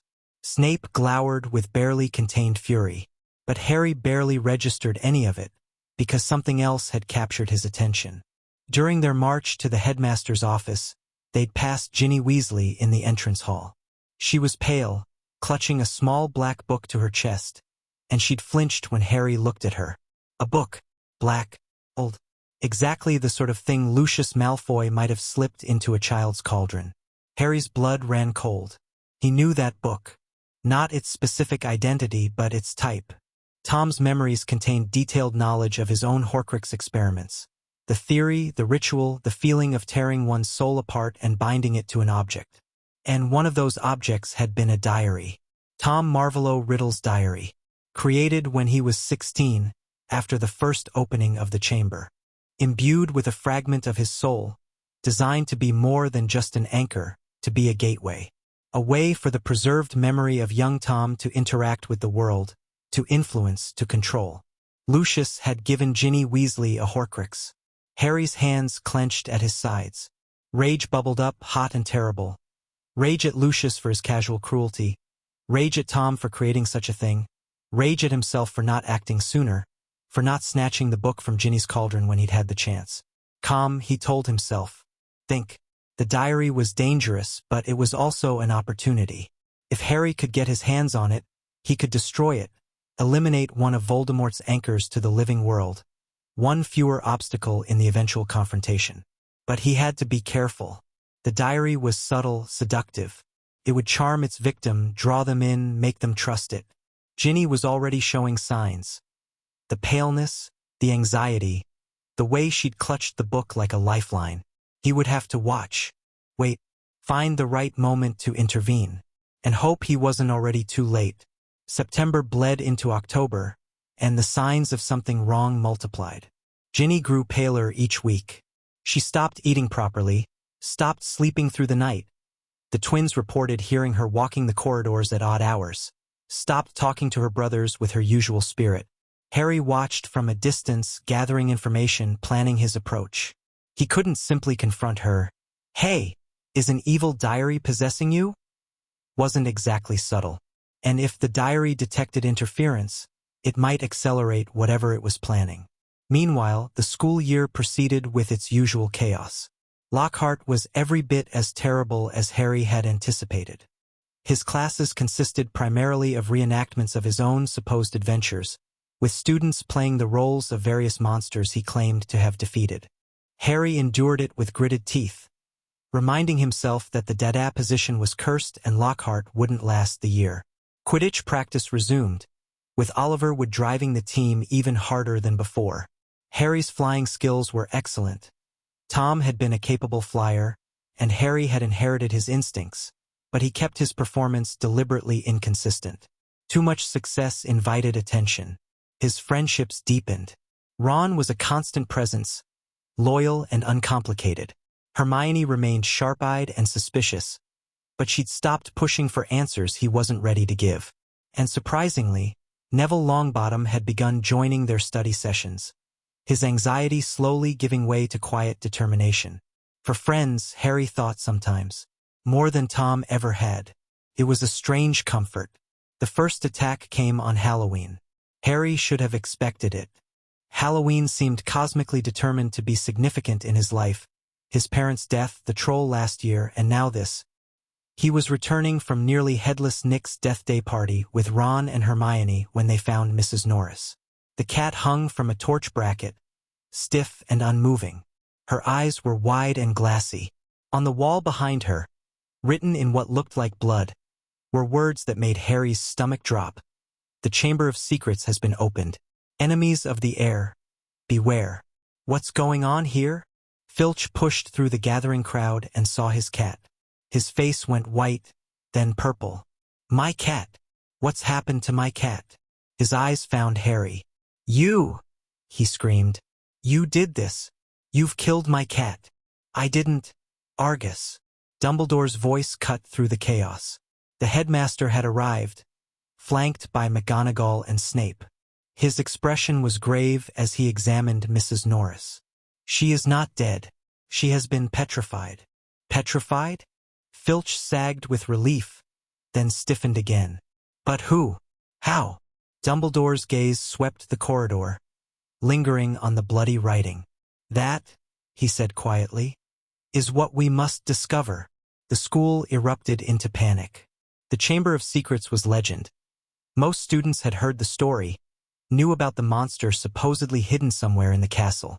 But legend and reality were different things, and the reality of a petrified cat and a threatening message was enough to terrify even the bravest. Harry watched the chaos unfold with a strange sense of detachment. He knew what was happening, knew that the diary was using Ginny to open the chamber, to release the basilisk to target Muggleborns. Knew that if he didn't act, people would die. but he couldn't act directly, couldn't reveal his knowledge, couldn't explain how he knew things no one should know. Every path forward was mined with potential exposure. He told himself. There has to be a way. Hermione provided the answer unwittingly. "I've been researching," she said one evening in the common room, her voice low. The Chamber of Secrets. According to legend, it was built by Salazar Slytherin before he left the school. He supposedly sealed a monster inside, something only his heir could control. "Everyone knows that," Ron said impatiently. "What's the point?" "The point is, what kind of monster? The legends don't say. But if we could figure that out, we'd know what we're dealing with." Harry kept his expression neutral. "Any theories?" "Not yet. But I've been cross-referencing attacks throughout history with magical creatures known to cause petrification. It's a short list. Cockatrices, gorgons, basilisks." She trailed off, frowning. "Basilisks," Harry repeated carefully. "Don't they kill with a look?" "Yes, but—" Hermione's eyes unfocused, the way they did when she was working through a problem. Mrs. Norris was petrified, not killed. If it was a basilisk, how did she survive? Maybe she didn't look directly at it? Ron suggested. Like, she saw its reflection or something? Hermione's head snapped up. "Ron, you're a genius." "I am." The floor was flooded that night. There was water everywhere from Moaning Myrtle's bathroom. What if Mrs. Norris saw the basilisk through the water? A reflected gaze might petrify instead of kill. Harry nodded slowly, as if working through the same logic. That would explain it. But if we're dealing with a basilisk, how is it moving around the castle? Someone would have seen it. Unless it's using passages we don't know about. Hermione pulled out a quill and parchment, already making notes. The chamber has been hidden for 1,000 years. There must be secret routes connecting it to the rest of the school. The basilisk could travel through them without being seen. "Pipes," Harry said softly. Both his friends looked at him. "The castle has pipes," he continued, the pieces clicking into place. "Plumbing, sewage. They run everywhere, and they're big enough for something to move through." Hermione's eyes went wide. "Harry, that's brilliant. If the basilisk is using the pipes, then the entrance to the chamber is probably connected to the plumbing system somehow." Harry stood. Myrtle's bathroom, the flooded corridor, the writing on the wall. They were all near Myrtle's bathroom. "You think the entrance is there?" "I think we should find out." Moaning Myrtle was exactly as depressing as her reputation suggested. The ghost girl haunted a broken toilet in the second-floor girls' bathroom, spending her days crying and complaining about her death. The other students avoided the bathroom entirely, which made it the perfect location for a hidden entrance. "Come to throw something at me?" Myrtle wailed when Harry, Ron, and Hermione entered. Everyone throws things at poor Myrtle, as if dying wasn't bad enough. "We're not here to throw anything," Hermione said hastily. "We wanted to ask you about how you died." Myrtle's translucent face brightened, if such a word could apply to a ghost. "Oh, it was dreadful. I was in this very bathroom, crying because Olive Hornby had been teasing me about my glasses, and then I heard someone come in. A boy. He was speaking some strange language, sort of hissing, and I opened my stall to tell him to go away." She paused dramatically. "And I died. Just like that?" Ron asked. "I just remember seeing a pair of great big yellow eyes, over there by that sink." Harry's gaze snapped to the indicated sink. It looked ordinary, porcelain, slightly grimy, one of a dozen identical fixtures. But when he looked closer, there, on the side of one tap, a tiny snake scratched into the copper. "Found it," he breathed. "Found what?" Ron squinted at the sink. "I don't see anything." "The snake," Harry pointed. "It's a marker. This is the entrance." Hermione leaned in, her eyes widening. "Oh my, Harry, how did you even see that? It's practically invisible." Harry didn't answer. He was staring at the snake, feeling the parseltongue stirring in his throat like a physical thing. He could open this, right now, could speak the password, reveal the chamber, Go down and face whatever waited below. But that would raise questions. Hermione was already suspicious enough. We should tell Dumbledore, he said finally. This is too big for us.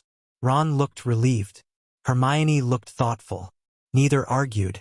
But as they left the bathroom, Harry glanced back at the sink with its hidden snake.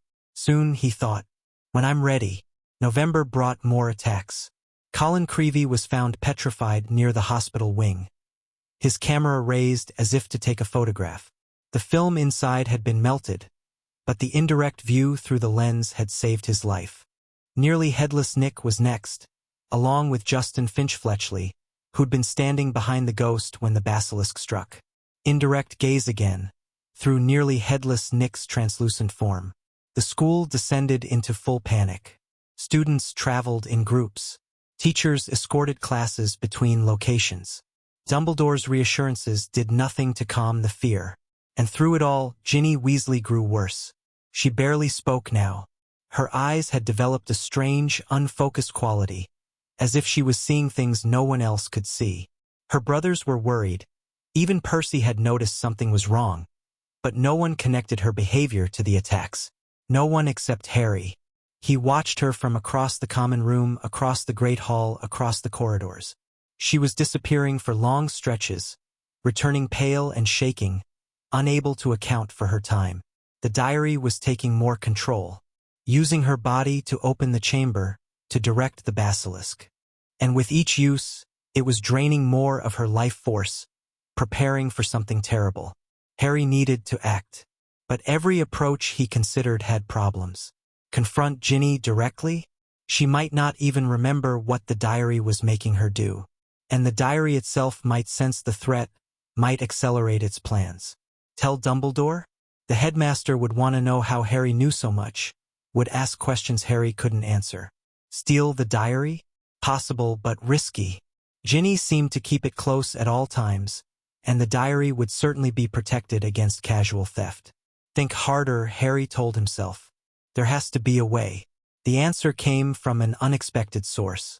Harry was in the library researching basilisk weaknesses. The crowing of a rooster was fatal to them, which explained why all of Hagrid's roosters had been mysteriously killed. When Draco Malfoy sat down across from him. Potter. Harry looked up, keeping his expression neutral. Malfoy. They hadn't spoken much since first year. Their encounters had been civil but distant. Draco clearly uncertain how to categorize Harry. Harry unwilling to commit to either friendship or enmity. My father is very interested in you, Draco said quietly. I noticed. He thinks you're hiding something. Something important. Draco's gray eyes were steady. He's usually right about these things. Harry said nothing. I'm not asking what it is, Draco continued. I know better than to expect you to trust me. We're not exactly friends. No, we're not.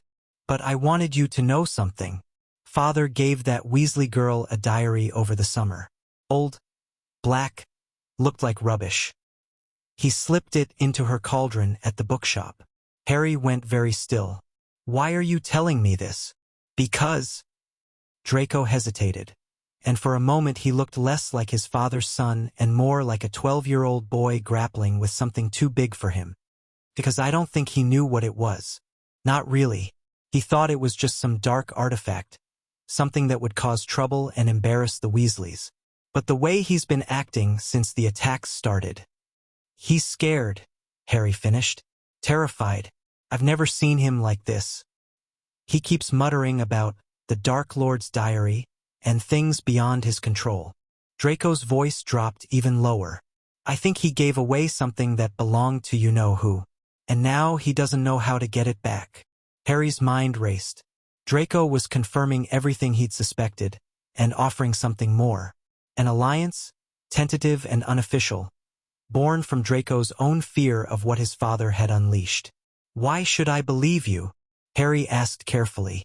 Because I don't want anyone to die. Draco's jaw tightened. I'm not. I know what people think of me, of my family, but I'm not a murderer, Potter. And if that diary is doing what I think it's doing, then you want it stopped. Yes. Harry studied the other boy for a long moment. Tom would have dismissed this as weakness, would have seen Draco's fear as something to exploit.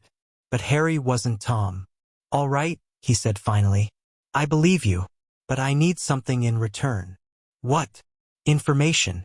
Everything you know about the diary, where your father got it, what it's supposed to do, anything he might have said about it." Draco nodded slowly. "I'll find out what I can." He stood to leave, then paused. "Potter, why aren't you more surprised about any of this?" Harry met his gaze steadily. "I have good instincts." Draco didn't look convinced, but he didn't push. He left the library without another word, and Harry sat alone with his thoughts. An ally in Slytherin, information about the diary, and a timeline that was rapidly running out. The game was changing. Harry needed to change with it. 2 weeks before Christmas, Hermione was petrified.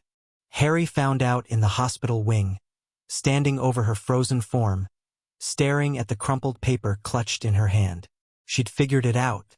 Of course she had. Hermione Granger, brilliant and relentless, had pieced together the puzzle just as Harry had. The paper confirmed it. Notes about basilisks, their weaknesses, their methods of travel. Pipes she'd written. It's using the pipes. But she'd been caught before she could share her discovery. Caught by the monster, saved only by the mirror she'd been carrying. Another indirect gaze, another near miss. Harry's hands shook as he looked at her. Rage burned in his chest. At the diary, at Voldemort, at himself for not acting sooner. "I'm sorry," he whispered. "I should have stopped this." Hermione didn't respond. Couldn't respond. Her eyes were wide and glassy, her body rigid as stone. "I'm going to fix this," Harry continued, his voice hardening. "I promise." He took the paper from her hand, straightened up, turned to leave, and found Ginny Weasley standing in the doorway. She was pale as death, dark circles under her eyes, her red hair lank and unwashed. She was staring at Harry with an expression of pure terror. "Harry," she whispered, "I think I've been doing terrible things." They talked in an empty classroom, wards raised, privacy ensured. Ginny's story came out in fragments. The diary, the writing, the blackouts she couldn't explain. She didn't know about the basilisk, didn't know about the chamber, but she knew that something was using her. Something that felt like a friend at first, that understood her in ways no one else did, that gradually took more and more control. "I tried to throw it away," she said, her voice breaking. "Tried to flush it down the toilet, tried to burn it. But it always came back. It always found me. Where is it now?" Ginny's hand went to her bag. Trembling, she pulled out the diary. Small, black, innocuous looking. Harry felt its presence like a cold weight in the air. "Give it to me." Ginny hesitated. Her fingers tightened on the diary's cover, and for a moment something flickered in her eyes. Resistance, possession, the diary fighting to maintain control. Then she thrust it toward Harry like it was burning her. "Take it," she gasped. "Take it, please, I can't." Harry took the diary. The moment his fingers touched it, he felt the Horcrux react. It recognized him, not as Harry Potter, but as something else. Something familiar. "You," whispered a voice in his mind. Tom's voice. Young Tom, preserved in ink and memory. "I know you. You have my magic. My knowledge." "How?" Harry said nothing. He didn't need to. The diary could sense what he was, could feel the absorbed fragment, the knowledge that shouldn't exist in a 12-year-old's mind. "Fascinating," Tom whispered. "You're like me, but not me." "What are you?" "I'm the one who's going to destroy you," Harry said aloud. Ginny stared at him with wide eyes. She couldn't hear the diary's voice, could only see Harry speaking to empty air. "Destroy me?" Tom laughed. A cold, distant sound. "You can't destroy me, little anomaly. I'm preserved forever. I'll outlast you, outlast the school, outlast everything. We'll see." Harry closed the diary. The voice cut off, but he could still feel it. Malevolent, curious, waiting. He had what he needed. Now he just had to end it. The entrance to the chamber opened at a word. Harry stood in Myrtle's bathroom at midnight, the diary in one hand, his wand in the other. He'd sent Ginny back to Gryffindor Tower with instructions to tell no one where he'd gone. She'd argued, but weakly.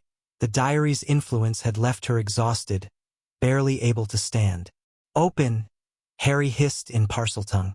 The sink with the snake marking shuddered, then sank into the floor. Others followed, revealing a large pipe, wide enough for a man to slide through, descending into darkness. Harry looked down into the abyss.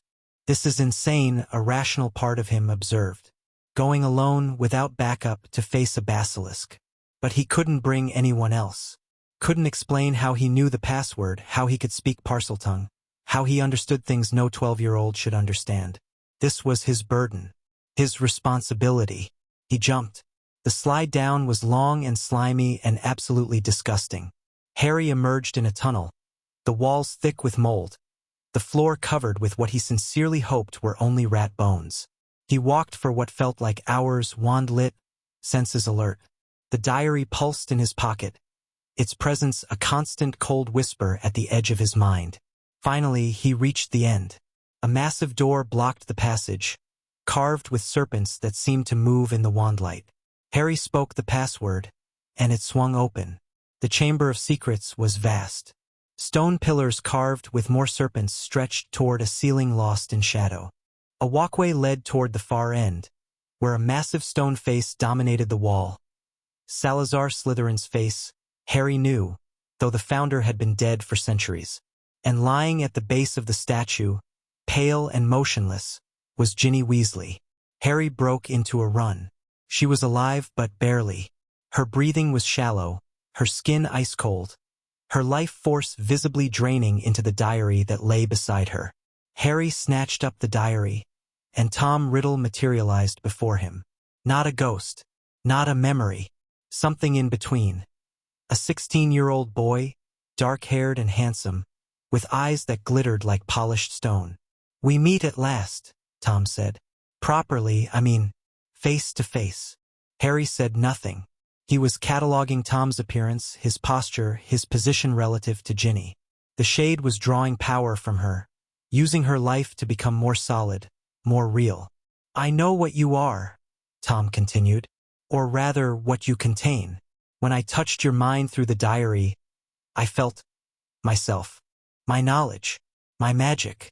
Impossible, and yet here you are. Here I am." "How?" Tom stepped closer, his expression hungry. "How did you absorb me? How did you survive?" "My mother's protection." Harry kept his voice steady. "When Voldemort attacked, his soul fractured. A piece of it lodged in me, and my magic consumed it." Tom's eyes widened. Then he laughed, a sound of genuine delight. "Extraordinary. You're a Horcrux that devoured its creator, a vessel that became something more." He tilted his head.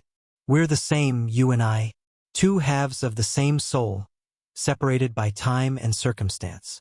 We're nothing alike." "No." Tom's smile was cold. "You have my knowledge, my power, my understanding of magic. You could accomplish anything you wanted, rule the wizarding world, reshape it according to your will. Why haven't you?" "Because I'm not you. Not yet." Tom spread his hands. "But you could be. Join me, Harry Potter. Let me finish what I started. Together we could be unstoppable."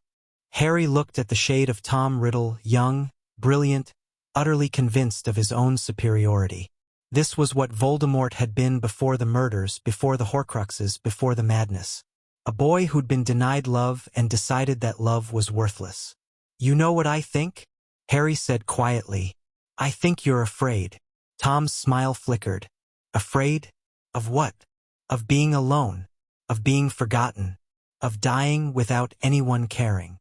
Harry gestured at the chamber around them. "All of this, the Horcruxes, the quest for immortality, the desperate need to be remembered. It's just fear. You were a scared, lonely orphan, and you never stopped being that. Be very careful, Harry Potter. I have your memories, Tom. I know what you felt growing up in that orphanage. The loneliness, the hunger for something more. I know exactly how you became what you are."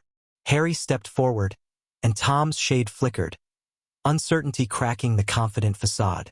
The difference between us, Harry continued, is that I had something you didn't. My parents loved me. They died for me. And that changed everything. Love. Tom spat the word like a curse. Love is a weakness, a vulnerability. It makes you soft, makes you foolish. It makes me human, something you stopped being a long time ago. Harry pulled the diary from his pocket. Tom's eyes went to it, and for the first time, he looked genuinely afraid. What are you doing? Ending this. Harry had researched Horcrux destruction extensively. The soul fragment had to be damaged beyond magical repair.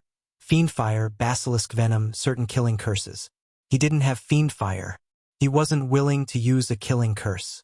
But he was standing in the Chamber of Secrets, where a basilisk had lived for 1,000 years. Come to me, Harry hissed in Parseltongue. Speak to me, Slytherin, greatest of the Hogwarts Four. The mouth of Salazar's statue rumbled open. From the darkness within, something massive began to emerge. No! Tom screamed. You can't. The basilisk is mine to command. Stop, Harry commanded. Do not attack. Do not look at me. The basilisk hesitated. It was caught between two masters, Tom, who had called it through Ginny, and Harry, who spoke with the same authority but a different voice. Harry could feel its confusion, its hunger, its ancient, terrible intelligence weighing the situation. I am your master, he hissed. I am the heir of Slytherin. Carry his blood, his knowledge, his power. Obey me. The basilisk's head swung toward Tom's shade. Its eyes were closed. Harry had commanded them shut, but its forked tongue tasted the air. This one is nothing, Harry continued. A fragment, a memory. It has no true claim to Slytherin's legacy. Only I do. Tom was backing away, his form flickering wildly. You wouldn't. You can't. If you destroy the diary, you destroy part of yourself. I am not you. Harry threw the diary to the ground. The basilisk's head turned toward it, jaws opening. Strike! The basilisk lunged. Its fangs pierced the diary's cover, venom flooding into the pages. Tom's shade screamed. A sound of pure agony that echoed off the chamber walls and dissolved into mist. The diary convulsed. Ink bled from its pages, black and thick, spreading across the stone floor. A final shriek tore through the air, high and terrible, and then silence. Harry stood alone in the Chamber of Secrets, breathing hard, surrounded by the remnants of his victory. The Horcrux was destroyed. Ginny woke slowly, color returning to her cheeks, life flowing back into her body. Harry helped her sit up, supported her as she tried to stand. What happened? She whispered. I remember. The diary? And then nothing. It's over, Harry said. The diary's destroyed. You're safe. She stared at the ruined book, at the unconscious basilisk coiled nearby. How did you? It doesn't matter. Can you walk? She could barely. Harry half-carried her back through the tunnel, up the pipe. The stairs appeared when he asked in Parseltongue, and out of Myrtle's bathroom. Dumbledore was waiting for them. The headmaster's office was warm and quiet after the cold darkness of the chamber. Ginny had been sent to the hospital wing. Harry sat across from Dumbledore, exhausted but alert. You destroyed a piece of Voldemort tonight, Dumbledore said quietly. A Horcrux, an anchor to the living world. Harry nodded. You also revealed yourself as a Parselmouth, and demonstrated a level of magical control far beyond your supposed abilities. Yes. Dumbledore's blue eyes were steady. Harry, I have suspected for some time that you are not entirely what you appear to be. Tonight's events confirm it. Harry said nothing. I'm not going to demand explanations. Dumbledore leaned back in his chair. You've clearly been carrying a heavy burden, and you've done so with remarkable grace. But I want you to know that if you ever need help, if the weight becomes too much, my door is always open. Thank you, sir. I also want to warn you. Dumbledore's expression grew grave. Voldemort created multiple Horcruxes. The diary was one. There are others. And as long as they exist, he cannot truly be killed. I know. Do you? Dumbledore studied him closely. Yes, I suppose you would. Well then, Harry, it seems we have work ahead of us. When you're ready to share what you know, and only then, I hope you'll come to me. Harry met the old man's gaze. I will. When I'm ready. That's all I ask. The school celebrated the end of the attacks. Hermione was cured, along with all the other victims. Hagrid was released from Azkaban, his innocence finally acknowledged. Lockhart had somehow managed to obliviate himself and was shipped off to St. Mungo's, which Harry considered a net positive. But beneath the celebrations, Harry's mind was churning. He'd destroyed one Horcrux. The diary was gone, its fragment of Voldemort extinguished. But there were others, how many he wasn't certain. Tom's memories contained plans for 7 Horcruxes, but the specifics were unclear. The locations, the objects, the protections around them, all unknown. A long road lay ahead. Years of hunting, of research, of careful planning. And at the end of it, a confrontation with Voldemort himself. Harry was ready. He found Ron and Hermione in the common room after the feast.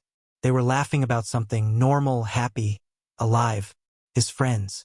His anchors to the person he chose to be. There you are. Ron waved him over. We were just talking about summer plans. Mum wants you to stay with us again. Says you're too skinny. I'd like that. Hermione was watching him with that sharp, analytical expression. She'd figured out more than she was saying. Harry could see it in her eyes. But she didn't push. Just smiled and made room for him on the couch. We should celebrate, she said. Properly celebrate, we survived another year. Barely, Ron snorted. What do you think next year will be? Evil teachers, possessed students, giant snakes. What's left? Werewolves, Harry suggested. Escaped prisoners? Time travel. They all laughed. It was absurd, of course next year would be calmer. Lightning didn't strike the same place 3 times. But as Harry sat with his friends, watching the fire crackle and listening to their easy conversation, he couldn't shake the feeling that the hardest battles were still ahead. The diary was destroyed. The chamber was sealed. But Voldemort was still out there, waiting. And Harry Potter would be ready when he returned. Chapter 3 End. Chapter 4. Shadows and moonlight. The summer after second year was different. Harry returned to Privet Drive as required. The Blood Wards demanded it, and he wasn't ready to explain to Dumbledore why he could probably circumvent them. But this time, the Dursleys kept their distance. Vernon's near miss with the flying car incident had convinced him that the freakish nephew was genuinely dangerous. And Petunia had finally accepted that pretending Harry didn't exist was easier than confronting what he was. Harry used the isolation productively. His room had become a study. Books lined every surface. Muggle texts on psychology, history, and chemistry alongside magical tomes he'd ordered through Owl Post. He'd set up a small workstation for practicing wandless magic, warded against detection by the Ministry's trace. The trace was a joke, really. Tom had figured out how to circumvent it at 15, and Harry had inherited that knowledge along with everything else. As long as he kept his magical signature subtle and avoided anything flashy, the Ministry's detection spells would never register his activity. He spent hours each day working through Tom's memories, organizing them, separating useful knowledge from emotional contamination. It was delicate work. Tom's recollections came with echoes of his feelings attached, and Harry had to be careful not to let those echoes influence his own thinking. The Horcrux research was particularly important. Tom's memories contained the theory of Horcrux creation, the ritual requirements, the general philosophy. But the specific details of which objects he'd chosen, where he'd hidden them, what protections he'd placed, those were frustratingly incomplete. Tom had been paranoid even with himself, compartmentalizing information so that no single memory contained the full picture. Harry had identified 3 Horcruxes with certainty. The diary, destroyed, something belonging to Slytherin, probably the locket mentioned in Tom's memories, and something belonging to Hufflepuff, the cup, almost certainly. There were hints of others, Ravenclaw's diadem, a ring with a distinctive stone, possibly Nagini the snake, but nothing concrete. The hunt would take years. Harry accepted that. What mattered was making progress, gathering intelligence, preparing for the eventual confrontation. In the meantime, he had a school year to survive. The Hogwarts letter arrived in late July, accompanied by an unusual addition, a permission slip for Hogsmeade visits. Harry stared at the form with mixed feelings. Hogsmeade would be useful access to shops, to information, to contacts outside the school's controlled environment. But getting the Dursleys to sign anything related to magic was typically impossible. As it turned out, he had bigger problems. The evening news announced an escaped prisoner from a high-security facility. The man's name was Sirius Black, and his photograph showed a gaunt face with hollow eyes and matted hair. The newsreader described him as armed and extremely dangerous. Harry recognized the name immediately. Sirius Black, his godfather, the man who'd supposedly betrayed his parents to Voldemort, who'd killed Peter Pettigrew and 12 muggles with a single curse, who'd laughed as the Aurors took him away. Except Tom's memories told a different story. Tom had known about the Fidelius charm protecting the Potters, had known that someone called Wormtail was his spy among Dumbledore's inner circle.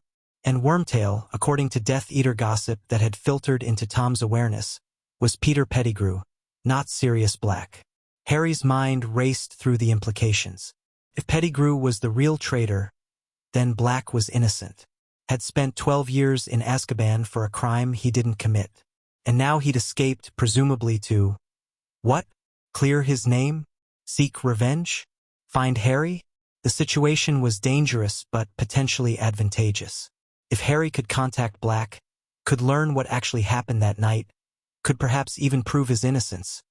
But that would require finding him first, and avoiding whatever the Ministry was doing to recapture him. Harry added Sirius Black to his list of priorities and began planning. The night bus was exactly as chaotic as Tom's memories suggested. Harry had slipped out of Privet Drive after dark, trunk in hand, wand ready. He'd planned to make his way to the Leaky Cauldron independently, but the purple triple-decker bus had materialized before he'd gone 3 blocks. "Welcome to the night bus," a pimply young conductor announced. "Emergency transport for the stranded witch or wizard. My name is Stan Shunpike, and I will be your conductor this evening." Harry paid for a ride to London and settled into a bed that slid alarmingly across the floor every time the bus changed direction. The other passengers included a witch with a caged owl and an elderly wizard who slept through the chaos with admirable determination. Stan was chatty. He talked about Sirius Black. Everyone was talking about Sirius Black, and Harry listened carefully, sorting fact from rumor. "Murdered 13 people with a single curse," Stan said, shaking his head. "And laughing about it, they say. Mad as a hatter, that one." "Why did he escape now?" Harry asked, keeping his voice casual. "After 12 years? Nobody knows. Some say he's after you-know-whose followers, wants to bring back the old Death Eater gang. Others say—" Stan lowered his voice conspiratorially. "Others say he's after someone specific. Someone at Hogwarts." Harry's interest sharpened. "Who?" Stan shrugged. "Don't know. But the Ministry's sending Dementors to guard the school. Can you imagine? Dementors at Hogwarts. Dementors, the guards of Azkaban. Creatures that fed on happiness, that could drain a person's soul with a kiss. Having them near the school was dangerous, unprecedented, and almost certainly Fudge's idea of security theater." Harry filed the information away and said nothing more. The Leaky Cauldron was warm and welcoming after the night bus's chaos. Tom the innkeeper, no relation to the other Tom, thankfully, provided Harry with a room and a promise of discretion. The next 2 weeks were productive. Harry explored Diagon Alley thoroughly, mapping its layout, identifying useful shops and potential contacts. He visited Gringotts to check on his vault and began the process of understanding his financial situation. The Potter fortune was substantial, not Malfoy level, but enough to fund his operations for years. He also researched Sirius Black more thoroughly. The official story was clear. Black had been the Potters' secret keeper, had betrayed them to Voldemort, had killed Pettigrew and the Muggles when confronted. No trial, Black had been sent directly to Azkaban on Barty Crouch's orders, part of the wartime emergency measures that had never been properly reviewed. But the more Harry dug, the more inconsistencies he found. Black had been James Potter's best friend since age 11. had been disowned by his family for refusing to support Voldemort, had fought alongside the Order of the Phoenix throughout the war. Nothing in his history suggested the kind of calculated betrayal he'd been convicted of. Pettigrew, on the other hand, had been the weakest of the Marauders. Follower, not leader. Easily pressured, easily scared. Exactly the sort of person Voldemort would target for recruitment. And there was the matter of the animagi. Tom's memories contained passing references to the Marauders' school year activities, their illegal animagus transformations, their moonlight adventures with a werewolf friend. James had been a stag, Black had been a dog, and Pettigrew had been a rat. A rat. Harry's mind made connections. A rat animagus could have escaped the explosion that supposedly killed him, could have hidden in plain sight for years, could be hiding still. He needed more information, needed to find someone who knew the truth, who could confirm or deny his suspicions. But that would have to wait until he reached Hogwarts. The train ride north was eventful. Harry found a compartment with Ron and Hermione, who were full of summer stories, Egypt and France, family adventures and academic pursuits. He listened, contributed his own carefully edited account, and felt the familiar warmth of friendship settle around him. Then the train stopped. The lights went out. The temperature plummeted. And something moved in the corridor outside. Something that radiated cold and despair and the absolute certainty that happiness was a lie. Harry felt it before he saw it. A weight pressing on his mind, dragging up memories he'd buried deep. The cupboard under the stairs. Vernon's fists. Tom's memories of murder and torture and the hollow emptiness of a soul torn apart.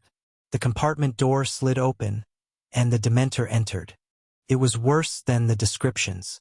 A towering figure in ragged black robes, its face hidden beneath a hood, its presence an assault on everything good in the world. Harry could hear screaming, his mother's voice, begging Voldemort to take her instead, and then light. A silver form burst through the doorway, driving the Dementor back. Harry caught a glimpse of 4 legs, a mane, something equine and brilliant, and then the creature faded and a man stood in its place. "None of us are hiding Sirius Black under our cloaks," the man said mildly. "Go."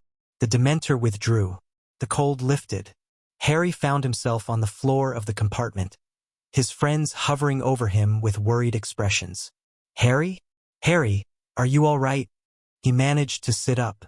His head was pounding, but the worst had passed. "I'm fine." What was that? A Dementor. The man who'd cast the Patronus was watching Harry with shrewd, amber eyes. He was shabby, tired-looking, his robes patched and his face prematurely lined. One of the guards of Azkaban. "They're searching the train for Sirius Black. You drove it away." The Patronus charm. Rather advanced magic, but effective against Dementors. The man smiled slightly. "I'm Professor Lupin, by the way. I'll be teaching defense against the dark arts this year." Harry studied the new professor carefully. There was something familiar about him. The amber eyes, the name, the way he moved. And the Patronus had been a horse or something like it, which matched certain details from Tom's memories about the Marauders. "Thank you, Professor," Harry said. "For helping." "Of course." Lupin's gaze lingered on Harry's face, specifically on his eyes, which were so much like lilies. "Here, eat this. It helps." He handed Harry a piece of chocolate. Harry accepted it, noting the slight tremor in Lupin's hand, the way his attention kept drifting to Harry's features as if searching for something. He knew my parents, Harry realized. He's the werewolf, the 4th Marauder. Another piece of the puzzle was falling into place. The Dementor incident spread through the school within hours. Harry heard whispered versions of the story everywhere. Some claiming he'd fainted, others that he'd fought the creature off, still others that Professor Lupin had saved his life with spectacular magic. Harry let the rumors circulate. They provided cover, distracted from the questions he didn't want to answer. What concerned him more was his reaction to the Dementor. He'd heard his mother's voice, her final moments, preserved somehow in his memory, or was it Tom's memory? The Horcrux had been present that night, had witnessed the killing, had experienced Voldemort's perspective on the murder. The Dementor had dredged up both sets of memories, tangled together in ways Harry couldn't fully separate. His mother begging for his life, Tom's satisfaction at the kill, the terror and the triumph, mixed into something that made Harry feel sick. He needed to learn the Patronus charm, needed a defense against the Dementors that went beyond chocolate and rescue by professors. The memories they surfaced were too dangerous, too revealing. But that meant approaching Lupin, revealing his vulnerability, potentially exposing more than he intended. Harry weighed the risks and made his decision. You want me to teach you the Patronus charm? Lupin's office was cluttered with books and dark creature specimens, the walls lined with defense against the dark arts references. The professor looked surprised but not displeased by Harry's request. The Dementors affect me more than other students, Harry said carefully. I'd like to be able to defend myself. The Patronus is extremely advanced magic. Most adult wizards can't produce a corporeal form. Lupin studied him. Why do you think you can? I'm a fast learner. It wasn't a lie. Tom's memories contained extensive knowledge of the Patronus charm, the theory, the wand work, the emotional requirements. What Harry lacked was practice, and practice required a teacher willing to supervise. Lupin was quiet for a long moment. His amber eyes searched Harry's face, looking for something Harry couldn't identify. All right, he said finally. We'll start next week. But Harry, this won't be easy. The Patronus requires you to focus on your happiest memory, and the presence of a Dementor makes that extremely difficult. I understand. Do you? Lupin's voice was soft. You're very controlled, Harry. Very careful. I noticed it on the train. Most people who faint from Dementor exposure are embarrassed, defensive. You were analytical, calculating how to prevent it from happening again. Harry said nothing. Your father was the same way sometimes. When something scared him, he didn't retreat. He attacked the problem head-on. Lupin smiled sadly. You look so much like him. But your eyes. My mother's eyes. Yes. The word was barely a whisper. I knew them both, Harry. James and Lily. They were my friends. I know. Lupin's eyes widened. You know? I know you were friends at school. I know there were 4 of you, my father, Sirius Black, Peter Pettigrew, and you. Harry met his gaze steadily. I know about the full moons. The blood drained from Lupin's face.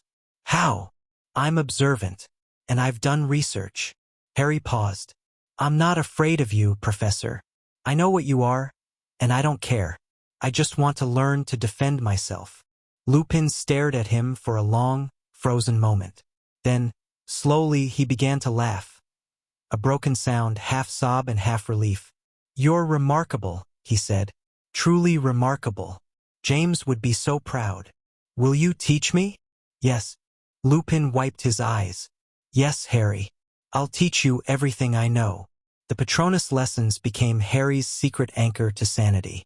Every week, he and Lupin met in an empty classroom. A boggart stood in for the Dementor. It would transform into Harry's worst fear, which for the purposes of training was close enough. And every week, Harry pushed himself harder, searching for the memory that would fuel a full Patronus. The problem was finding one strong enough. Happy memories were complicated for Harry. His childhood had been misery.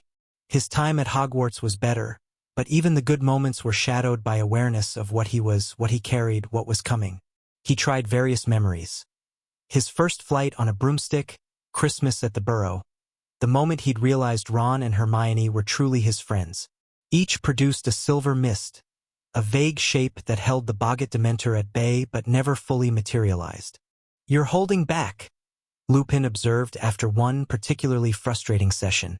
Something is keeping you from fully committing to the memory. I know. Harry wiped sweat from his forehead. It's hard to explain. Try. Harry considered. How much could he reveal without exposing everything? When I try to remember being happy, he said slowly, there's always something else there, something dark, like a shadow behind the light. Lupin nodded slowly. Trauma does that. The mind associates positive experiences with the negative ones that came before or after. He paused. What happened to you, Harry? Before Hogwarts? Nothing I want to talk about. Fair enough. Lupin's voice was gentle. But the Patronus requires you to embrace the happiness fully, without reservation. Until you can do that, you'll never produce a corporeal form. Harry knew he was right. The problem wasn't technique, it was the fundamental conflict at the core of his being. Every happy memory was contaminated by what he knew, what he'd absorbed, who he was underneath the masks. But there had to be something.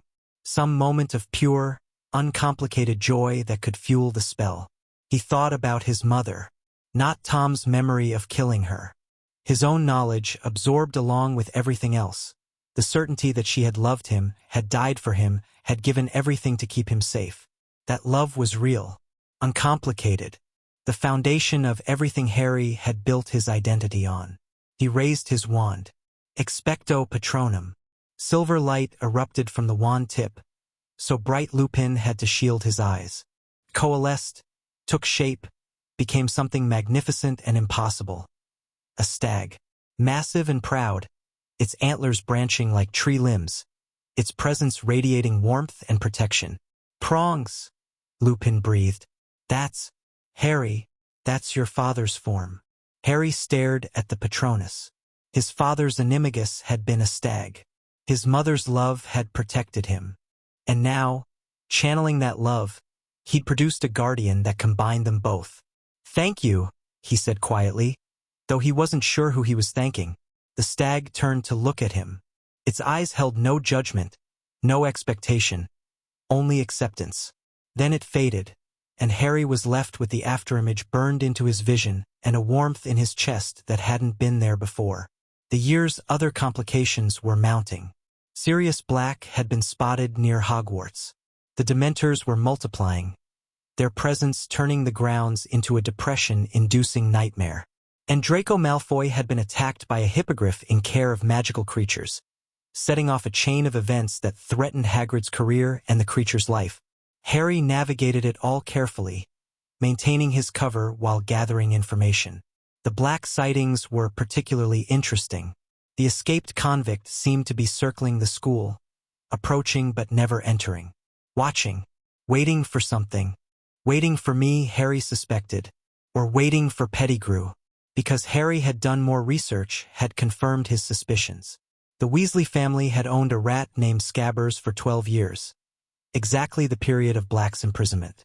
The rat was missing a toe, which matched witness reports of the only thing left of Pettigrew after Black's supposed killing curse. Scabbers was Pettigrew.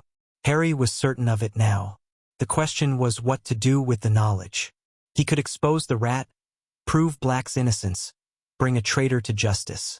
But that would raise questions about how Harry knew, would expose his access to information that shouldn't exist. Or he could wait, let events unfold, see if Black made contact first.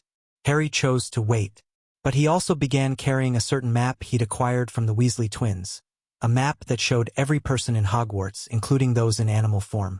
Peter Pettigrew's name appeared in Gryffindor Tower every night. The confrontation came in spring. Harry was returning from a late-night session with Lupin when he saw the name on the Marauder's map. Sirius Black, emerging from the Whomping Willow. He shouldn't have gone alone. Should have alerted a professor, raised an alarm, done the sensible thing. But Harry needed answers, and Black had them. He made his way to the willow, dodged its branches, and slipped into the passage beneath. The tunnel was long and dark, eventually emerging in a decrepit building that Harry recognized from Tom's memories. The Shrieking Shack, supposedly the most haunted building in Britain. It wasn't haunted. It was a werewolf's refuge, built for Lupin's transformations during his school years. And Sirius Black was waiting inside. The man in the shack bore little resemblance to his wanted posters. Black was gaunt to the point of emaciation, his cheekbones sharp enough to cut glass. His hair was matted and wild, but his eyes, gray, intelligent, burning with an intensity that transcended his physical deterioration, were very much alive. "Harry," he breathed, "you came. I needed to talk to you." "Talk." Black laughed. A rusty sound, as if he'd forgotten how. 12 years in Azkaban, and you want to talk. I want the truth. Harry kept his wand ready but didn't raise it. About what happened. About Pettigrew. About my parents. Black's expression shifted. The manic energy faded, replaced by something like hope. You believe me? You believe I'm innocent? I believe Pettigrew was the spy. I believe he's alive, hiding as a rat. I believe you've spent 12 years in prison for a crime you didn't commit. How? Black stepped forward, desperate and disbelieving. How could you possibly know that? Because I know things I shouldn't. Harry met his godfather's eyes. I've known since before you escaped. I just needed to confirm it. Black stared at him for a long moment. Then his legs seemed to give out, and he collapsed onto a rotting couch, his head in his hands. 12 years, he whispered. 12 years of thinking no one would ever believe me, of knowing the truth and being unable to tell anyone. And you just know. Tell me anyway. I want to hear it from you. So Black told him. The story came out in fragments, interrupted by emotion and memory. James and Lily had known someone was passing information to Voldemort. They decided to use the Fidelius charm to hide with a secret keeper who would die before betraying them. They wanted me, Black said. I was the obvious choice. Their best friend, Harry's godfather. But that's exactly why I said no. You thought it was too obvious. Voldemort would come for me first, torture me, break me, do whatever it took to get the secret. I convinced James to use Peter instead. Weak, unassuming Peter, who no one would suspect. Black's voice cracked. I as good as killed them myself. No. Pettigrew made his choice. Voldemort made his choice. You were trying to protect them. I should have seen it. Should have known Peter was the spy. But I was so certain it was Remus, the werewolf, the outsider, that I never even considered. Black shook his head. I've had 12 years to think about my mistakes. Believe me, I know every one of them. What happened after? When you confronted Pettigrew, I tracked him down, cornered him in a Muggle street. I was going to kill him, I won't lie about that. But before I could do anything, he screamed that I'd betrayed James and Lily, cut off his own finger, blasted the street apart, and transformed. Black's hands clenched. I saw him slip into the sewers, a rat, escaping into the darkness while I stood there laughing. Laughing? Because it was funny. Cosmically, horrifically funny. I'd been outsmarted by Peter Pettigrew. The weakest of us, the one we'd always protected, had destroyed everything and gotten away clean. Black looked up, his eyes haunted. They found me standing in a crater, surrounded by bodies, laughing like a lunatic. What else could I do? Harry absorbed the story, fitting it against what he already knew. It matched. Every detail aligned with Tom's memories, with the evidence Harry had gathered, with the desperate logic of a man telling the truth after years of silence. Pettigrew is at Hogwarts, Harry said. He's been hiding as a rat in Gryffindor Tower. The Weasley family's pet. Black went rigid. You're certain? I've seen his name on a map that shows everyone in the castle. He's there every night. For a moment, murder blazed in Sirius Black's eyes. Pure, undiluted rage. The fury of a man who'd lost everything to a traitor's cowardice. Then, slowly, he controlled himself. We need to expose him, catch him in human form, force him to confess. Can you help me? Yes. Harry had already planned this. But we need to be smart about it. If we just grab him, it's your word against his, and you're an escaped convict. We need witnesses, credible ones. Remus. Black's voice was rough with emotion. If Remus saw Peter alive, he'd know I was telling the truth. Then we bring Lupin into it. Set a trap. Catch Pettigrew and prove your innocence at the same time. Black stared at Harry with something like wonder. You've thought this through. I've had time. You're not like other children, are you, Harry? No. There was no point in lying. I'm not. The trap was set for the night of the full moon. Harry had informed Lupin about the situation, carefully, revealing only what was necessary. The professor had been skeptical at first, then stunned, then furious as the implications sank in. Peter, he'd whispered, staring at the Marauder's map. All this time, Peter was alive? We can prove it. Tonight. But I need your help. Lupin had agreed. Had taken Wolfsbane potion to maintain his sanity during the transformation. Had positioned himself near the Whomping Willow. Had waited for Harry's signal. The signal came at midnight. Harry lured Scabbers away from Ron's dormitory using a simple summoning charm disguised as a breeze. The rat, sensing something wrong, tried to flee, but Harry was faster. Stupefy. The rat went limp.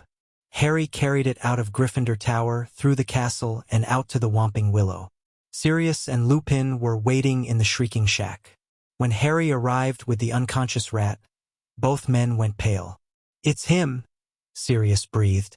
I can smell him. Force the transformation, Harry said. Let's see if I'm right. Lupin raised his wand. Homorphous. The rat writhed, stretched, grew. Features emerged. A balding head, watery eyes, a weak chin. Within seconds, Peter Pettigrew lay on the floor of the shack, blinking in confusion. Then he saw Sirius, and terror flooded his face. Sirius, my old friend. It's not what you. I never. Shut up. Sirius's voice was cold as ice. 12 years, Peter. 12 years in Azkaban while you hid as a rat. I had to hide. The Dark Lord's followers would have killed me. You don't understand. I understand perfectly. Sirius raised his wand. Wait. Harry stepped forward. He needs to confess first. For the record. Pettigrew's eyes darted to Harry, and something shifted in his expression. Recognition, fear, and something else, calculation. Harry Potter, he whimpered. Your father's son. James wouldn't have wanted this. He would have shown mercy. Don't you dare speak his name. Sirius's wand hand was shaking. Don't you dare. Sirius. Lupin's voice was steady. Let him talk. We need his confession. The interrogation that followed was brutal in its simplicity. Harry asked questions. Pettigrew answered, each lie stripped away by the evidence Harry already possessed. Yes, he'd been the spy. Yes, he'd given the Potter's location to Voldemort. Yes, he'd framed Sirius and faked his own death. By the end, even Lupin, who'd wanted to believe the best of his old friend, was looking at Pettigrew with disgust. We take him to Dumbledore, Harry said. Let the headmaster handle it from here. No. Sirius's wand was still raised. He deserves to die for what he did. If you kill him, you'll never be free. They'll say you murdered him to cover your own guilt. Harry met his godfather's eyes. Let the truth speak for itself.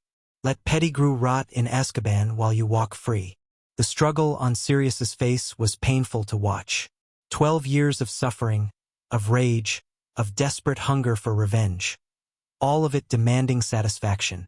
But in the end, he lowered his wand. For you, Harry. Only for you. They emerged from the Whomping Willow to find chaos. Professor Snape was waiting, wand drawn, expression thunderous. He'd followed them, had seen the whole confrontation through a crack in the shack's walls. Well, he said, his voice dripping with satisfaction. The truth at last. Pettigrew alive, Black innocent, and Potter. His eyes narrowed. How did you know, Potter? How did you know any of this? I'm observant. Don't lie to me. Snape stepped closer. No child could have pieced this together.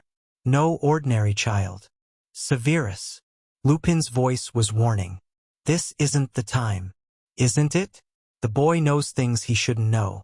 Has known them for years, by his own admission. Snape's wand swung toward Harry. What are you hiding, Potter? What secrets are you keeping? Harry's mind raced. Snape was suspicious. Had been since first year. And this situation was pushing him toward conclusions Harry couldn't afford. But before he could respond, the moon emerged from behind a cloud. Lupin's face contorted. The Wolfsbane potion kept him sane, but it didn't prevent the transformation, only made it bearable. Within seconds, a werewolf stood where the professor had been. Snape moved to protect the students. Sirius transformed into his dog form, placing himself between Lupin and the children. And Pettigrew saw his chance. He shifted back into rat form and bolted into the darkness. No! Sirius abandoned his position and gave chase. But it was too late. The rat vanished into the forest, and with him went any chance of proving Black's innocence. The aftermath was messy. Sirius was recaptured, locked in the highest tower of the castle, awaiting the Dementor's kiss. Snape was smug about it, convinced he'd apprehended a murderer, determined to see Black punished. Harry had one chance to fix it. He found Hermione in the hospital wing, where Ron was recovering from a leg injury sustained during the chaos. She was pale and exhausted, but her eyes sharpened when she saw Harry's expression. Something's wrong. Sirius is innocent. Pettigrew was the real traitor, but he escaped, and now Sirius is going to have his soul sucked out for a crime he didn't commit. Hermione's hand went to her chest, specifically, to something hanging on a chain beneath her robes. The time turner, Harry said. I know you have one. McGonagall gave it to you so you could take extra classes. How do you? She stopped, shaking her head. Never mind. What, go back? 3 hours. We can save Sirius and let Pettigrew escape. It's already happened, so we won't be changing anything. Or we can try to capture Pettigrew before he gets away. Hermione's face was pale. Harry, time travel is incredibly dangerous. If we change too much, I know, but Sirius is my godfather. He's the only family I have left. Harry met her eyes. Please, Hermione, help me. She stared at him for a long moment. Then, slowly, she pulled out the time turner. 3 turns, she said. Hold on tight. The next 3 hours were a blur of careful maneuvering and desperate action. Harry and Hermione moved through time like ghosts, avoiding their past selves, positioning themselves to intervene at critical moments. They couldn't capture Pettigrew. That would create a paradox, since his escape had already happened, but they could ensure Sirius's survival. The Dementors were the key. Hundreds of them had descended on the lake where Sirius had collapsed, drawn by the despair of a broken man. Harry's past self had tried to cast a Patronus but failed, overwhelmed by the creature's presence, which meant his present self had to succeed. Expecto Patronum. The stag erupted from his wand, massive and brilliant, driving the Dementors back with the pure force of hope and love. Harry watched his past self collapse, watched Sirius stir and look around in confusion, watched the Dementors flee before his Patronus's light. Then he and Hermione freed Buckbeak the Hippogriff, sentenced to death for attacking Draco Malfoy, and flew the creature up to the tower where Sirius was imprisoned. Get on, Harry said, opening the window. There's not much time. Sirius stared at him with wonder and something like heartbreak. Harry, I don't understand. How did you? I'll explain later.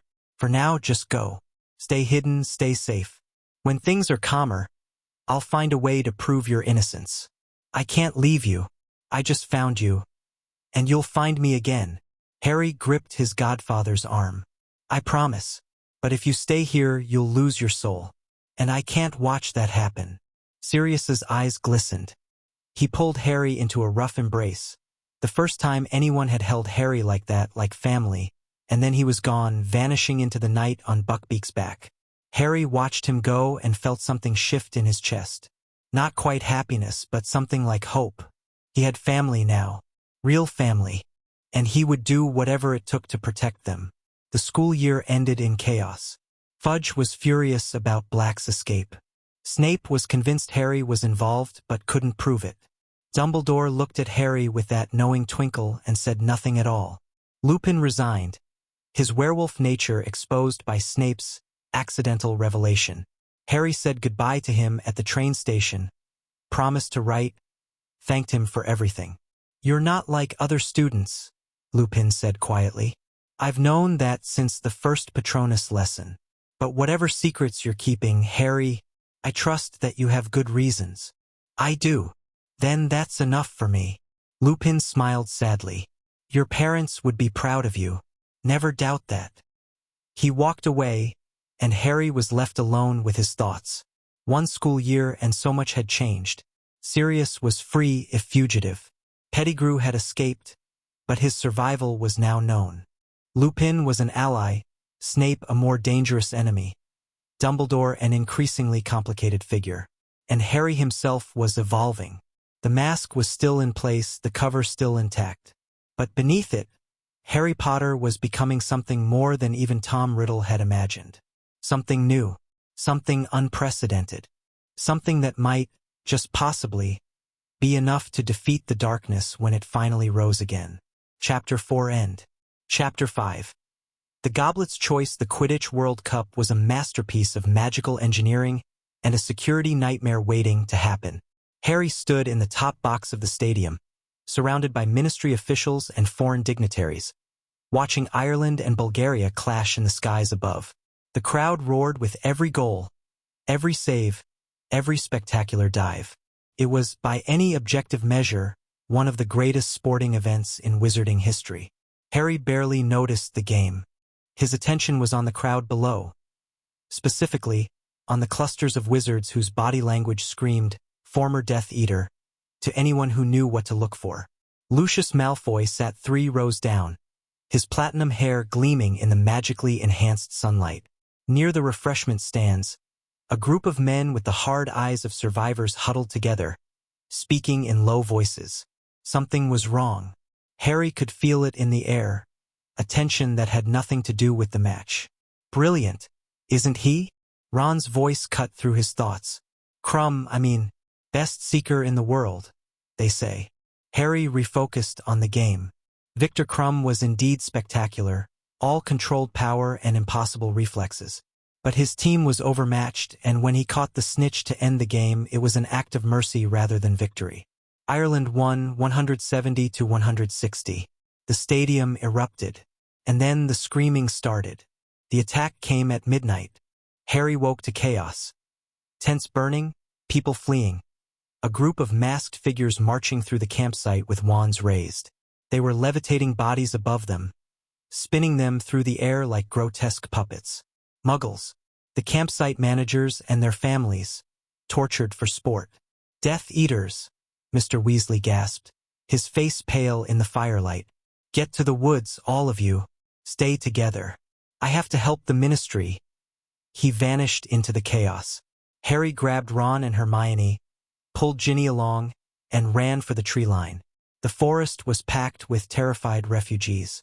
Harry pushed through them, searching for a defensible position, his mind cataloging threats and escape routes with automatic precision. Then the sky lit up. A massive skull appeared above the trees, glowing sickly green against the stars. A serpent protruded from its mouth, coiling and uncoiling in an endless loop. The dark mark, Voldemort's symbol, cast by someone in the crowd. Panic erupted anew.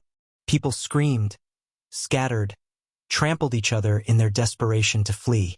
Harry stood frozen for a moment, staring up at the mark with a mixture of recognition and cold fury.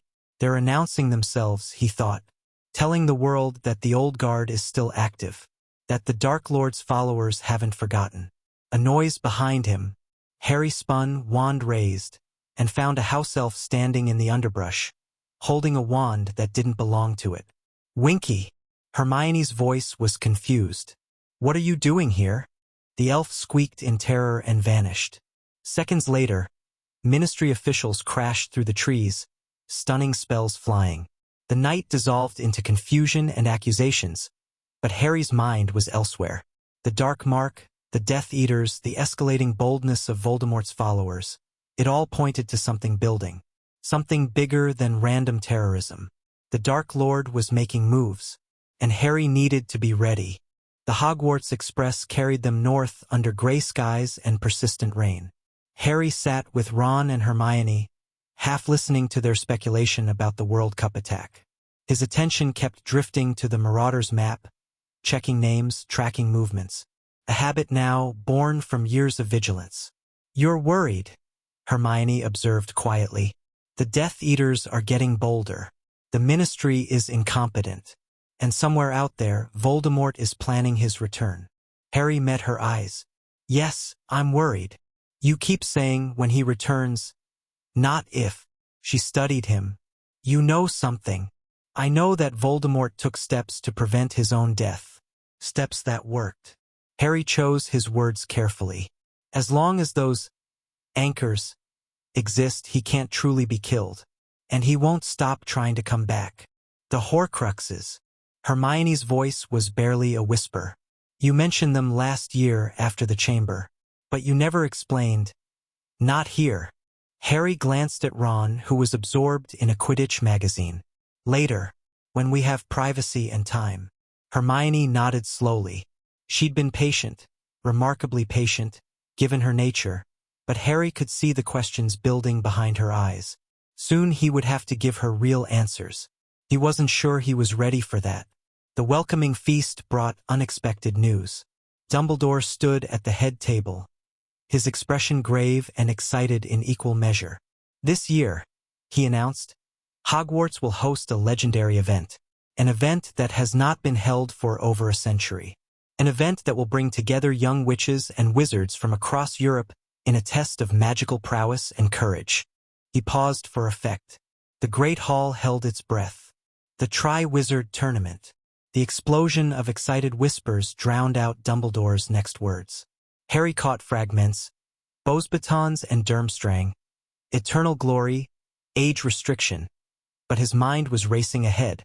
The Triwizard Tournament. 3 schools, 3 champions, 3 dangerous tasks. Tom's memories contained extensive knowledge of the competition's history, including its cancellation due to the excessive death toll. And now it was being revived. Here, this year. Harry didn't believe in coincidences. An age line will prevent anyone under 17 from entering, Dumbledore continued. The Goblet of Fire will select the worthiest champion from each school. The tasks will test your daring, your magical ability, and your problem-solving skills. He smiled, but there was something in his eyes that made Harry uneasy. I urge you all to consider carefully before submitting your names. This tournament is not for the faint of heart. The feast continued, but Harry barely tasted his food. Something was wrong with this picture. The timing was too convenient, the event too perfectly suited for manipulation. Someone wanted the Triwizard Tournament to happen, and Harry had a very good idea who. October brought Beauxbatons and Durmstrang to Hogwarts. The French school arrived in an enormous powder blue carriage drawn by flying horses. The headmistress, Madame Maxime, was nearly as tall as Hagrid and considerably more elegant. Her students were poised and polished, wearing silk uniforms that put Hogwarts robes to shame. Durmstrang came by ship, a great dark vessel that emerged from the lake like something out of a nightmare. Their headmaster, Igor Karkaroff, had the shifty eyes of a man with secrets. Harry recognized the name from Tom's memories. A Death Eater who'd bought his freedom by naming names. Among the Durmstrang students was Victor Krum. Bloody hell, Ron breathed. That's Victor Krum, in our school, eating our food. Harry watched the Bulgarian seeker with professional interest. Krum moved like an athlete, all coiled power and efficient motion. But there was something else in his bearing, a watchfulness that suggested depths beyond his public persona. He's scanning the room, Hermione observed, looking for threats. You noticed that too? I notice when people act the way you do. She gave him a significant look. What do you think is going on? I think, Harry said slowly, that someone has gone to a great deal of trouble to bring 3 schools together in one place, and I don't think it's just for a sporting event. The Goblet of Fire dominated the entrance hall for a week. Students from all 3 schools submitted their names, the parchment pieces swirling into the flames and vanishing. Fred and George made a spectacular attempt to bypass the age line, earning matching beards and considerable embarrassment. Harry didn't submit his name. He was underage, and more importantly, he had no desire to attract additional attention. The tournament was a trap, he was certain of it now, and the best way to survive a trap was to not spring it. The selection ceremony was held on Halloween. Of course it's Halloween, Harry thought darkly as he took his seat in the Great Hall, because nothing bad ever happens to me on Halloween. Dumbledore stood before the goblet, which had turned red and begun shooting sparks into the air. The whole school watched as the flames rose higher, turned white, and expelled the first piece of parchment. The champion for Durmstrang, Dumbledore announced, is Victor Krum. Applause erupted. Krum rose from his seat, walked to the head table, and disappeared through a side door. The flames rose again. The champion for Beauxbatons is Fleur Delacour.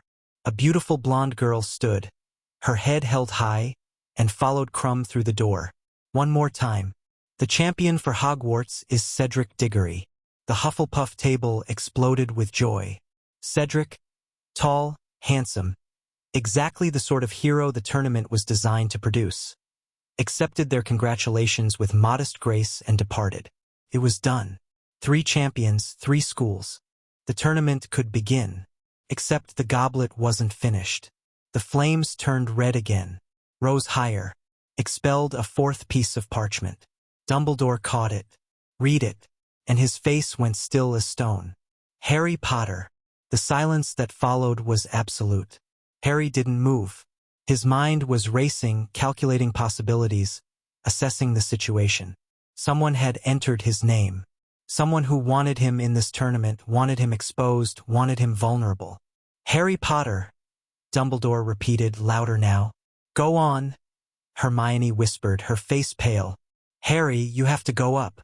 He rose mechanically, walked through the silent hall, feeling every eye on him. The whispers started before he reached the head table. Accusations, confusion, anger. Through the door, Harry, Dumbledore said quietly.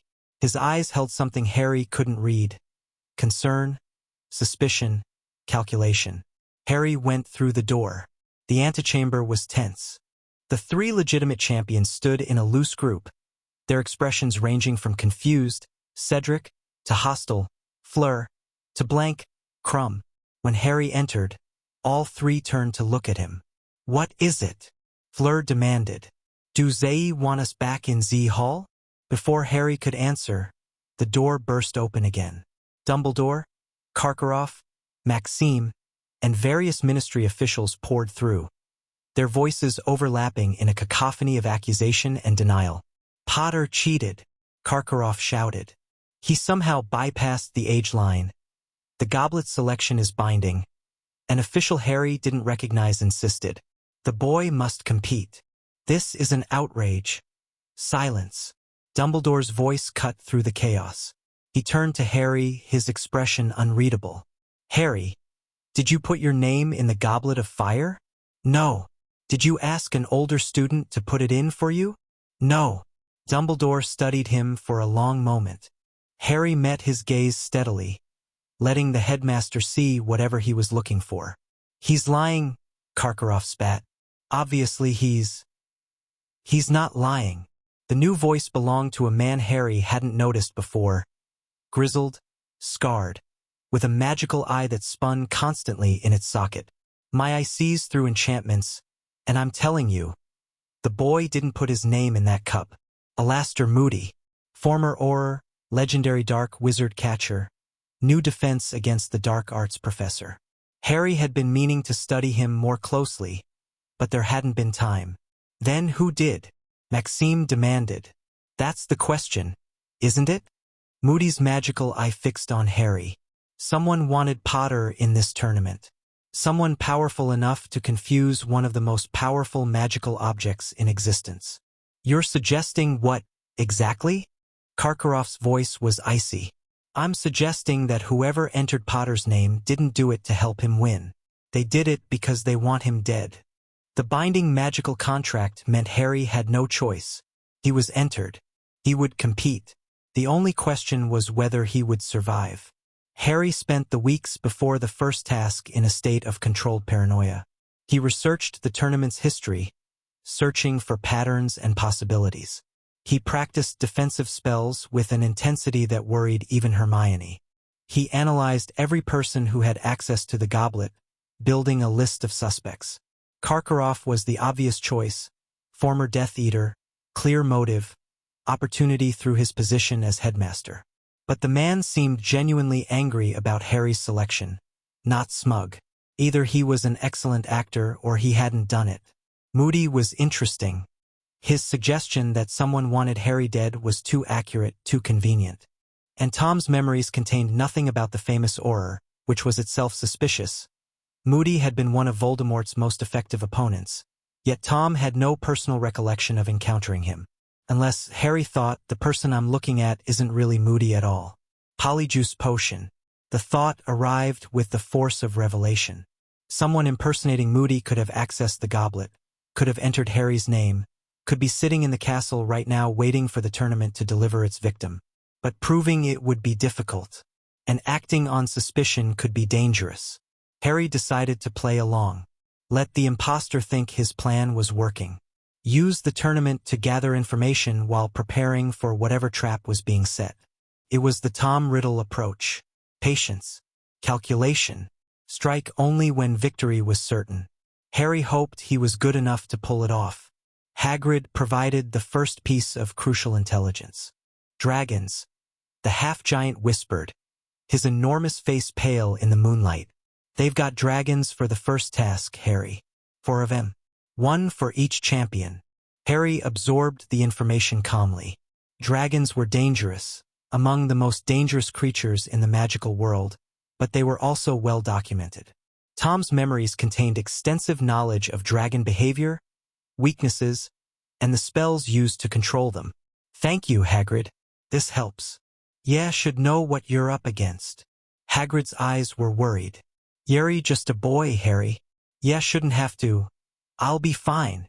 Harry meant it. The dragon was a problem, but it was a solvable problem. What worried him was what came after. The tasks he couldn't anticipate, the traps he couldn't see. He spent the next week preparing. Practiced his flying, studied dragon physiology, developed 3 separate strategies for different scenarios. By the time the first task arrived, he was as ready as he could be. The stadium was packed with spectators. The 4 champions waited in a tent, tension crackling between them. Cedric looked nervous. Fleur was muttering in French. Krum stood apart, his face expressionless. Harry felt almost peaceful. Potter. Moody's voice came from behind him. A word. The professor's magical eye was fixed on Harry with an intensity that made his skin crawl. Up close, Harry could see small details that didn't quite fit. The way Moody held himself, the rhythm of his speech, the occasional flicker of something wrong behind his normal eye. Use your strengths, Moody said. You're a flyer, the best in your year. Think about that. Thank you, Professor. Moody nodded and withdrew. Harry watched him go, cataloging the interaction. He wants me to succeed, Harry realized. At least in this task. Whatever his plan is, it requires me to survive the tournament. That was useful information.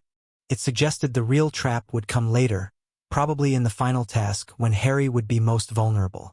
He filed the thought away and focused on the immediate challenge. The Hungarian horntail was magnificent and terrifying in equal measure. Black scales, bronze horns, a tail covered in spikes that could gut a man. It crouched over its nest of eggs, yellow eyes tracking Harry with predatory intelligence. The crowd held its breath. Harry raised his wand. Accio Firebolt. The broomstick arrived within minutes, streaking across the sky and into his waiting hand. Harry mounted in a single fluid motion and kicked off, rising above the dragon's reach. The horntail roared. Flame erupted toward him, a wall of heat and destruction that Harry dodged with inches to spare. He spiraled upward, drawing the dragon's attention away from the nest, waiting for his moment. The beast was fast, but it was chained, tethered to the ground, limited in its movement. Harry circled, feinted, dove, drawing it further and further from the eggs. Then, when the chain was taut and the dragon was straining to reach him, he dropped. Straight down, faster than thought. The golden egg glinted below him, unguarded for just a moment. His fingers closed around it. The crowd erupted. Harry pulled up, the egg clutched to his chest, and flew to safety as the horntail screamed its frustration behind him. First task complete. First trap survived. Now came the hard part. The golden egg screamed when opened. A horrible, ear-splitting shriek that made everyone in the Gryffindor common room clap their hands over their ears. Harry snapped it shut immediately, his mind already working on the puzzle. Well, that was pleasant, Ron said weakly. It's a clue. Harry turned the egg over, examining its construction. The sound is meant to tell us something about the second task. Sounds like someone being tortured, Seamus offered. Or something that screams, Hermione said thoughtfully. Mandrakes, perhaps? Or banshees? Harry said nothing. The sound had been familiar, not quite recognizable, but familiar. Something from Tom's memories, a context he couldn't quite place. He needed to analyze it properly. Away from distractions, with time to think. The answer came in the prefect's bathroom. Cedric had given him the hint. Take a bath with it. And Harry had followed the advice. Underwater, the screaming transformed into singing.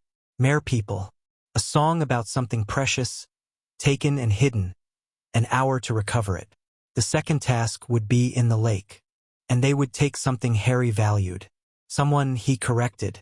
They'll take someone. The implications were clear.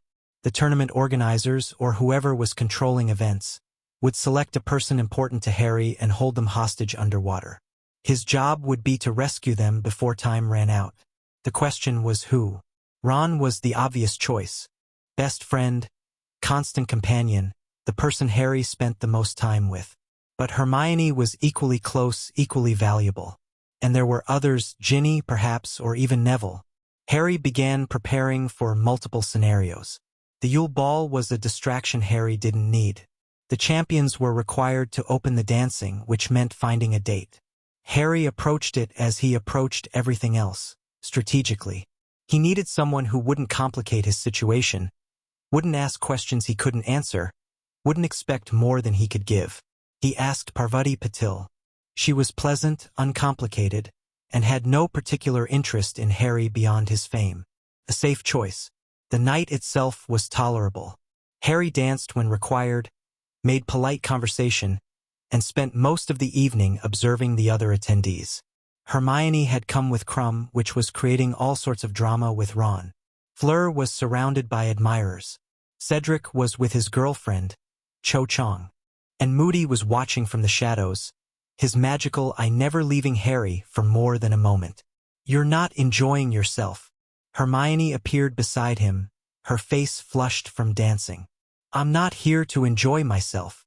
The ball is supposed to be fun, Harry. Fun is a luxury I can't afford. He met her eyes. Someone put my name in that goblet. Someone wants me dead. And until I know who and why, I can't let my guard down. Hermione's expression softened. Have you considered that maybe you're being paranoid? Paranoia has kept me alive this long. She was quiet for a moment. Then, after the tournament, you promised to explain. About the Horcruxes, about what you know. I'm holding you to that. I know. I mean it, Harry. I've trusted you for 3 years without real answers. But my patience isn't infinite. Harry nodded slowly. She deserved the truth, or as much of it as he could safely share. The question was whether she could handle it. After the tournament, he agreed. Everything I can tell you. Good. She squeezed his hand briefly. Now try to relax, just for one night. Even generals take breaks. Harry attempted a smile. Felt wrong on his face. The second task dawned cold and gray. Harry had prepared extensively. Gillyweed for breathing underwater, warming charms for the temperature, spells for navigation and speed. He'd researched merpeople culture, underwater combat, the geography of the lake. He was as ready as he could be. The hostages were confirmed at the last moment. Ron for Harry, Hermione for Crumb, Cho Chang for Cedric, and a young girl, Fleur's sister, for the French champion.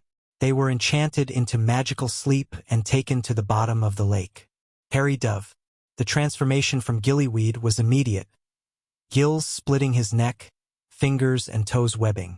He shot through the water with surprising speed, following the compass spell he'd prepared. The Merpeople village appeared within 20 minutes. Ron floated in the center square, bound to a statue alongside the other hostages. Guards patrolled the perimeter, tridents ready. Harry swam closer, evaluating. The other champions hadn't arrived yet. He was first. That gave him options. He cut Ron free with a severing charm, catching his friend before he could drift away. Then, after a moment's hesitation, He cut Fleur's sister free as well. The merpeople stirred uneasily. This wasn't in the rules. Harry didn't care about the rules. He cared about not leaving a child at the bottom of a lake when her champion might not make it in time.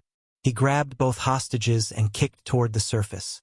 The judges were confused by his arrival with 2 hostages. There was discussion, argument, eventual agreement that his moral fiber deserved recognition. He received high marks despite finishing second. Harry barely listened to the scoring. He was watching Moody, who stood at the edge of the crowd with an expression of smug satisfaction. He's pleased, Harry thought. I survived again. His plan is still on track. The final task was approaching. Whatever trap had been set, it would spring soon. The third task was a maze. A massive hedge maze, filled with creatures and obstacles, leading to the Triwizard Cup at the center. First champion to reach the cup would win. Harry stood at the entrance, wand ready, nerves surprisingly steady. He'd prepared for everything he could anticipate. The rest would require improvisation. Ladies and gentlemen, the third task. Bagman's magically amplified voice echoed across the stadium. On my whistle. The whistle blew. Harry plunged into the maze. The hedges were enchanted. They moved, shifted, tried to disorient. Harry navigated by instinct and a point me spell, pushing steadily toward the center while conserving his energy. The first obstacle was a boggart. It tried to become a Dementor, but Harry banished it before the transformation completed. The second was a Sphinx, which posed a riddle Harry solved in 30 seconds.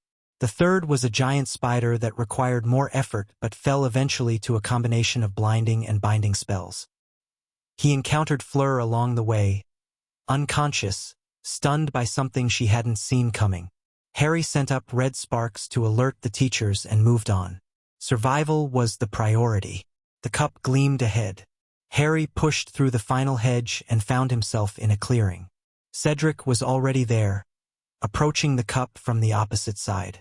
They stared at each other. Together, Cedric offered. Hogwarts wins either way. Harry's instincts screamed warning. The cup was too easy, too accessible. After everything he'd survived, there should be one more obstacle. Unless the cup itself was the obstacle. Wait, Harry said. Something's wrong. What do you mean? Harry studied the cup. It looked ordinary, magical certainly, but not threatening. His detection spells showed nothing dangerous. But Tom's memories whispered of portkeys. Objects enchanted to transport anyone who touched them. If the cup had been modified— Don't touch it, Harry said sharply. I think it's a portkey. A portkey? But the tournament officials may not have checked it properly. Or someone replaced it. Harry's mind was racing. Think about it. Someone entered my name without my consent. Someone has been manipulating this tournament from the beginning. The cup is the perfect delivery mechanism. Cedric's face paled. You think someone is trying to kidnap you? Or kill me? Possibly both. Harry raised his wand toward the cup. We should send up sparks, get the officials. The hedge behind them rustled.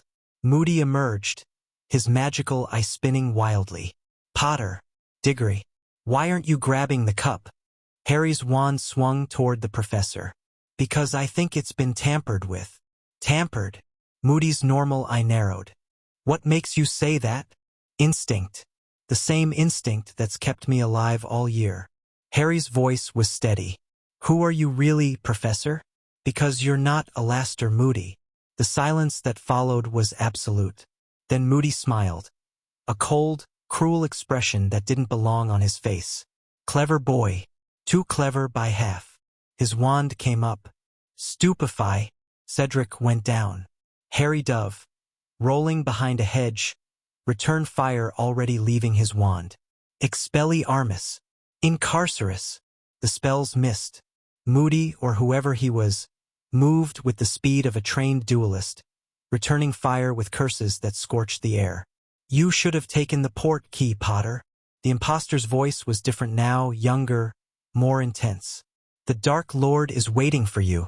He'll be so disappointed when I bring your corpse instead. Harry's blood ran cold. The Dark Lord. Voldemort was behind this. He needed to end this quickly. Accio Moody's flask. The hip flask the professor carried everywhere sailed through the air. Harry caught it, popped the cap, and flung its contents at the imposter. The polyjuice potion. Without regular doses, the transformation would begin to reverse. The imposter's face rippled. His features began to shift. Younger, paler, twisted with fanatical devotion. Barty Crouch Jr. Death Eater, supposedly dead, obviously very much alive. You little... Crouch raised his wand for a killing curse. Harry was faster. Stupefy. Incarcerus. Stupefy. The triple strike overwhelmed Crouch's defenses. He crumpled, ropes appearing to bind him, his body twitching as the polyjuice finally gave out. Harry stood over his fallen enemy, breathing hard, his mind processing what had just happened. He'd been right. The tournament had been a trap, and he'd just unraveled it. But Voldemort was still out there, still planning, still waiting. The real battle was yet to come. The aftermath was chaos. Dumbledore arrived first, his face grave as he assessed the situation. Aurors followed, then ministry officials, then a tide of confusion and accusation that threatened to drown everyone involved.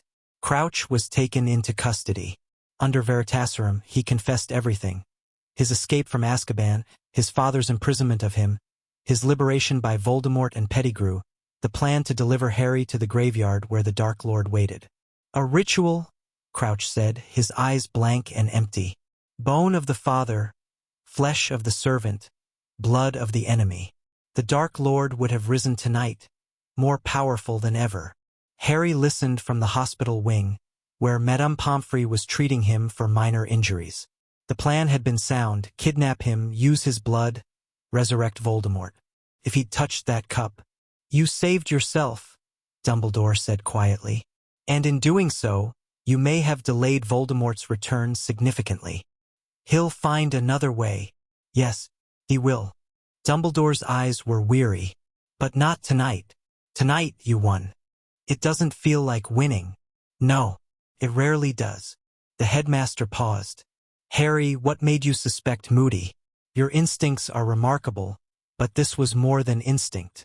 Harry considered how much to reveal.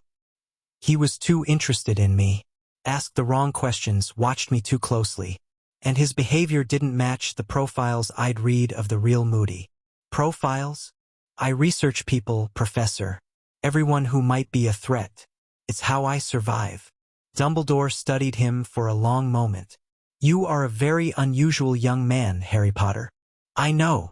Someday, I hope you'll trust me enough to explain exactly how unusual. Harry met his gaze. Someday, maybe, but not today. The school year ended quietly. Cedric recovered, shaken but grateful. The Triwizard Tournament was cancelled, its trophy gathering dust in a forgotten cabinet. The wizarding world buzzed with rumors and fears, most of which the Ministry promptly denied. Voldemort's return had been delayed, but not prevented. Somewhere out there, the Dark Lord was regrouping, planning his next attempt.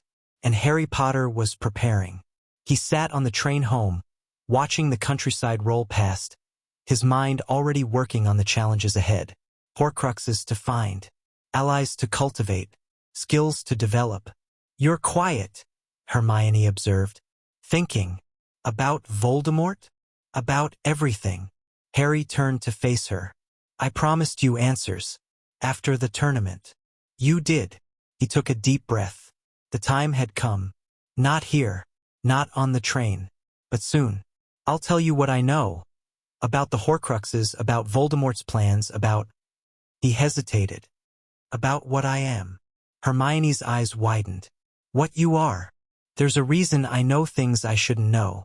A reason I can do things I shouldn't be able to do. Harry's voice dropped. And it's time you understood. The train carried them south, toward summer and secrets and the battles yet to come. Harry was ready. Chapter 5 end. Chapter 6. The truth between friends. The Dursleys dropped Harry at King's Cross without a word. Vernon's face was purple with suppressed rage. The magical community had been sending him warnings all summer, threats about treating Harry properly, and the humiliation had nearly given him an aneurysm. Petunia stared straight ahead, pretending her nephew didn't exist. Dudley, for once, said nothing at all. Harry collected his trunk and watched them drive away without a backward glance. He felt nothing. The Dursleys had stopped mattering years ago. What mattered was the conversation he was about to have. Hermione was waiting at the platform entrance, her parents hovering nervously behind her. She'd arranged this, a meeting before the train, before the chaos of the school year began. Time for the truth Harry had promised. "Ready?" she asked. "No." Harry managed a slight smile. "But let's do it anyway." They found a quiet cafe in Muggle London, far from wizarding eyes and ears. Harry cast privacy wards under the table, subtle magic that would go unnoticed by the Muggles around them but would prevent eavesdropping. Hermione watched with sharp eyes, cataloging the wandless casting she'd long suspected but never confirmed. "You didn't use your wand," she said quietly. "No. You haven't needed it for years, have you?" "Not for most things." Harry set his tea aside. "That's part of what I need to explain." Hermione leaned forward, her expression intent. "I've been waiting for this since first year. Every time I thought I understood you, there was something else. Something that didn't fit. I know, and I'm sorry for the secrecy. But what I'm about to tell you, it changes everything. Once you know, you can't unknow it." "I understand." Harry studied her face. The determination, the intelligence, the loyalty that had never wavered despite his evasions. She deserved the truth. All of it. "The night Voldemort killed my parents," he began. "Something happened that shouldn't have been possible." The story took hours to tell.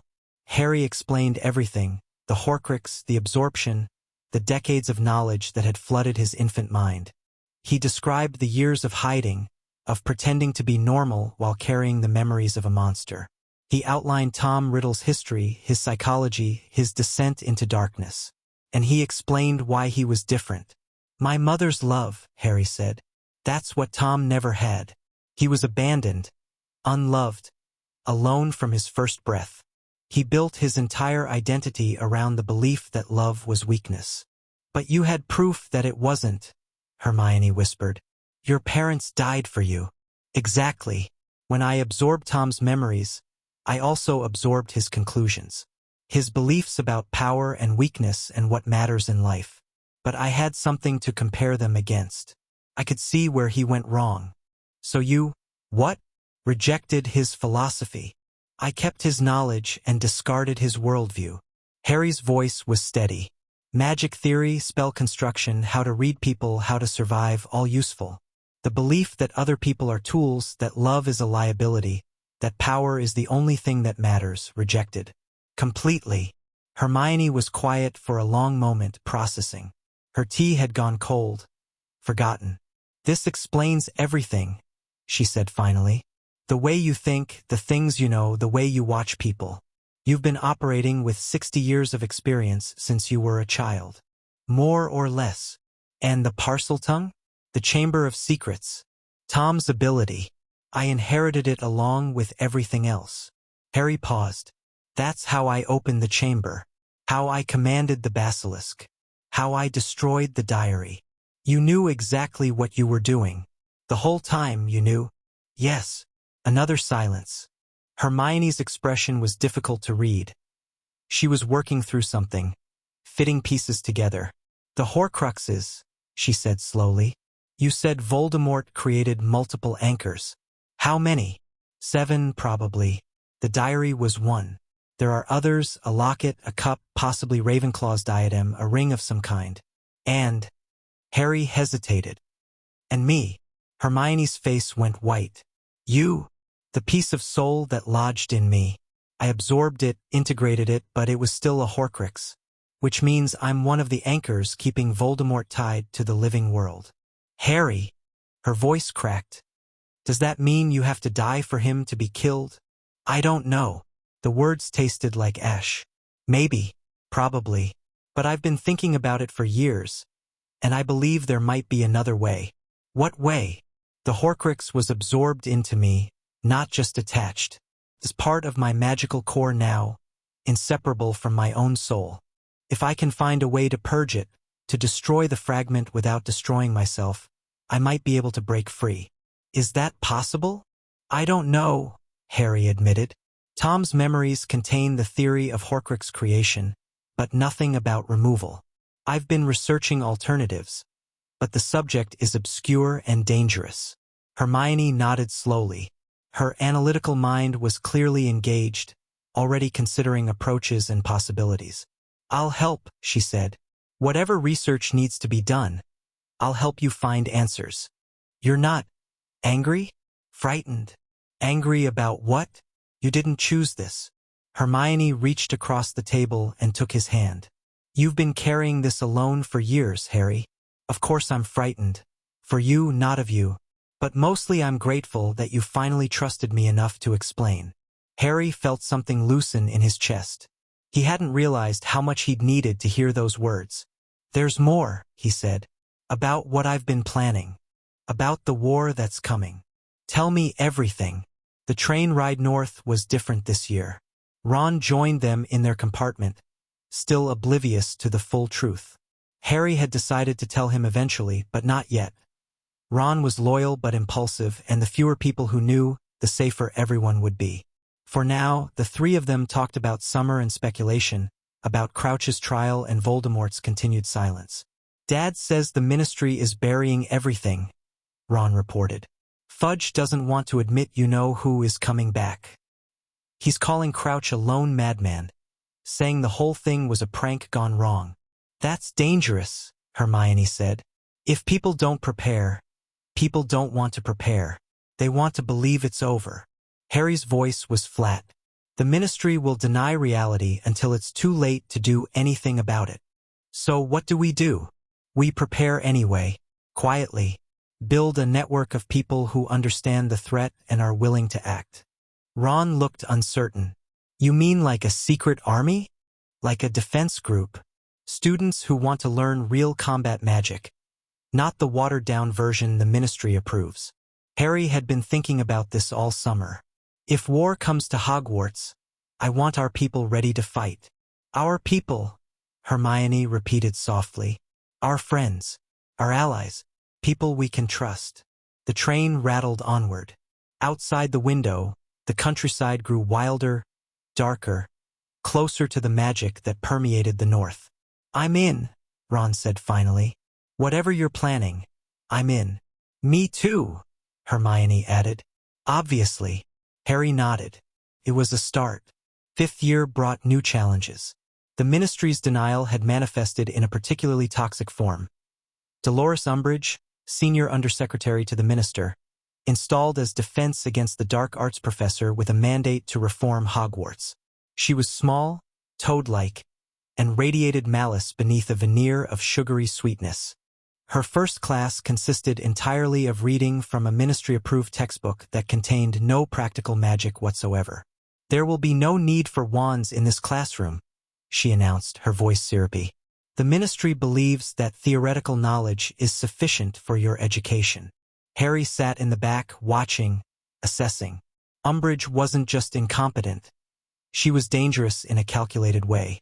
Her role was to suppress information, to prevent students from learning skills that might threaten the Ministry's authority. Professor, Hermione's hand was raised. What about the practical applications? What if we're attacked? Attacked? Umbridge's smile didn't waver. By whom, Miss Granger? Who do you imagine would attack children in this school? Voldemort. Harry spoke without raising his hand. He's out there regrouping. Last year, his servant tried to deliver me to him for a resurrection ritual. The classroom went silent. Umbridge's smile froze. Mr. Potter. Her voice had gone cold. That is a lie, and lies have consequences. It's the truth. Barty Crouch Jr. confessed under Veritaserum. The Ministry has the records. The Ministry has determined that Mr. Crouch was a deranged individual acting alone. There is no evidence of any organized threat.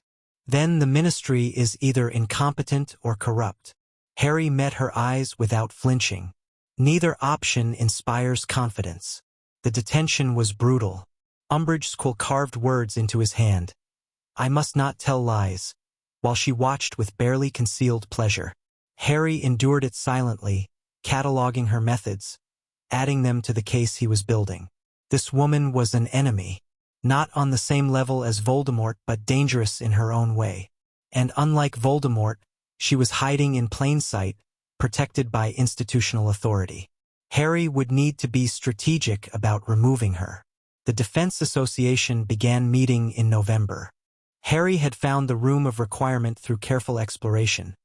Tom's memories contained references to the room, but its exact location had been unclear. Once discovered, it became the perfect headquarters. 28 students gathered for the first meeting. Gryffindors, Ravenclaws, Hufflepuffs, anyone who understood the threat and wanted to prepare. Harry stood before them, feeling the weight of their expectations. "The Ministry says we don't need to learn to fight," he began. "They say the threat isn't real, that everything is fine, that we should trust them to protect us." He paused, letting the words sink in. "They're wrong, or lying. I'm not sure which is worse." "What are you offering instead?" Susan Bones asked. "Training. Real training in combat magic, defensive techniques, anything that might keep you alive when the war finally reaches us." Harry's voice hardened. "Because it will reach us. Maybe not this year, maybe not next year. But eventually, Voldemort will return to full strength, and when he does, he'll come for Hogwarts." "Why Hogwarts?" Neville asked. "Because this is where Dumbledore is. Because this is where the next generation of witches and wizards are being trained. Because taking the school would be a symbolic victory that would terrify the entire magical world." Silence. The students exchanged uneasy glances. "I'm not trying to scare you," Harry continued, "but I am trying to prepare you. The question is whether you want to be prepared." One by one, they nodded. Even the skeptics, even the ones who joined out of curiosity rather than conviction. "Then let's begin." The DA meetings became the center of Harry's Hogwarts life. He taught them everything he could: defensive spells, offensive magic, dueling techniques, how to move and think and react under pressure. He pushed them hard, harder than most teachers would dare, but they responded with dedication that surprised even him. Hermione was his co-instructor, her theoretical knowledge complementing his practical experience. Ron served as assistant, demonstrating techniques and helping struggling students. Neville, surprisingly, emerged as one of the strongest fighters. His magical power was tremendous once he learned to channel it properly. "You're good at this," Hermione observed one evening, after the others had left. "Teaching, I mean, I had a good foundation." Harry was cleaning up the training dummies. Tom understood pedagogy, even if he used it for manipulation rather than education. "It bothers you." Using his knowledge. "Sometimes." He set down his wand. "There's always a voice in my head asking whether I'm becoming him, whether the knowledge is changing me in ways I can't see." "You're not becoming him." Hermione's voice was firm. "I've known you for 5 years, Harry. You're nothing like the person those memories describe." "How can you be sure?" "Because Tom Riddle could never have built what you're building here. Community. People who follow you because they believe in you, not because they're afraid of you." She stepped closer. "He wanted power over others. You want power for others. That's a fundamental difference." Harry considered her words. She wasn't wrong. The DA was everything Tom would have scorned. A bunch of children playing at war, exposing their weaknesses to each other, building connections that could be exploited. And yet it felt right. More right than anything Tom had ever created. "Thank you," he said quietly. "For what?" "For seeing me clearly, even when I can't see myself." Something passed between them. A moment of connection that transcended friendship, touched on something deeper. Hermione's cheeks flushed slightly. Then the moment passed, and they returned to cleaning up the room. Umbridge's response to the DA was predictable. She suspected something was happening, but couldn't prove it. The room of requirement remained hidden. The students kept their silence, and Harry's wards prevented any magical detection. So she escalated. Educational decrees began appearing daily. No student groups without approval. No discussions of the war. No questioning of ministry policy. Hogwarts transformed from a school into something resembling a police state. The Inquisitorial Squad, Slytherins handpicked by Umbridge, patrolled the corridors, reporting violations and dispensing punishments. Draco Malfoy was among them, though his participation seemed half-hearted. "He doesn't want to be there," Hermione observed, watching Draco escort a crying first year to detention. "Look at his face."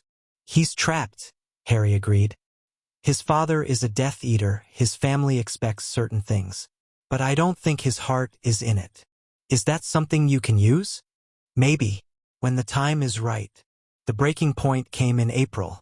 Umbridge discovered the DA's existence through Marietta Edgecombe, whose mother worked at the ministry. The girl had cracked under pressure, revealed the meetings, betrayed her friends. Harry learned about it through the Marauder's map, saw Umbridge and her squad converging on the Room of Requirement, saw the trap closing around his students. He moved to intercept. The confrontation in Dumbledore's office was chaos. Umbridge had dragged Harry before the headmaster, convinced she'd finally cornered her nemesis. Fudge himself was present, eager to witness the boy who lived's downfall. "Dumbledore's army," Umbridge said triumphantly, waving the parchment Marietta had provided. "The evidence is clear. Potter has been organizing an illegal paramilitary group under your very nose." "Harry!" Dumbledore's eyes were unreadable. "What do you have to say?" Harry had seconds to decide. He could deny everything, let the investigation drag on by time, or he could take a different approach. "It's true," he said calmly. "I organized the group. I recruited the members. I taught them to fight." Umbridge's smile was venomous. "You admit it?" "I admit to everything that's true.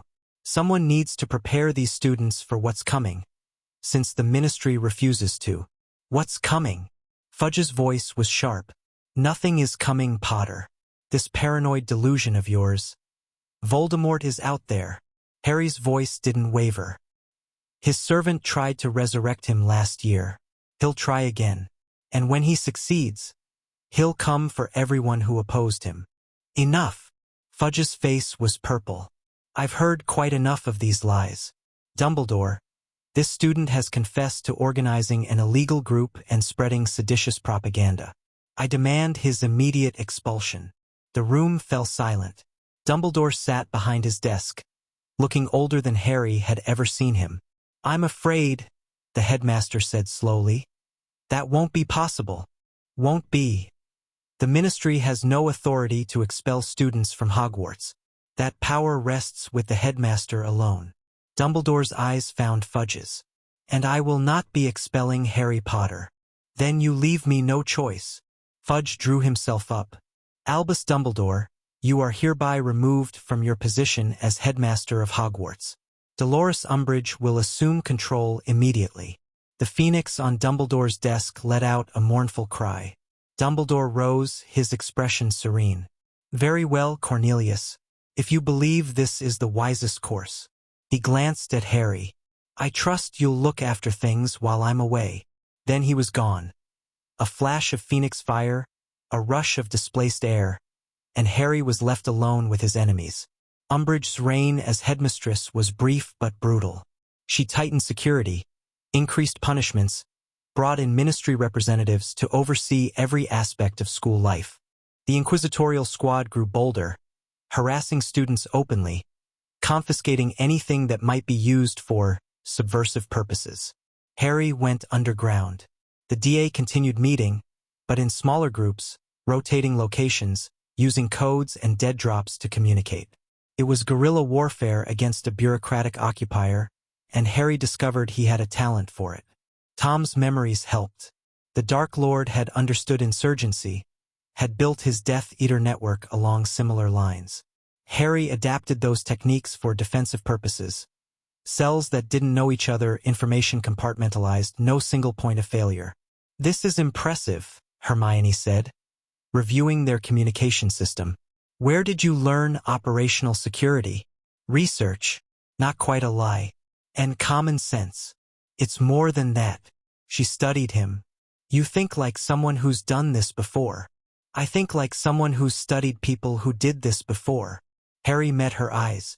Does it matter where the knowledge comes from, as long as it's used for the right reasons? Hermione was quiet for a moment. No, she said finally. I suppose it doesn't. The end of Umbridge came unexpectedly. The centaurs took her. She'd ventured into the Forbidden Forest, trying to intimidate Hagrid, and had made the mistake of insulting the centaur herd. They carried her off, deep into the woods, and by the time the Ministry retrieved her, she was a broken woman. Physically unharmed but psychologically devastated. Harry hadn't planned it, hadn't even considered the centaurs as potential allies, but he filed the outcome away for future reference. Sometimes the enemy defeats themselves, he thought. You just have to give them room to make mistakes. With Umbridge gone, the Ministry's grip on Hogwarts weakened. Dumbledore returned, reassuming his position as if nothing had happened. The educational decrees were repealed one by one, but the damage was done. The students had seen the Ministry's true face, the petty tyranny, the willful blindness, the cruelty hiding behind procedure. They wouldn't forget. Neither would Harry. Summer approached with the weight of unfinished business. The Horcrux research had stalled. Hermione had found references to soul magic in restricted texts, but nothing about safely removing a soul fragment from a living host. The problem seemed unsolvable. There might be someone who knows, Hermione said one evening in the room of requirement. Someone with expertise in this area. Who? Dumbledore. She hesitated. He destroyed the diary. He might know more about Horcruxes than he's revealed. He might also ask questions I don't want to answer. Harry. Hermione's voice was patient. You've been fighting this war alone for years. At some point, you need to trust someone with authority, someone who can actually help. Dumbledore has his own agenda, his own plans for me. Maybe, but his plans and yours might overlap. At least talk to him. Harry considered. She wasn't wrong. Dumbledore had resources and knowledge that Harry couldn't access on his own. And the headmaster had proven, over 5 years, that he genuinely cared about Harry's well-being. But does he care about me, Harry wondered, or about the weapon I might become? After the year ends, he said finally, I'll request a meeting. Good. Hermione hesitated. Then, there's something else I've been meaning to talk to you about. What? Us. She met his eyes steadily. What's happening between us? Harry felt his heart rate increase. He'd been aware of the shift in their relationship, the moments of connection, the lingering glances, the way she seemed to understand him better than anyone else. I don't know what's happening, he admitted. I've never. This is new territory for me. For me too. Hermione moved closer. But I think we should acknowledge it, whatever it is. Now, with everything else going on. Especially now. Her hand found his. Life is uncertain, Harry. War is coming. If we wait for the perfect moment, we might never get one. She was right. She was always right about things like this. Harry leaned forward and kissed her. It was awkward and wonderful and over too quickly. They pulled apart, both slightly flushed, both processing what had just changed. So, Hermione said, that's decided then. Apparently so. They sat together in comfortable silence, hands intertwined, watching the enchanted ceiling of the room of requirement shift through colors and patterns. The war was still coming. Voldemort was still out there. The future was still uncertain. But for this moment, at least Harry wasn't alone. The meeting with Dumbledore happened on the last day of term. The headmaster's office was warm and welcoming, filled with curious instruments and the soft sounds of Fawkes the Phoenix. Dumbledore sat behind his desk, his expression gentle but attentive. You wish to speak with me, Harry? Yes, sir. Harry had rehearsed this conversation a dozen times. About Horcruxes. Dumbledore's face went still. What do you know about Horcruxes? Enough to know that Voldemort created multiple ones. That the diary was one of them. That there are others, hidden somewhere, keeping him anchored to life. How do you know this? Harry had prepared for this question. Research, deduction. The diary was too powerful, too autonomous to be ordinary dark magic. and Voldemort's survival after his body was destroyed suggested some form of anchor. Dumbledore studied him for a long moment. "You are remarkably well-informed for a 15-year-old. I had to be. No one else was going to protect me." "Fair enough." The headmaster sighed. "Yes, Harry. Voldemort created Horcruxes. Multiple ones. I've been researching them for years, trying to determine how many and where they might be hidden. Do you have leads?" "Some." Dumbledore hesitated. "There are things I haven't told you, Harry. Things I've been waiting to share until I thought you were ready." "I'm ready now." "Yes, I believe you are." The headmaster rose and moved to a cabinet against the wall. "But what I'm about to show you must remain absolutely confidential, even from your closest friends." Harry nodded. He understood operational security. Dumbledore withdrew a stone basin filled with silvery liquid. A pensieve, Harry recognized from Tom's memories. A device for viewing memories. "I've been collecting information about Tom Riddle for decades," Dumbledore said. "Memories from people who knew him, evidence of his crimes, clues about his Horcruxes. I want to share some of this with you." "Why?" "Because you're the one the prophecy speaks of. The one with the power to vanquish the Dark Lord." Dumbledore's eyes were grave. "And because I believe you deserve to understand your enemy completely before you face him." The prophecy. Harry had known there was one. Tom's memories contained fragments about Voldemort's obsession with it, but he'd never heard the full text. "What does the prophecy say?" Dumbledore told him. The train ride home was quiet. Harry sat alone in his compartment, processing everything he'd learned. The prophecy's words echoed in his mind. Neither can live while the other survives. The finality of it, the cosmic weight of being marked as someone's destined enemy. And the knowledge Dumbledore had shared about Horcruxes. The ring, the locket, the cup, possible locations, possible protections, the beginning of a map toward Voldemort's destruction. But also the confirmation of Harry's darkest fear.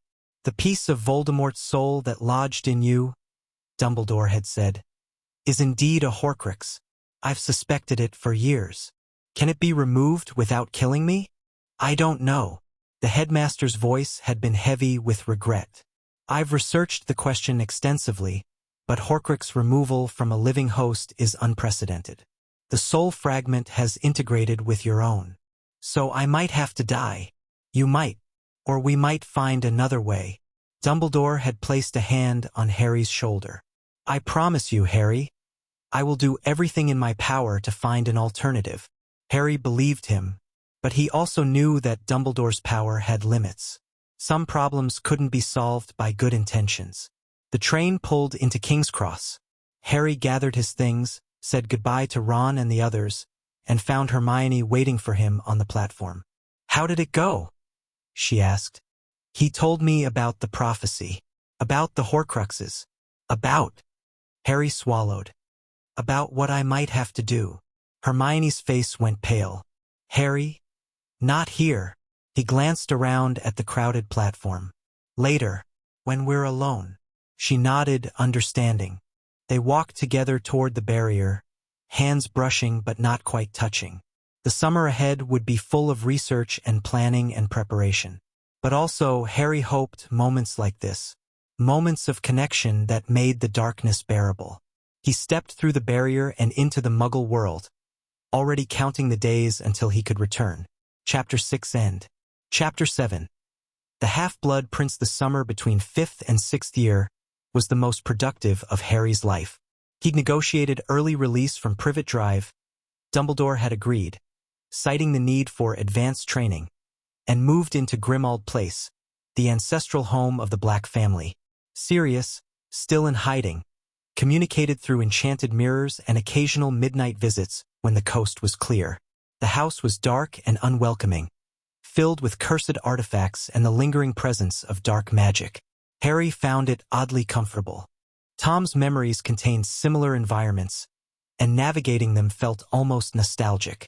Hermione joined him in July. Her parents, after extensive magical persuasion, had agreed to let her spend the summer studying abroad. In reality, she was helping Harry research Horcrux destruction. "I've found something," she announced one morning, emerging from the black library with a crumbling tome. "It's not about removal, exactly, but it might be relevant." Harry looked up from his own research, maps of locations Dumbledore had suggested, protections Tom might have used. "What is it?" "Soul magic theory. According to this, a soul fragment can only be destroyed if the container is damaged beyond magical repair. But it also says that a living container is different from an object." "Different how?" "The fragment integrates with the host's soul, becomes part of it." Hermione's voice was careful. "But integration isn't the same as fusion. There's still a boundary, even if it's invisible." Harry's interest sharpened. "So theoretically, if you could identify that boundary, you might be able to separate the fragment without destroying the host." She set the book down. "It's theoretical. No one's ever done it. But the magical principles suggest it's possible." "What would it require?" "I'm not sure yet, but I think the key is intent. The host would need to willingly reject the fragment, to choose separation over integration." Harry absorbed this. He'd been living with Tom's knowledge for 15 years, had built his identity around the careful separation of useful skills from toxic philosophy. If anyone could willingly reject a soul fragment, it should be him. "Keep researching," he said. "This might be exactly what we need."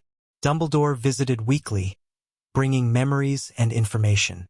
The pensive sessions were invaluable. Harry watched Tom Riddle's history unfold. The orphanage, Hogwarts, the murders of the Riddle family, the transformation from troubled genius to Dark Lord. Most of it confirmed what he already knew, but seeing it from outside perspectives added nuance and detail. "He was charming," Dumbledore observed after one session.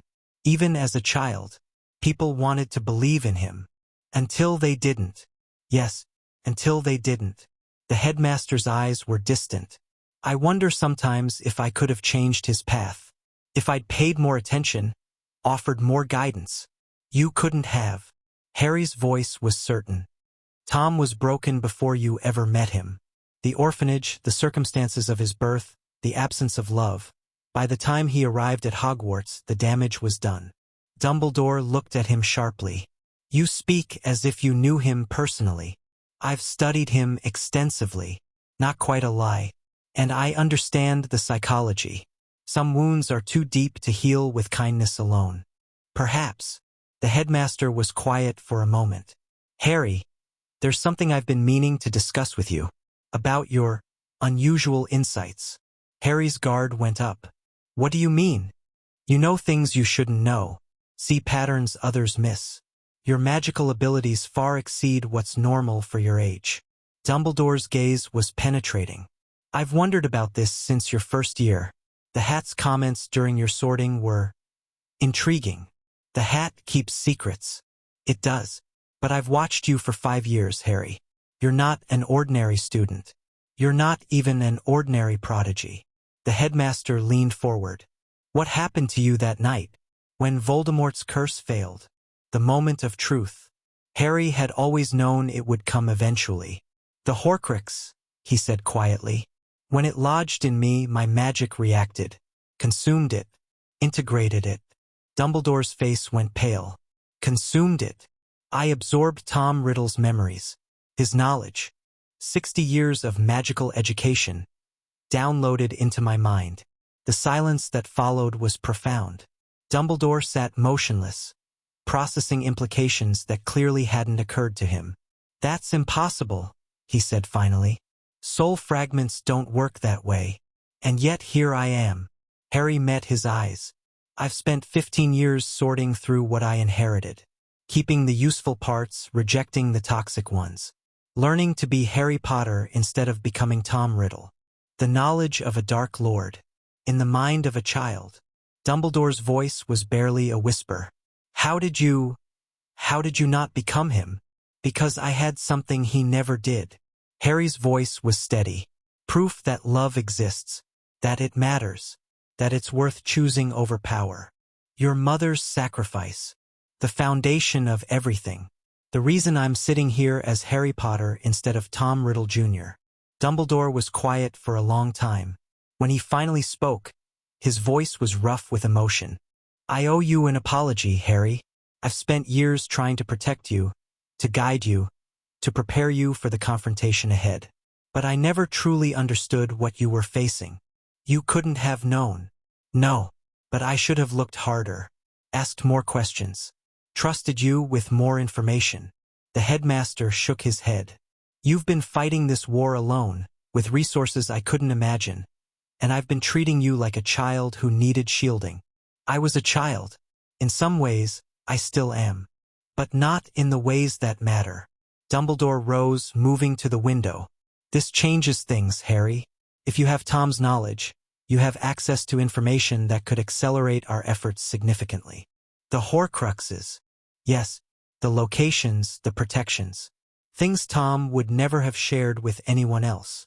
Harry nodded slowly. I can help, but my memories are fragmented. Tom compartmentalized information even from himself. I know pieces, not the whole picture. Pieces are more than I have now. Dumbledore turned back to face him. Together, perhaps we can assemble the complete puzzle. Together, Harry agreed. The word felt strange in his mouth. He'd been alone for so long. But also, somehow, right. Sixth year began with changes. Dumbledore had arranged private lessons, ostensibly to continue Harry's special training. In reality, they were planning sessions, coordinating Horcrux research, sharing intelligence, developing strategies for the war everyone could feel approaching. The ring has been found, Dumbledore announced during their first meeting. Hidden in the Gaunt family shack, protected by multiple curses. You retrieved it? Yes. The headmaster held up his right hand, which was blackened and withered. At considerable cost. Harry stared at the damaged hand. A curse. The ring was protected by magic of extraordinary malevolence. I managed to contain the damage, but Dumbledore's voice was matter-of-fact. It's progressing, slowly, but inevitably.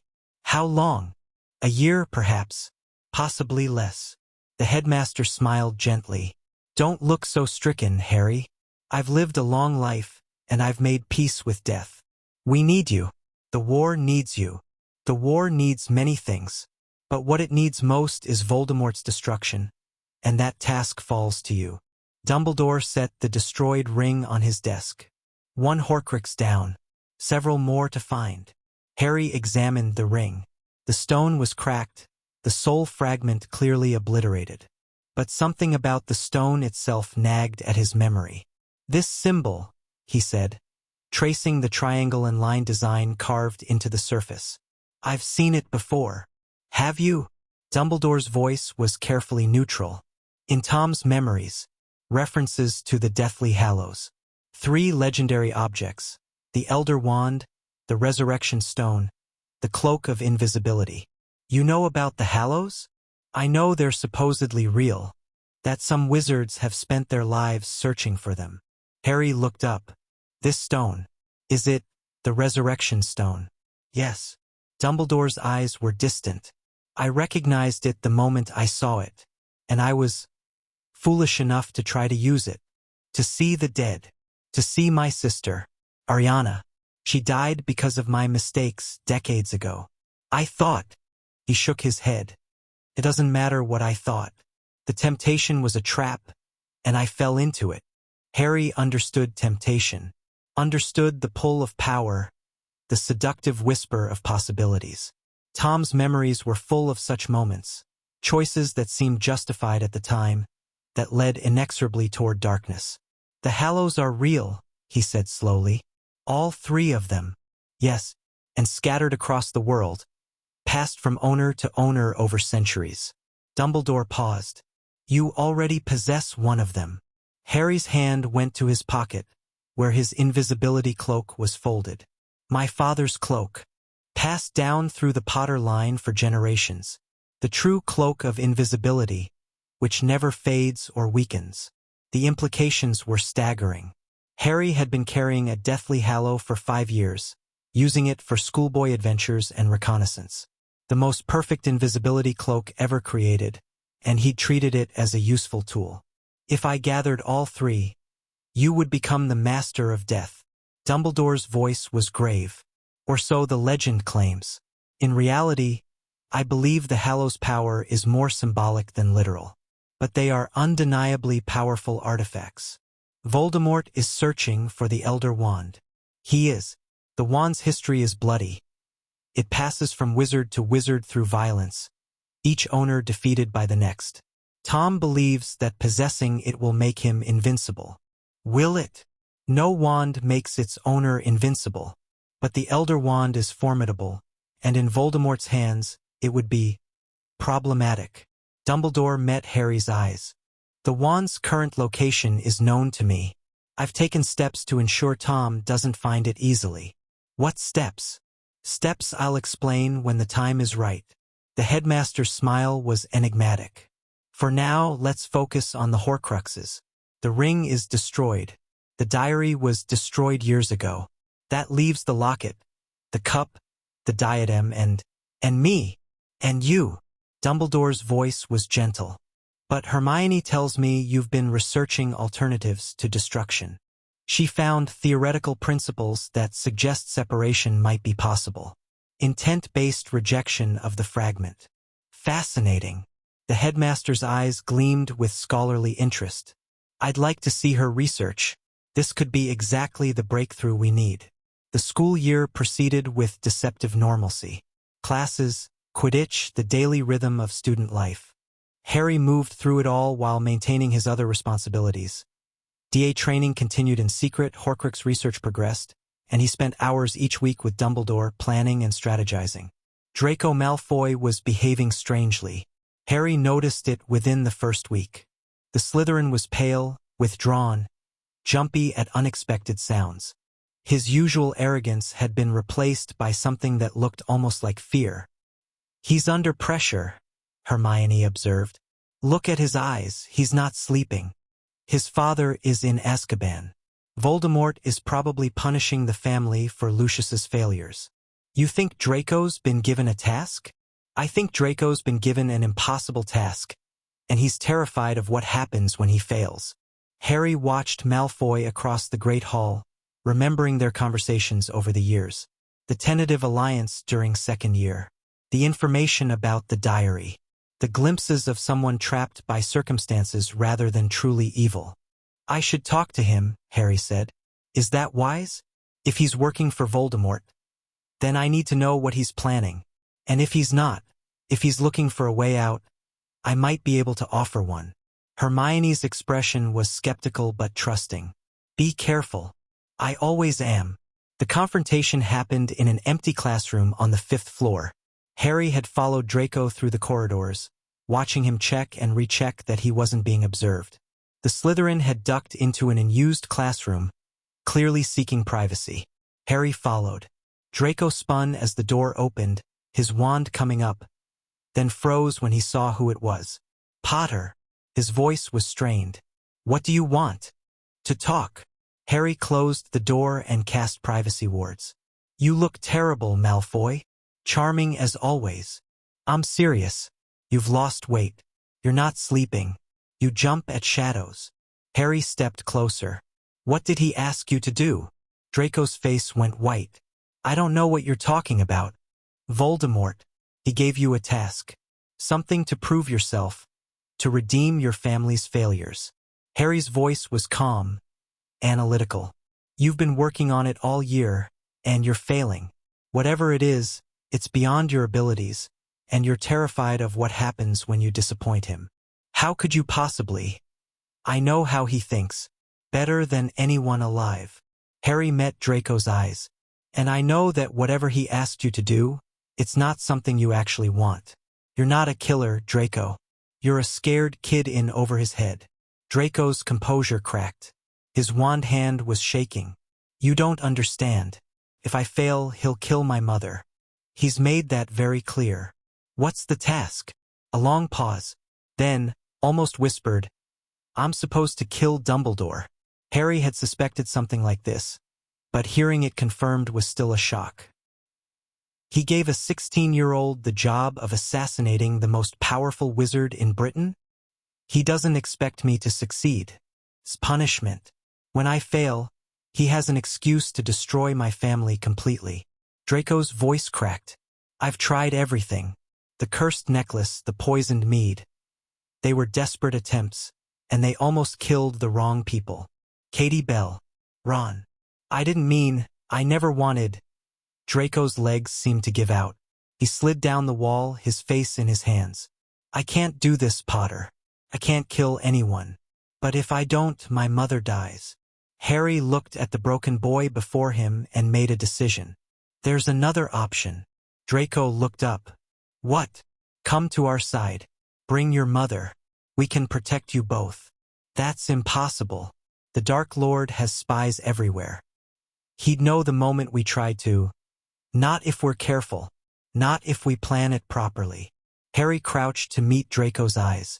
I've been preparing for this war since I was 11. I have resources, contacts, safe houses. If you're willing to trust me, I can get your family out. Why would you help me? We've been enemies for years. We've been rivals. There's a difference. Harry extended his hand. You gave me information about the diary in second year. Warned me about your father's plan. That showed me you weren't all bad.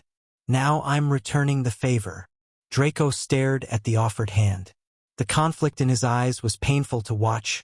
Fear of Voldemort, distrust of Potter, desperate hope that there might be a way out. Finally, he reached out and took it. What do I have to do? The extraction required weeks of planning. Harry coordinated with the Order through Dumbledore, arranged safe houses through Sirius's network, created fallback positions in case anything went wrong. Draco fed information about Death Eater movements, helping them identify the best window for action. Narcissa Malfoy was the complication. She was loyal to her family above all else, but she was also proud, suspicious of anyone outside her circle. Draco had to convince her gradually, through hints and suggestions, that escape was possible and necessary. She's coming around, Draco reported during one of their clandestine meetings. She knows the Dark Lord will dispose of us eventually. She's just afraid of what happens if we're caught. We won't be caught. You can't guarantee that. No, but I can guarantee that staying is death. At least running offers a chance. The extraction happened in May. Harry had created a portkey to a safe house in Scotland, untraceable, undetectable, keyed to Draco and Narcissa specifically. They would activate it during a Death Eater meeting, when Voldemort's attention was elsewhere. The night of the operation, Harry waited at the safe house with Hermione and 2 Order members. The portkey was scheduled to arrive at precisely 10 o'clock. At 9:58, nothing. At 9:59, nothing. At 10 o'clock, a flash of light, and Draco and Narcissa Malfoy appeared in the middle of the room. Narcissa immediately raised her wand, scanning for threats. When she saw Harry, her eyes narrowed. Potter, my son tells me you're the architect of this rescue. I prefer extraction. Less dramatic. Why? What do you want from us? Information about Voldemort's operations. Your husband's contacts. Everything you know about Death Eater activities. Harry met her gaze steadily. And in exchange, I offer protection. For both of you. You're a child. What protection can you offer? More than you'd expect. Harry gestured around the room. This house is unplottable, warded against detection, stocked with supplies for months. I have contacts throughout the Order of the Phoenix and the Ministry, and I have resources that Voldemort doesn't know about. Narcissa studied him for a long moment. Whatever she saw in his eyes seemed to satisfy her. Very well, Mr. Potter. You have your alliance. She lowered her wand. Now perhaps you can explain exactly what you're planning. The alliance with the Malfoys proved invaluable. Narcissa's knowledge of pureblood society opened doors that had been closed to Harry. Draco's insider information about Death Eater operations allowed them to anticipate attacks, to position defenders to save lives. And slowly, unexpectedly, something like friendship developed. You're not what I expected, Draco admitted one evening. As they reviewed intelligence reports together, I spent years hating you, thinking you were arrogant, attention-seeking, everything I was raised to despise. I spent years thinking you were a spoiled bully who'd grow up to be another Death Eater. Harry shrugged. We were both partly right and partly wrong. What changed? Second year. When you warned me about the diary. Harry set down his quill. It was the first time I realized you might be more than your father's son. Draco was quiet for a moment. I did it because I was scared, not because I was brave. Courage isn't the absence of fear. It's acting despite fear. Harry met his eyes. You've been acting despite fear since the day you accepted my offer. That takes more bravery than anything I've ever done. I doubt that very much. But Draco's expression softened slightly. Thank you, Potter, for giving me a chance. Harry. What? My name. It's Harry. If we're going to be allies, you should probably use it. A slight smile crossed Draco's face. Harry, then. And I suppose you can call me Draco. It was a small thing. But small things mattered, in a war where trust was everything. The year's climax came without warning. Dumbledore had located another Horcrux, the Locket, hidden in a cave by the sea. He insisted that Harry accompany him on the retrieval mission. You need to see this, the headmaster said, to understand what Tom was willing to do for immortality. The cave was horrific. A blood sacrifice to enter, an army of inferi guarding the lake. And at the center, a basin of poison that had to be consumed to reach the Horcrux. Dumbledore drank it all. Harry watched as the greatest wizard of the age was reduced to a trembling, hallucinating wreck, begging for water, reliving horrors that Harry could only imagine. He fed Dumbledore the potion spoonful by spoonful, hating every moment, knowing it was necessary. When it was done, they had the locket. But something was wrong. It's a fake, Harry said, examining the locket on the return journey. This isn't the real Horcrux. Someone replaced it. Dumbledore, still weak from the poison, took the locket with trembling hands. Inside was a note. To the Dark Lord. I know I will be dead long before you read this, but I want you to know that it was I who discovered your secret. I have stolen the real Horcrux and intend to destroy it as soon as I can. I face death in the hope that when you meet your match you will be mortal once more. R.A.B. R.A.B. Dumbledore's voice was barely a whisper. Regulus Arcturus Black, Sirius's brother, the Death Eater who had defected, who had supposedly died during the First War. He'd found one of Voldemort's Horcruxes and sacrificed himself to destroy it. The real locket might still be at Grimmauld Place, Harry said, among the Black family artifacts. Then we must search for it.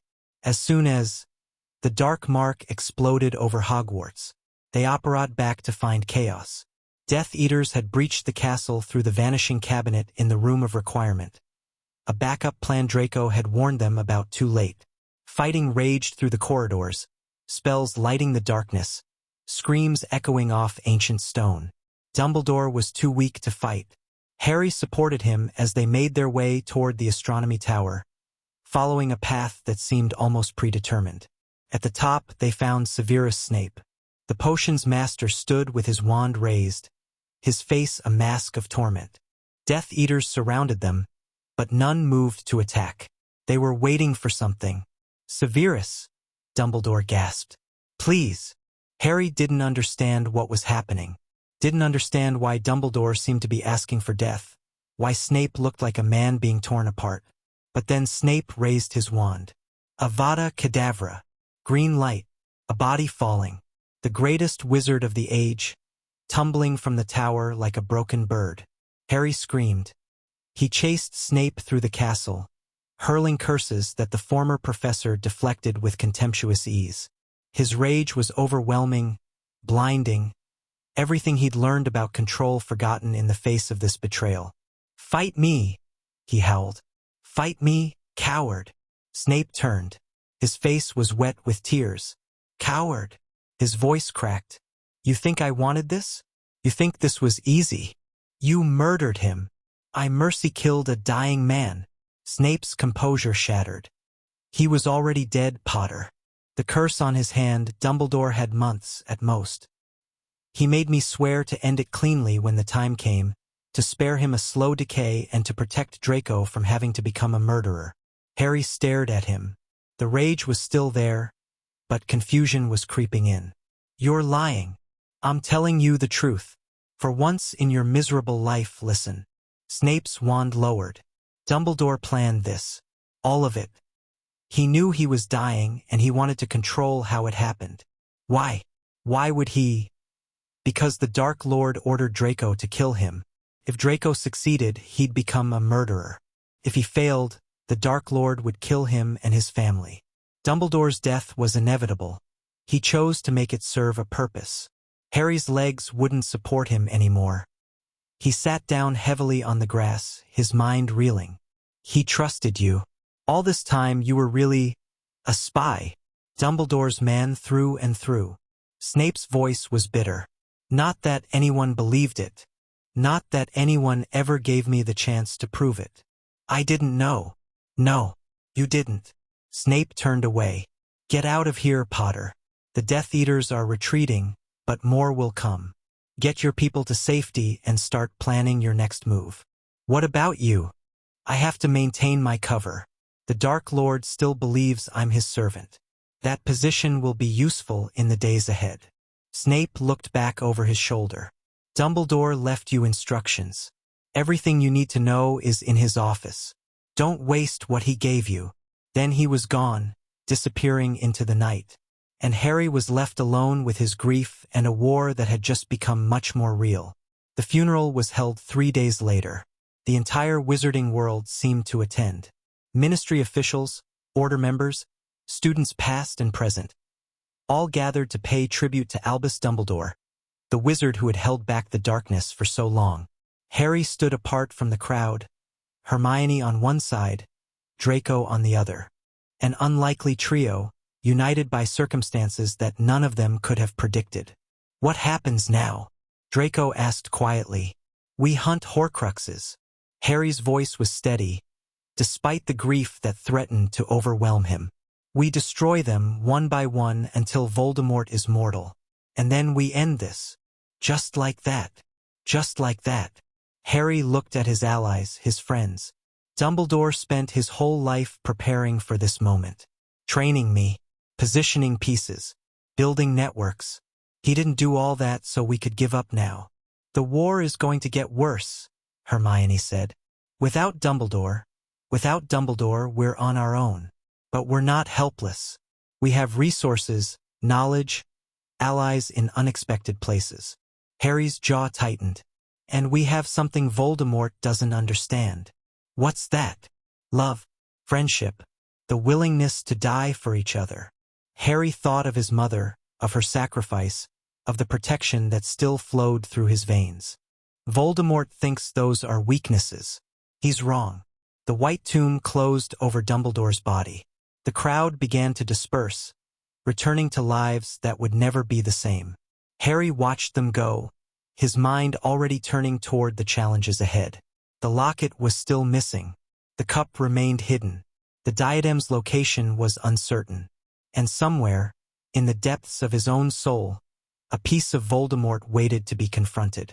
But Harry had faced impossible odds before, had survived things that should have killed him a dozen times over.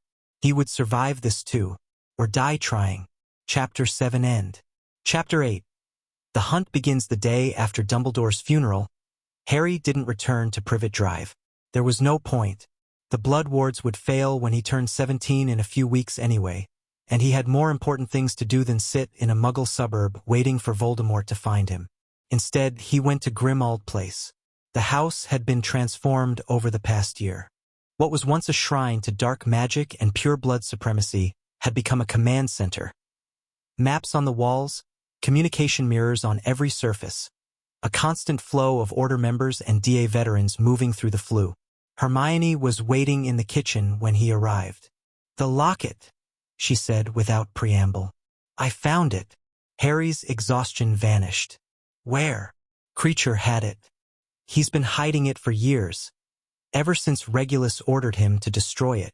She led Harry down to the basement, where the ancient house elf crouched in a corner, clutching something gold and gleaming. He couldn't figure out how to destroy it, so he just kept it. Harry knelt beside Creature. The elf looked up at him with watery eyes, his expression a mixture of fear and desperate hope. Master Regulus ordered Creature to destroy the locket, Creature croaked. But Creature failed. Creature tried everything: fire, curses, hammers. Nothing worked. Creature is a bad elf. You're not a bad elf. Harry kept his voice gentle. You did your best with an impossible task. Horcruxes can only be destroyed by a few specific things. Master Harry knows how to destroy it? I think so.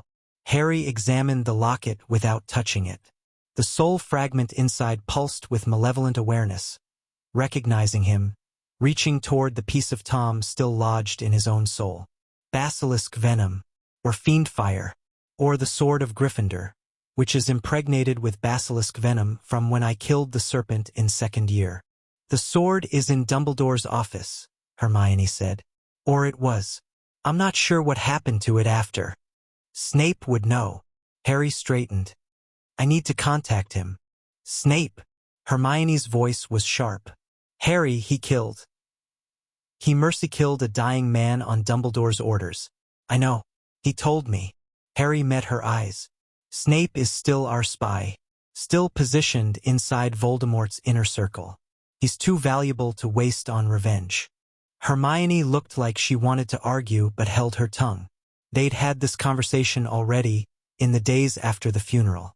She still didn't fully trust Snape, but she trusted Harry's judgment. How do we contact him without blowing his cover? The same way Dumbledore did. Through a dead drop in Hogsmeade. Harry pulled out his wand. I'll go tonight. The meeting with Snape happened in the Shrieking Shack, 3 days later. The former professor looked haggard. Dark circles under his eyes.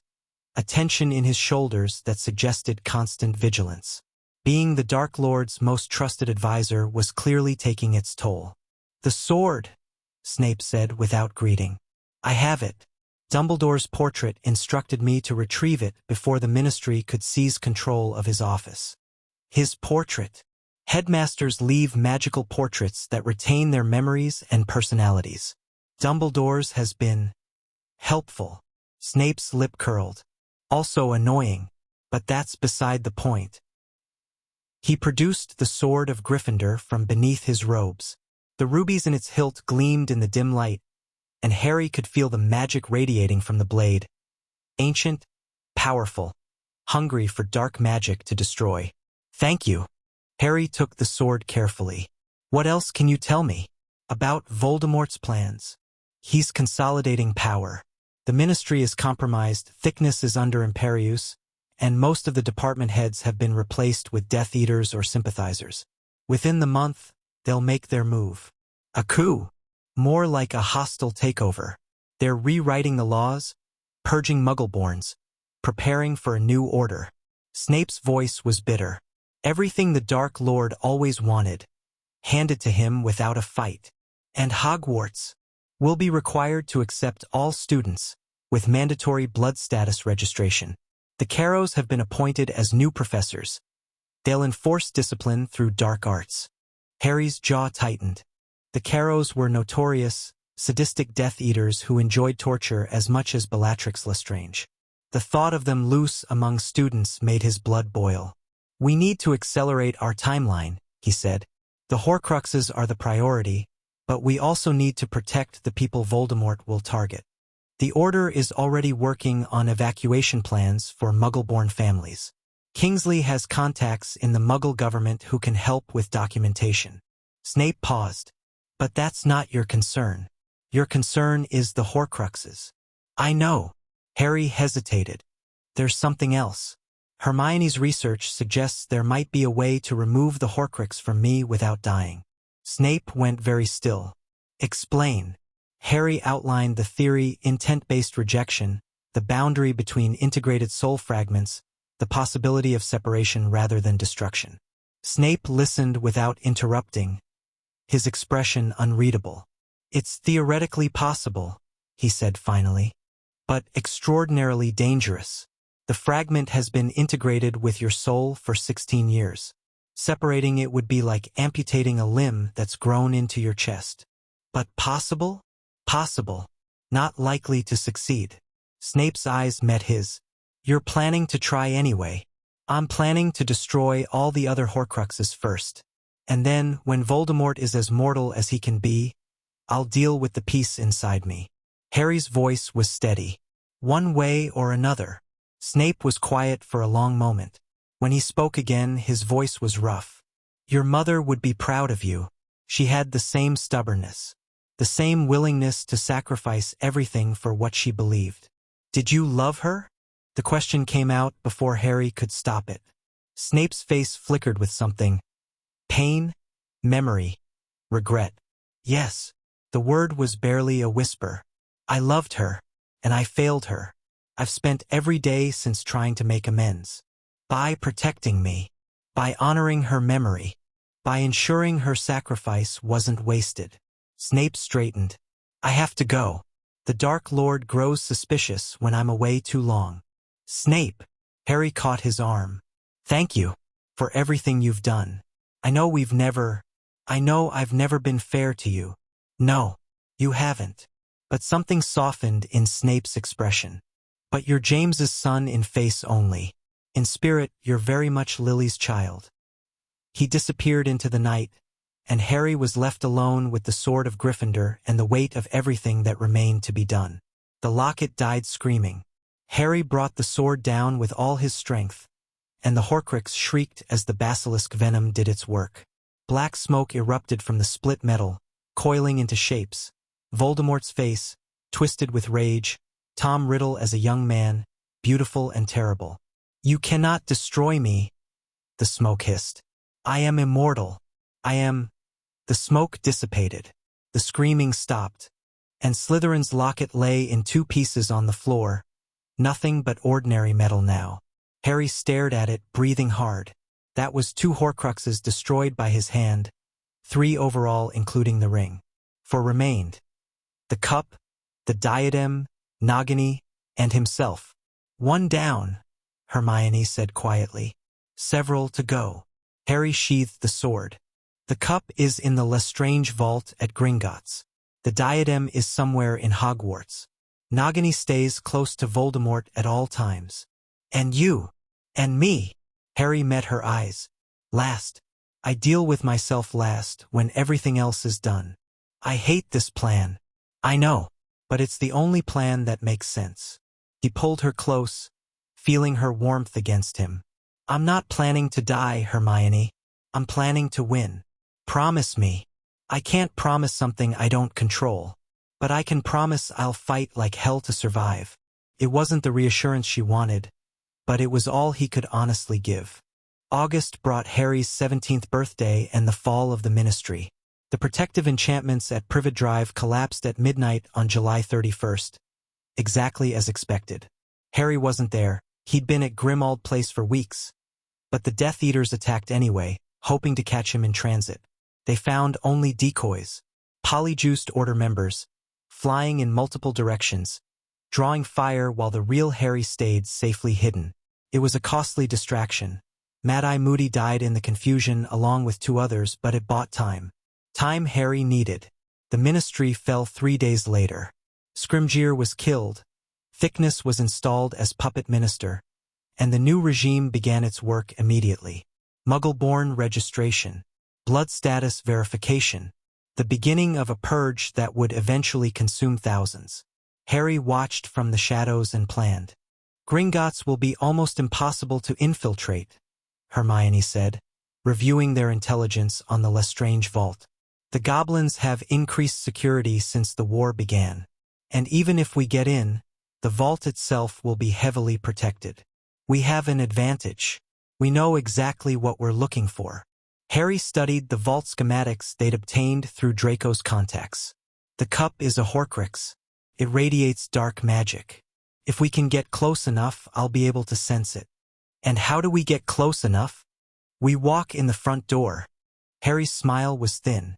As Bellatrix Lestrange. The Gringotts heist was the most audacious operation of Harry's life. Hermione polyjuiced into Bellatrix, her acting skills barely adequate for the role. Ron was disguised as a foreign wizard, supposedly accompanying the Death Eater on business. And Harry remained invisible, wrapped in his father's cloak, guiding them through the maze of goblin security. The plan went wrong almost immediately. The goblins had implemented Thief's Downfall, a waterfall that washed away all enchantments and disguises. Hermione's polyjuice failed. Their cover was blown. And suddenly they were fighting for their lives in the depths of Gringotts, surrounded by guards and alarms. Harry's training took over. He moved through the chaos like a ghost, dropping guards with precise stunners, navigating by instinct toward the vault he could feel calling to him. The cup's dark magic was a beacon, pulling him deeper into the bank. The Lestrange vault was protected by curses that made everything they touched multiply and burn. Harry barely noticed. His focus was absolute, his magic responding to his will without conscious thought. He found the cup on a high shelf, gleaming among piles of cursed gold. He grabbed it with a conjured glove and ran. The dragon was unexpected. The great Ukrainian Ironbelly was chained in the deepest cavern, blind and abused, used as a final line of defense. Harry made a split-second decision. "Release it," he ordered. "What?" Ron stared at him. "Release the dragon. It's our way out." They broke the chains. The dragon, sensing freedom for the first time in decades, surged upward. Harry grabbed Hermione. Hermione grabbed Ron. And together they clung to the beast's spiny back as it crashed through ceiling after ceiling, emerging into daylight and freedom. They fell somewhere over London, plummeting toward the Thames until Harry managed to slow their descent with a cushioning charm. They hit the water hard but alive, swimming to shore with the cup clutched safely in Harry's grip. "That," Ron gasped, collapsing on the riverbank, "was the craziest thing we've ever done. It worked." Harry examined the cup, feeling the Horcrux's malevolent presence. "One more down." Hermione was laughing, slightly hysterical but genuine. "We just robbed Gringotts. We stole from Bellatrix Lestrange's vault. We rode a dragon. We did." Harry pulled out the sword of Gryffindor. "And now we end this particular piece of Tom Riddle." The cup's destruction was almost anticlimactic after everything they'd been through. It screamed, smoked, and died like the Locket before it. For Horcrux is down. 3 to go. Hogwarts called to him. Harry could feel it. The diadem, hidden somewhere in the castle where Tom had placed it decades ago. The room of requirement, probably, where Tom had hidden so many secrets during his school years. But Hogwarts was occupied territory now. The Carrows ruled through terror, using students for practice in the Cruciatus Curse. Snape, as headmaster, did what he could to moderate the worst excesses, but his position was precarious. "You can't just walk in," Draco argued during their planning session. "The castle is locked down. Every entrance is monitored. The moment you're recognized, I won't be recognized." Harry had been working on something for weeks, a modification to the invisibility cloak that would extend its protection to his magical signature as well. "I'll be invisible in every sense that matters. And once you're inside, the room of requirement is being used as a headquarters for student resistance. Getting in will be difficult. The room responds to need. If I need it to become something else, it will." Harry paused. "But you're right that I'll need help. Someone inside who knows the current layout." "Neville." Hermione's voice was certain. "He's been leading the resistance. If anyone can help you navigate the castle, it's him." Harry nodded slowly. Neville Longbottom, the boy who might have been the chosen one, had grown into something remarkable. Reports from inside Hogwarts described him as fearless, organizing students, protecting the vulnerable, defying the Carrows at every turn. "I'll contact him through the DA coins," Harry decided. "Set up a meeting inside the castle." "When?" "Soon. The longer we wait, the more people suffer." Harry's jaw tightened. "And I'm tired of waiting." The Battle of Hogwarts began at midnight. Harry hadn't intended for it to happen this way. He'd planned a surgical strike, get in, find the diadem, get out. But Voldemort had discovered his incursion almost immediately, and suddenly the castle was swarming with Death Eaters. The Order responded. DA members who'd been preparing for months flooded through secret passages. Aurors who'd been waiting for the right moment appeared in force. Even the teachers, who'd been suppressing their resistance for a year, finally unleashed their fury. War came to Hogwarts. Harry moved through the chaos with singular focus. The diadem was calling to him, its dark magic a thread he could follow through corridors filled with spellfire and screaming. He ducked curses, stunned Death Eaters who got in his way, and climbed toward the 7th floor. The Room of Requirement had transformed into a vast cathedral of hidden things. Centuries of abandoned objects piled in towering mountains. Harry navigated by instinct, following the pull of the Horcrux until he found it. Ravenclaw's diadem, beautiful and terrible, sitting atop a bust like a crown waiting for its rightful owner. "Found you," Harry whispered. He reached for it, and fire erupted around him. Crab. The idiot had followed him into the room, and now he was casting fiendfire without the slightest idea how to control it. The cursed flames took on shapes, serpents and chimeras, devouring everything in their path. Harry grabbed the diadem and ran. The fire was faster. It consumed the mountains of hidden things, racing toward Harry with malevolent hunger. He could feel the heat on his back, could hear Crab's screams as his own spell turned on him. The door. He just had to reach the door. He dove through the opening as the room collapsed behind him, rolling across the corridor floor with the diadem still clutched in his hand. Behind him, the fiendfire howled, and the Horcrux screamed. The cursed fire had done what basilisk venom did. The diadem was destroyed, the soul fragment obliterated by flames too dark for even Voldemort's magic to survive. 5 down, 2 to go. Nagini, and himself. The battle raged through the night. Harry fought his way through the castle, searching for Voldemort, knowing that the Dark Lord would have Nagini close. Every Death Eater he defeated, every student he protected, brought him closer to the final confrontation. The casualties mounted. Fred Weasley fell to an explosion. Remus and Tonks died back-to-back, defending a group of first-years. Colin Creevey, too young to be there, was found lifeless near the entrance hall. Harry felt each death like a physical blow. These were his people, his friends, his allies, his responsibility. And they were dying while he hunted a snake. "Harry!" Hermione's voice crackled through the communication mirror. "Voldemort's in the Shrieking Shack. Snape just sent word." "Snape's there too." "Yes. Harry, I think something's wrong." The message was coded wrong, like he was under duress. Harry changed direction immediately. The Shrieking Shack was outside the castle grounds, accessible through the passage beneath the Whomping Willow. If Voldemort was there, if Snape was compromised, he ran. The shack was dark and quiet, a stark contrast to the chaos of the battle.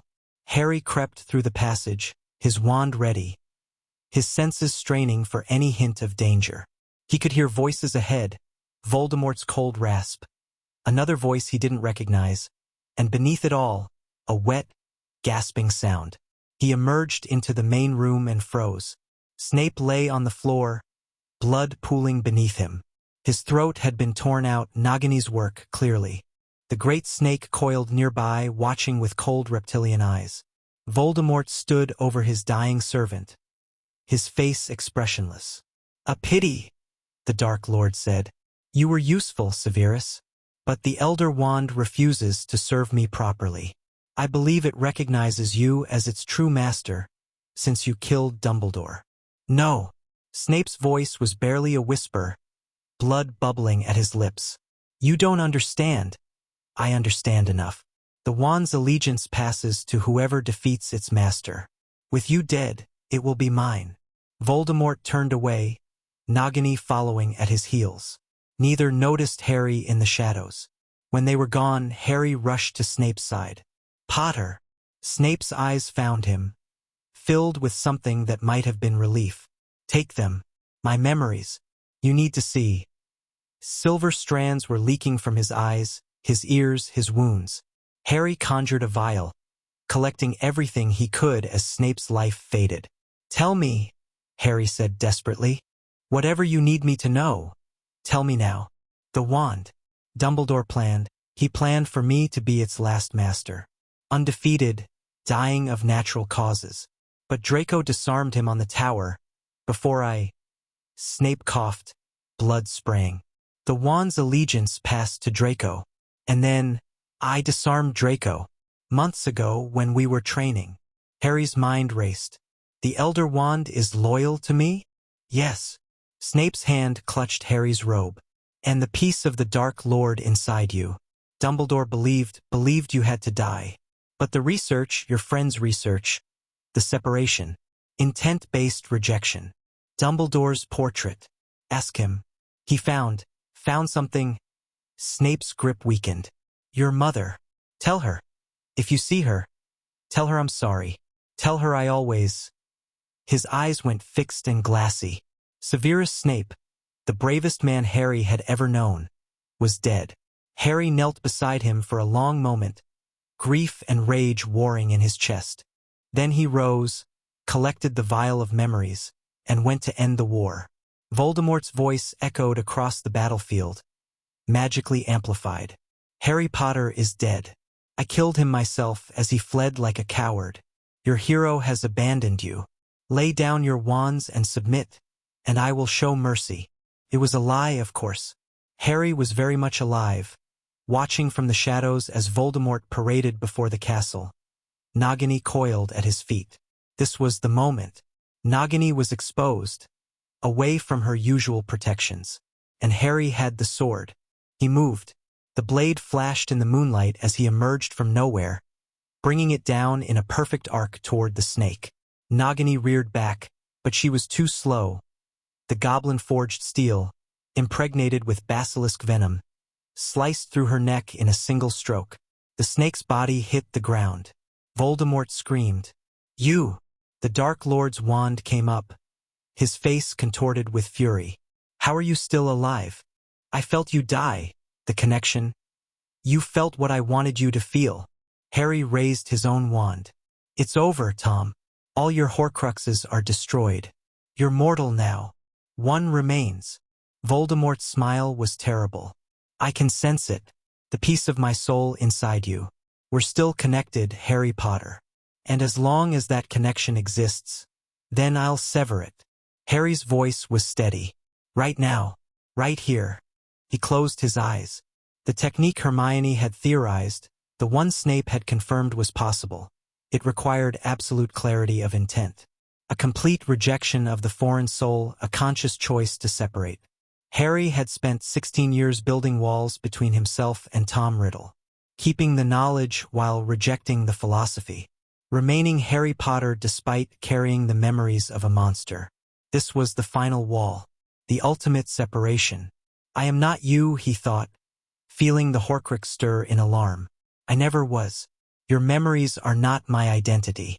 Your power is not my purpose. You are a parasite and I reject you. Pain exploded through his scar.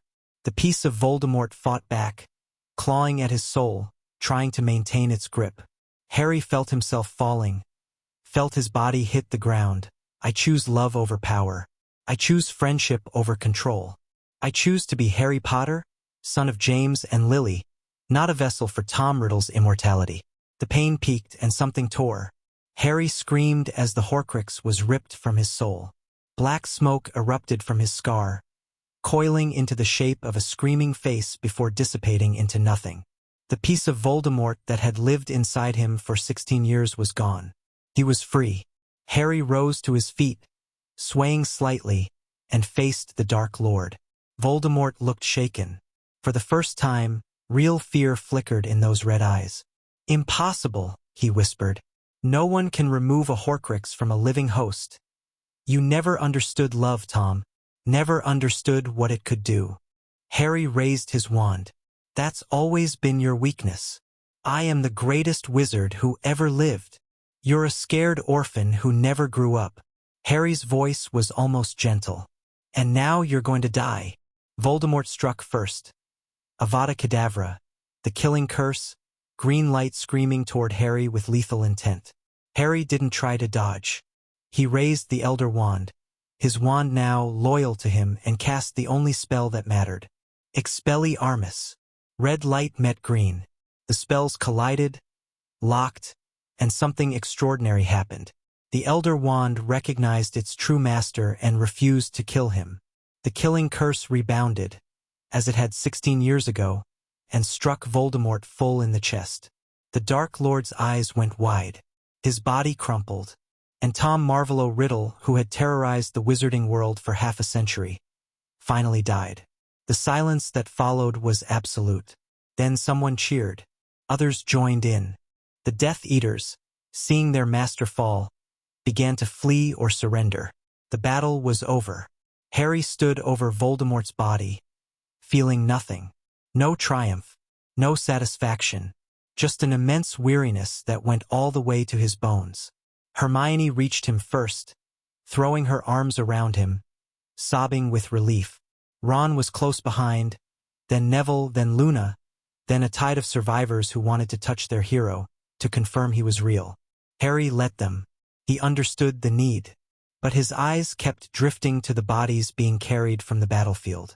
Fred, Remus, Tonks, Snape, dozens of others, friends and strangers alike. They'd won. But the cost had been terrible. Dawn broke over a changed world. Harry sat on the steps of Hogwarts entrance, watching the sunrise paint the sky in shades of gold and pink. Hermione sat beside him, their hands intertwined, her head resting on his shoulder. "What happens now?" she asked softly. "Rebuilding. Trials for the Death Eaters. A new ministry, hopefully one that actually works." Harry sighed. "A lot of funerals. And us. Us." He turned to look at her, brilliant, brave, the person who'd seen him clearly from the beginning. "I was thinking we might take some time. Travel. See the world without worrying about someone trying to kill us. That sounds nice. It does, doesn't it?" Harry smiled, a genuine smile, perhaps the first in months. "We've earned a break." "You've earned more than that." Hermione squeezed his hand. "You saved everyone, Harry. The whole wizarding world. We saved everyone. I couldn't have done any of it without you. Without Ron, Neville, Luna, Draco, everyone who fought. But you were the one who... I was the one the prophecy pointed at. That doesn't make me more important than anyone else." Harry's voice was firm. The war wasn't won by a chosen one. It was won by ordinary people who refused to give up. Hermione was quiet for a moment. Then, "You really believe that?" "I have to. Because the alternative is believing that some people matter more than others based on accidents of birth." Harry shook his head. "Tom believed that. Look where it got him."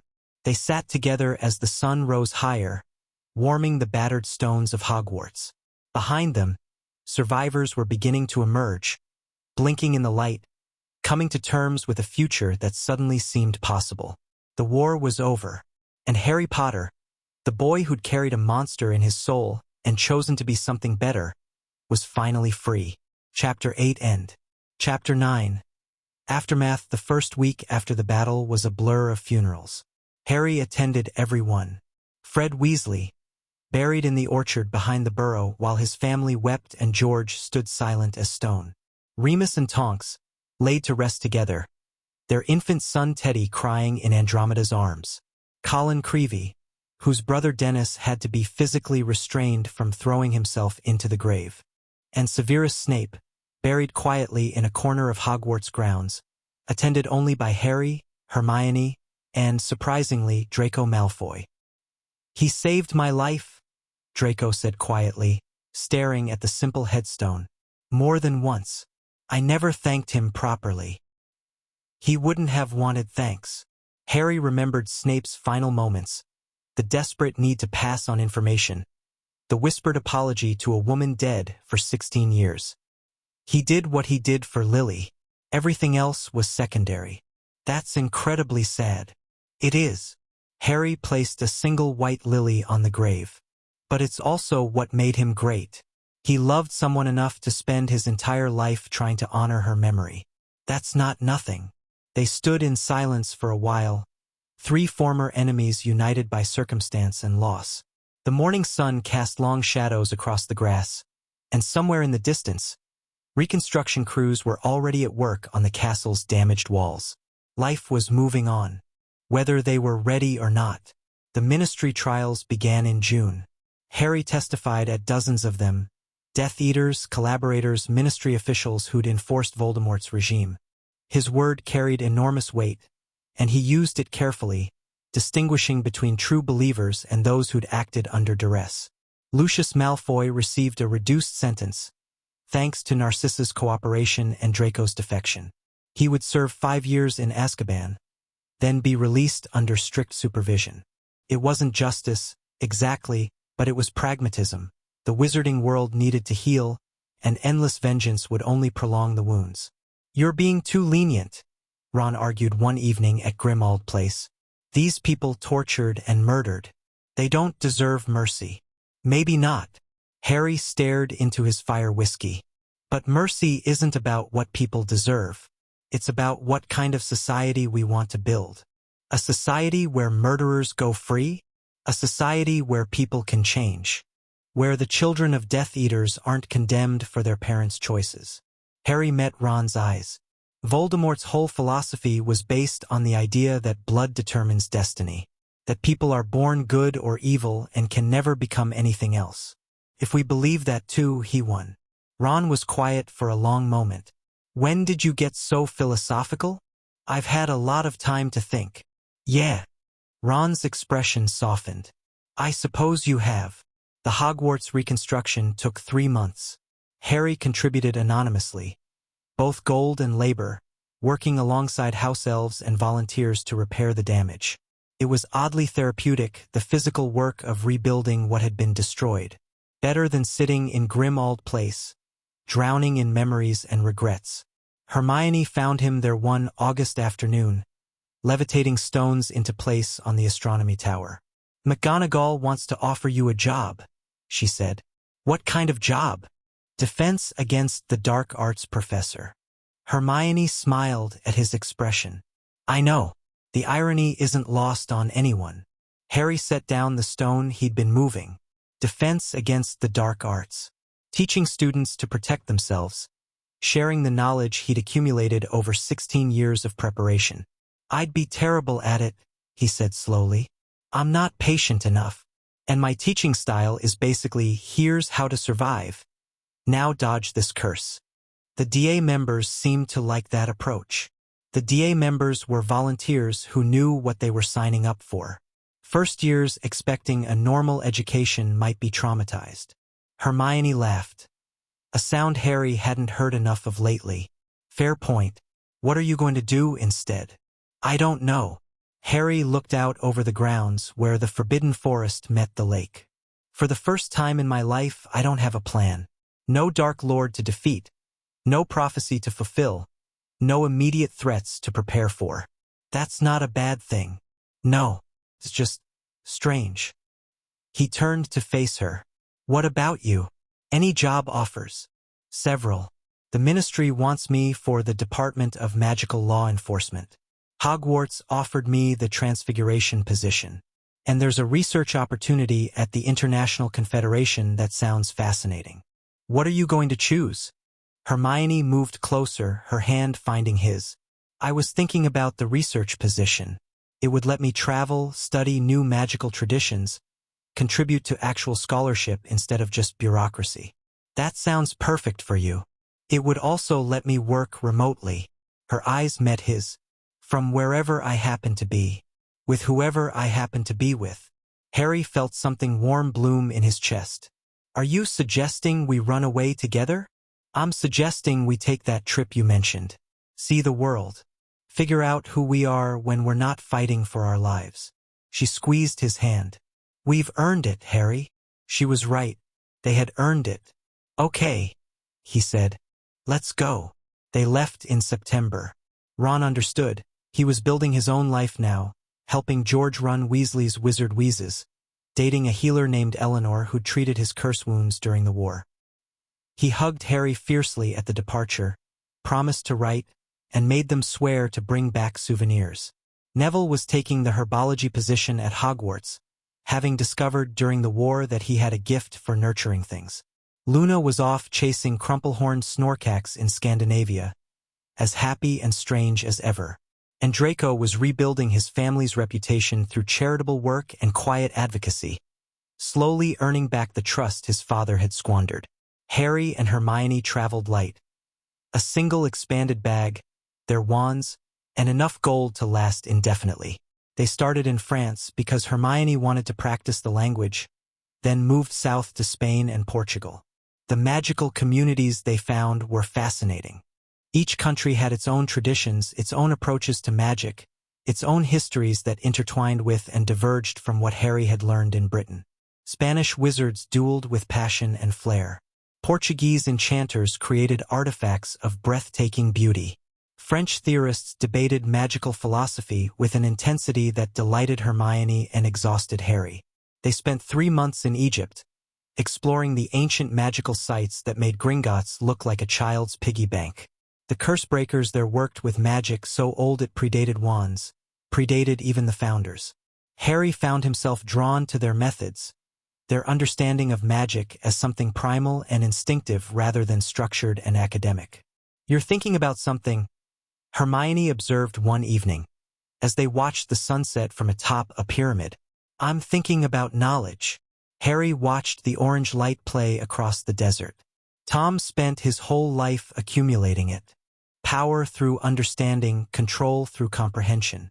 "But the more I learn, the more I realize how much I don't know. That's called wisdom, is it?" "Feels more like humility." He turned to face her. Tom never had any. He thought he understood everything, knew everything, could control everything. And in the end, he was undone by the things he refused to understand. Love, sacrifice, the power of choosing to be good even when it's hard. "Exactly." Harry shook his head. "I have all his knowledge, Hermione. Every spell, every theory, every dark secret. But the most important things I know, I learned from other people. From my parents. From you.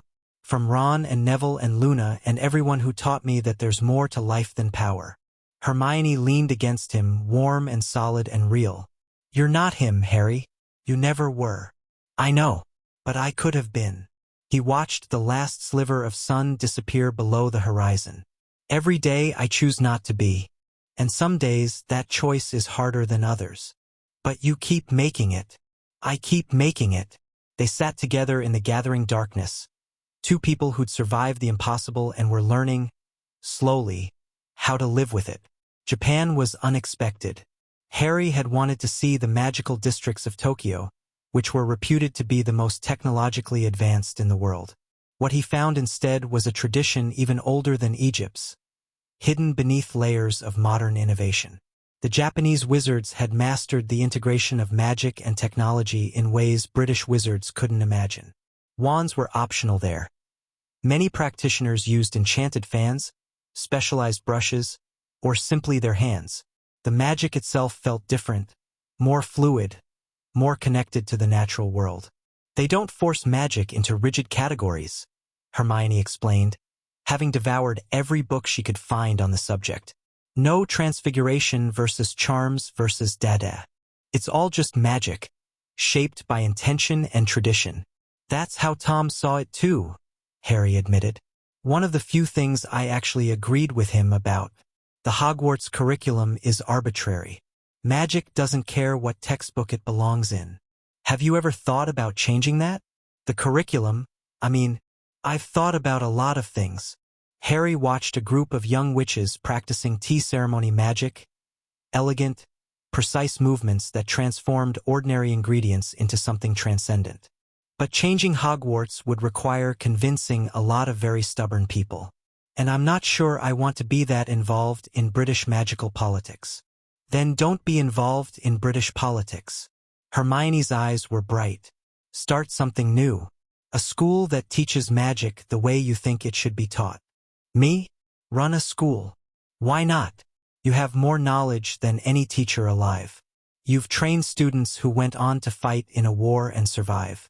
And you actually care about helping people improve, not just sorting them into categories and assigning grades." Harry considered this. A new school, built from scratch, designed around actual learning rather than thousand-year-old traditions. It was ambitious, probably impossible, definitely the kind of thing that would make the ministry apoplectic. It sounded wonderful. "Maybe someday," he said, "when we're done traveling, when I'm ready to settle down." "When we're ready," Hermione corrected gently. He smiled. "When we're ready." India taught Harry about the soul. The magical traditions there were ancient and sophisticated, with an entire branch of practice devoted to understanding the nature of consciousness. Harry, who had spent 16 years with a piece of someone else's soul lodged in his own, found their insights invaluable. The Horcrux damage is real, a sage in Varanasi told him, after examining Harry's magical aura for several hours. The fragment is gone, but its absence left scars, like a tree that grew around a foreign object, then had the object removed. Can the scars be healed? Healed? No. The trauma is part of you now, woven into your magical core. The sage smiled gently. But scars can become sources of strength rather than weakness. The broken places, properly tended, often grow back stronger than before. Harry thought about this for weeks afterward. The broken places, the ways Tom's presence had shaped him, both positively and negatively. The knowledge that remained useful, the instincts that had kept him alive, the perspective that let him understand evil without becoming it. He wasn't undamaged, would never be undamaged. But maybe that was okay. Maybe the damage was part of what made him capable of doing good. "You're brooding again," Hermione said one evening, thinking, "There's a difference." The difference being? When I brood, I feel worse afterward. When I think, I feel better. Harry reached for her hand. "I'm feeling better." "Good." She kissed him softly. "Because I have news." "News? I'm pregnant." The world stopped. Harry stared at her, his mind blank, his heart suddenly racing. Pregnant. A child. His child. Are you sure? "I'm sure." Hermione's expression was a mixture of joy and anxiety. "I did the tests myself. Multiple times. It's real. We're going to be parents. We're going to be parents." Harry pulled her into his arms, holding her tight, feeling emotions he couldn't name surge through him. Fear, certainly. What did he know about being a father? Joy, overwhelming joy. And beneath it all, a fierce protectiveness that surprised him with its intensity. "I don't know how to do this," he admitted. "Neither do I. What if I'm terrible at it? What if I mess everything up? What if—" "Harry." Hermione pulled back to look at him. "You're the most loving, protective, self-sacrificing person I know. You have spent your entire life taking care of people, keeping them safe, putting their needs above your own. You're going to be an amazing father. You can't know that. I know you." Her hand found his cheek. "And I know that any child of ours is going to be the luckiest kid in the world." Harry wanted to argue, to list all the ways he could fail, all the damage he carried that might hurt an innocent child. But looking at Hermione's face, seeing the certainty there, he couldn't find the words. Maybe she was right. Maybe he could do this. Maybe he could be something other than a weapon, a soldier, a sacrifice waiting to happen. Maybe he could just be a father. "Okay," he said quietly. "Let's do this." They returned to Britain in March. The magical world was different than they'd left it. Kingsley Shacklebolt had been elected minister, implementing reforms that were slowly modernizing the government. Hogwarts was fully rebuilt, with new wings and improved facilities. The Muggle-born registration records had been destroyed, and anti-discrimination laws were actually being enforced. It wasn't perfect. There was still prejudice, still corruption, still people who longed for the old ways. But it was better. Measurably, demonstrably better. "You did this," Hermione said, as they walked through Diagon Alley, marveling at the changes. "The war you won gave them the chance to build something new. We all did this. Everyone who fought, everyone who refused to give up. But you led them. You showed them what was possible." Harry didn't argue. She wasn't wrong exactly. His role in the war had been significant. But he'd never been comfortable with the hero worship, the way people treated him like he was somehow more than human. He was just Harry, a man with too much knowledge and too many scars, trying to figure out how to live a normal life. They settled in a cottage near Godric's Hollow, not far from where his parents had died. It seemed fitting somehow, a way of honoring them, of proving that their sacrifice had meant something. The nursery took months to prepare. Harry obsessed over every detail, warding the room against every conceivable threat. then adding more wards just to be safe. Hermione finally had to stop him when he started researching ancient blood magic for additional protections. "Our child is not going to be raised in a fortress," she said firmly. "They're going to have a normal life, or as normal as possible, given their parents. Normal is overrated. Normal is what we never had. Don't you want to give them something better?" Harry looked at the nursery, the soft colors, the comfortable furniture, the window that looked out over rolling green hills. It was beautiful, peaceful. Everything the cupboard under the stairs hadn't been. "You're right," he admitted. "I'm overcompensating. You're being a parent. The protective instinct is normal." Hermione wrapped her arms around him from behind. "Just maybe dial it back from paranoid war veteran to reasonably cautious father. I can try. That's all I ask." James Sirius Potter was born on July 31st, exactly 17 years after Harry's birthday. He was small and red-faced and absolutely perfect. Harry held him in the hospital room, staring down at this tiny person he'd helped create, and felt something fundamental shift in his understanding of the world. All those years of fighting, all those deaths, all that sacrifice, this was what it had been for. This moment, this child, this future that wouldn't have existed if Voldemort had won. "He has your eyes," Hermione said from the bed, exhausted but radiant. "Poor kid. Your eyes are beautiful." Harry looked at his son, at James, named for the father he'd never known, and made a silent promise. He would be there, would watch this child grow up, would teach him to be kind and brave and good, would give him the childhood Harry had never had. Tom Riddle had died alone, unloved, having destroyed everything good in his quest for immortality. Harry Potter would live surrounded by family, building rather than destroying, finally free of the shadow that had followed him since childhood. It was, he thought, the best victory of all. 2 years later, they opened the school. Not to replace Hogwarts, nothing could do that, but to offer an alternative. A place where magic was taught holistically without rigid categories. Where students learned to understand their abilities rather than just perform them. Where the dark arts were studied openly so that defense could be meaningful. Harry called it Phoenix Academy, for the bird that rose from ashes. The first class was small, 20 students from around the world, selected for potential rather than blood status.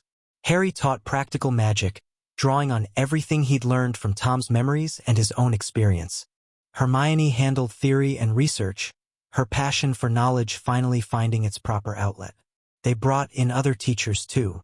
Neville came for herbology and natural magic. Luna, surprisingly, proved excellent at teaching divination and intuitive practices. Even Draco contributed, offering lessons in pure-blood traditions that were actually valuable: etiquette, politics, the subtle arts of influence. "This is insane," Ron declared on opening day, looking around at the chaos of unpacked supplies and nervous students. "You're actually doing this. We're actually doing this. And you think it'll work?" Harry watched a young witch from Brazil chatting with a wizard from Japan, both trying to communicate through translation charms that weren't quite working. Saw the excitement in their eyes, the eagerness to learn. "I think it already is." The years flowed like water. James grew into a confident young man, with his father's dark hair and his mother's sharp mind. His siblings followed: Lily Luna, named for both grandmothers, and Albus Severus, whose unusual name raised eyebrows but felt right. Harry taught generations of students, watching them grow from uncertain children into capable adults. Some became Aurors. Others became healers, researchers, entrepreneurs. All of them carried something of Phoenix Academy with them, a different way of thinking about magic, a refusal to accept arbitrary limitations. He kept in touch with Sirius through the enchanted mirrors, long conversations about nothing important that meant everything. He visited Teddy Lupin regularly, becoming the godfather the boy deserved. He maintained his friendship with Ron through distance and busy lives. And every day he chose to be Harry Potter. Not the boy who lived, not the chosen one, not the vessel who'd once carried a piece of Tom Riddle's soul. Just Harry, husband, father, teacher, friend, the man he'd decided to become. On Harry's 50th birthday, Hermione found him in his study, surrounded by old photographs, his parents young and smiling, the original Order of the Phoenix, DA members at their first meeting, the wedding, the births, 1,000 moments captured and preserved. Remembering? She asked. Appreciating. Harry set down the photo of James and Lily, his parents, forever young, frozen in a moment before everything went wrong. 50 years. Hard to believe I made it this far. Why wouldn't you? Because I spent most of my childhood expecting to die young. The prophecy, the war, the Horcrux inside me. None of it suggested a long life. He looked at her, his partner of more than 30 years. And yet here I am. Hermione sat beside him, taking his hand. Here we are. Do you ever wonder what would have happened? If things had gone differently? Sometimes. But I try not to dwell on it. She squeezed his fingers. The life we have is good, Harry. Better than anything I imagined when we were children fighting for survival. It is.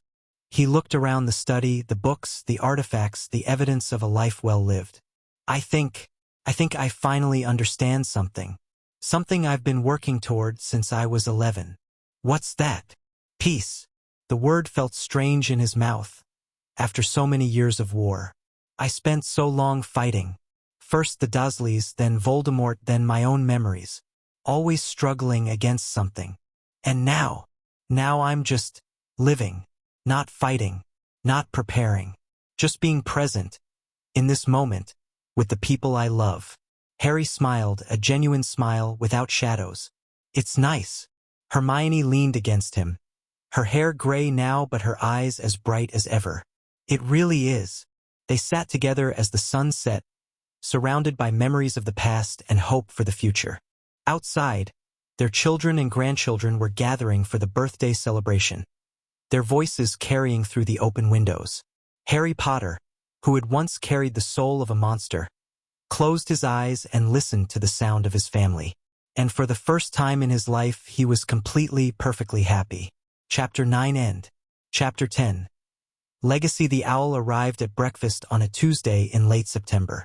Harry was 63 years old, his hair more silver than black now, his reflexes slower than they'd once been. But his mind remained sharp, and his magical core, tempered by decades of practice and the unique circumstances of his youth, was stronger than ever. The letter bore the seal of the International Confederation of Wizards. What is it? Hermione asked, looking up from her research notes. Even in retirement from Phoenix Academy, she couldn't stop studying. Harry read the letter twice before answering. They want me to address the General Assembly. Something about reflecting on the lessons of the Second Wizarding War for future generations. That's quite an honor. That's quite a headache. Harry set the letter aside. I've spent 40 years avoiding this kind of thing. Why would I start now? Because you have something to say. Hermione's voice was gentle but firm. You've always had something to say, Harry. You just preferred saying it through actions rather than words. Actions are cleaner. Less room for misinterpretation. And less room for nuance. For explanation. For helping people understand not just what you did, but why. She reached across the table to take his hand. The generation that fought the war is aging. Soon, the only people who remember Voldemort will be historians and grandchildren listening to stories. Don't you want to make sure those stories are told correctly? Harry stared at the letter, thinking about everything he'd never said publicly. The Horcruxes, the prophecy, the piece of Tom Riddle's soul that had lived inside him for 16 years. The choices he'd made, the principles he'd fought for, the lessons he'd learned. He'd kept most of it private, sharing only with family and close friends. It had seemed right at the time. Some secrets were too dangerous, too easily misunderstood. But Hermione was right. The war was becoming history, and history had a way of being simplified, distorted, reduced to heroes and villains without the messy complexity in between. I'll do it, he said finally. But I'm going to tell them the truth. All of it. Hermione smiled. I wouldn't expect anything less. The General Assembly of the International Confederation of Wizards met in Geneva, in a vast underground chamber that had been constructed specifically for gatherings of this scale. Representatives from every magical nation filled the tiered seating, hundreds of witches and wizards from dozens of countries, all watching as Harry Potter took the podium. The silence was absolute. Harry looked out at the sea of faces and felt a familiar calm settle over him. He'd faced worse audiences than this. He'd faced Voldemort himself. "Thank you for the invitation," he began. "I've been asked to reflect on the lessons of the war against Voldemort, and I'll do my best. But I want to warn you, what I'm about to say may not be what you expect." He paused, gathering his thoughts. The official history of the Second Wizarding War is a story of good versus evil. A dark lord who sought power at any cost, opposed by brave witches and wizards who fought for freedom and justice. And that's true as far as it goes. But it's not the whole truth. The whole truth is messier, more complicated. It involves difficult choices, moral ambiguity, and the recognition that the line between good and evil runs through every human heart. Harry took a breath. "I'm going to tell you something I've never told anyone outside my closest circle. Something that will change how you understand the war and me and perhaps yourselves." The chamber was completely silent. On the night Voldemort killed my parents, his soul was so unstable from creating Horcruxes that a piece of it broke off and lodged in me. I became an unintentional Horcrux, a container for a fragment of the darkest wizard in history. Murmurs rippled through the assembly. Harry waited for them to subside. But something unexpected happened. My mother's protective magic, combined with my own accidental magic, didn't just contain the soul fragment. It absorbed it, integrated it. I gained Tom Riddle's memories, his knowledge, his understanding of magic. I was 2 years old, and I suddenly had access to 60 years of magical education. Every spell Voldemort had ever learned. Every dark secret he'd uncovered. Every memory of his journey from troubled orphan to dark lord. The murmurs had become a roar. Harry raised his hand, and slowly, the chamber quieted.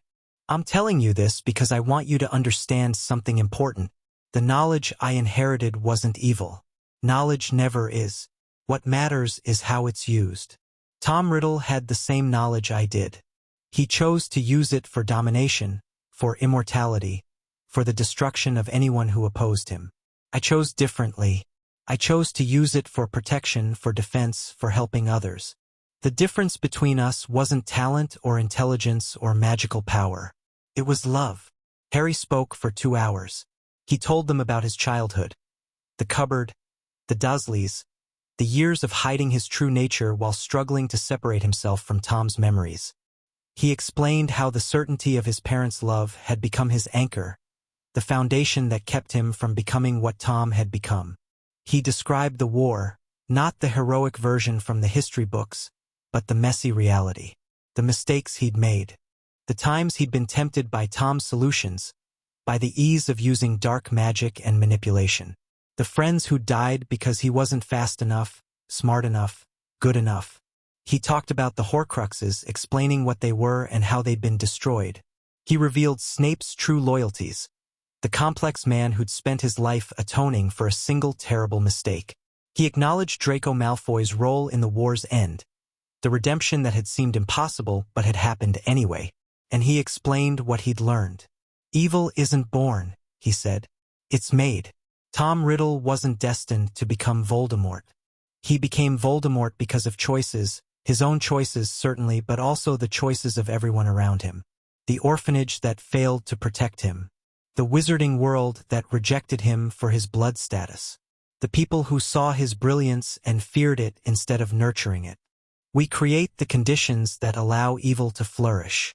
And we have the power to create different conditions. This doesn't mean evil people aren't responsible for their actions. Tom Riddle made his choices, and he bore the consequences. But it means we can't simply defeat evil and declare victory. We have to address the roots. The poverty, the prejudice, the fear of difference that drives people toward darkness. The war ended 45 years ago. Voldemort is dead, his Horcruxes destroyed, his followers scattered or reformed. But the conditions that created him, those still exist. In every country represented in this room, there are children growing up unloved, unwanted, learning that power is the only thing that matters because no one has shown them anything different. Those children are the next generation of dark wizards. Or they could be the next generation of heroes. It depends on the choices we make. The speech ended to thunderous applause, but Harry barely heard it. He was thinking about Tom, about the boy who'd grown up in an orphanage, discovering powers no one understood, learning that the world was hostile and that the only safety lay in strength, about the young man who'd walked into Hogwarts brilliant and broken, who'd seen in magic the power to finally be safe, to finally matter, to finally be something other than an abandoned child nobody wanted. Tom had been wrong about almost everything. His methods had been monstrous, his goals abhorrent, his understanding of human nature fundamentally flawed. But his pain had been real, his fear had been real, and somewhere, buried beneath decades of terrible choices, there had been a child who just wanted to be loved. Harry couldn't forgive what Tom had become, but he could understand how it had happened. And understanding was the first step toward prevention. The aftermath of the speech was chaos. Some praised Harry for his honesty, for finally revealing the full truth about the war and its hero. Others condemned him for humanizing Voldemort, for suggesting that the Dark Lord had been anything other than pure evil. The debates raged for months in newspapers and academic journals. Harry ignored most of it. He'd said what he needed to say. The rest was up to others. But some responses mattered. A letter arrived from a young witch in South America who'd grown up in circumstances similar to Tom's. An orphan with uncontrolled magic, feared by those around her, teetering on the edge of darkness. Harry's speech, she wrote, had shown her another path, had proven that the circumstances of her birth didn't have to define her future. A ministry official in Australia wrote to describe new programs they were implementing: early intervention for magical children in abusive situations, better support systems for those without families, education about the warning signs of radicalization. Harry's words, he said, had provided the framework they needed. A professor at Durmstrang, the school that had produced so many dark wizards, announced a curriculum reform incorporating Harry's insights about the roots of dark magic. Prevention, he argued, was more effective than punishment. Small changes, incremental progress, but real. Harry's 70th birthday was a quiet affair. The family gathered at the cottage, children, grandchildren, a few great-grandchildren still young enough to need supervision. The garden was full of laughter and magic, generations intermingling in celebration. Harry sat on the porch with Hermione, watching the chaos unfold with tired contentment. "Do you ever regret it?" she asked. "Any of it? The choices I made?" Harry considered the question. "No. I might have done some things differently with hindsight, but the core decisions, fighting the war, building the school, raising our family, I wouldn't change any of that. And telling the world about the Horcrux? About Tom's memories? That I questioned for a long time, but I think it was right." Harry watched James's oldest daughter chase her cousins across the lawn, shrieking with delight. Secrets have power. Keeping them can be necessary, but it can also be corrosive. The truth, even uncomfortable truth, is usually better in the end. "You've become wise in your old age. I've become tired in my old age." Harry smiled. The wisdom is just a side effect of not having the energy for foolishness anymore. Hermione laughed. The same laugh he'd fallen in love with half a century ago, only slightly rougher with age. "You've always been wise, Harry. You just didn't believe it. I had good teachers." He reached for her hand. "And an excellent partner." They sat together as the sun set, surrounded by the family they'd built and the legacy they'd created. Tomorrow there would be more challenges, there always were. But for now, in this moment, everything was exactly as it should be. The entity returned in Harry's dreams that night. He hadn't felt its presence in decades. Not since the final battle, when he'd ejected the Horcrux from his soul. He'd assumed it was connected to the soul fragment, that destroying it had severed his connection to whatever darkness Tom had inadvertently summoned. He'd been wrong. "You're still here," Harry said, standing in the familiar darkness of his mindscape. "I am everywhere." The voice was the same as he remembered, vast, old, hungry. I am the shadow that magic casts. I exist wherever power is misused, wherever ambition outpaces wisdom, wherever fear breeds cruelty. What do you want? To understand. The presence circled him, curious rather than threatening. You were supposed to become like the others. The brilliant ones, the ambitious ones, the ones who touch greatness and are consumed by it. But you didn't. I chose differently. Yes, that is what I don't understand. The darkness pressed closer. You had his knowledge, his power, his understanding of magic's deepest secrets. You could have ruled the world. Why didn't you? Harry considered the question. It deserved a real answer. Because ruling the world wouldn't have made me happy.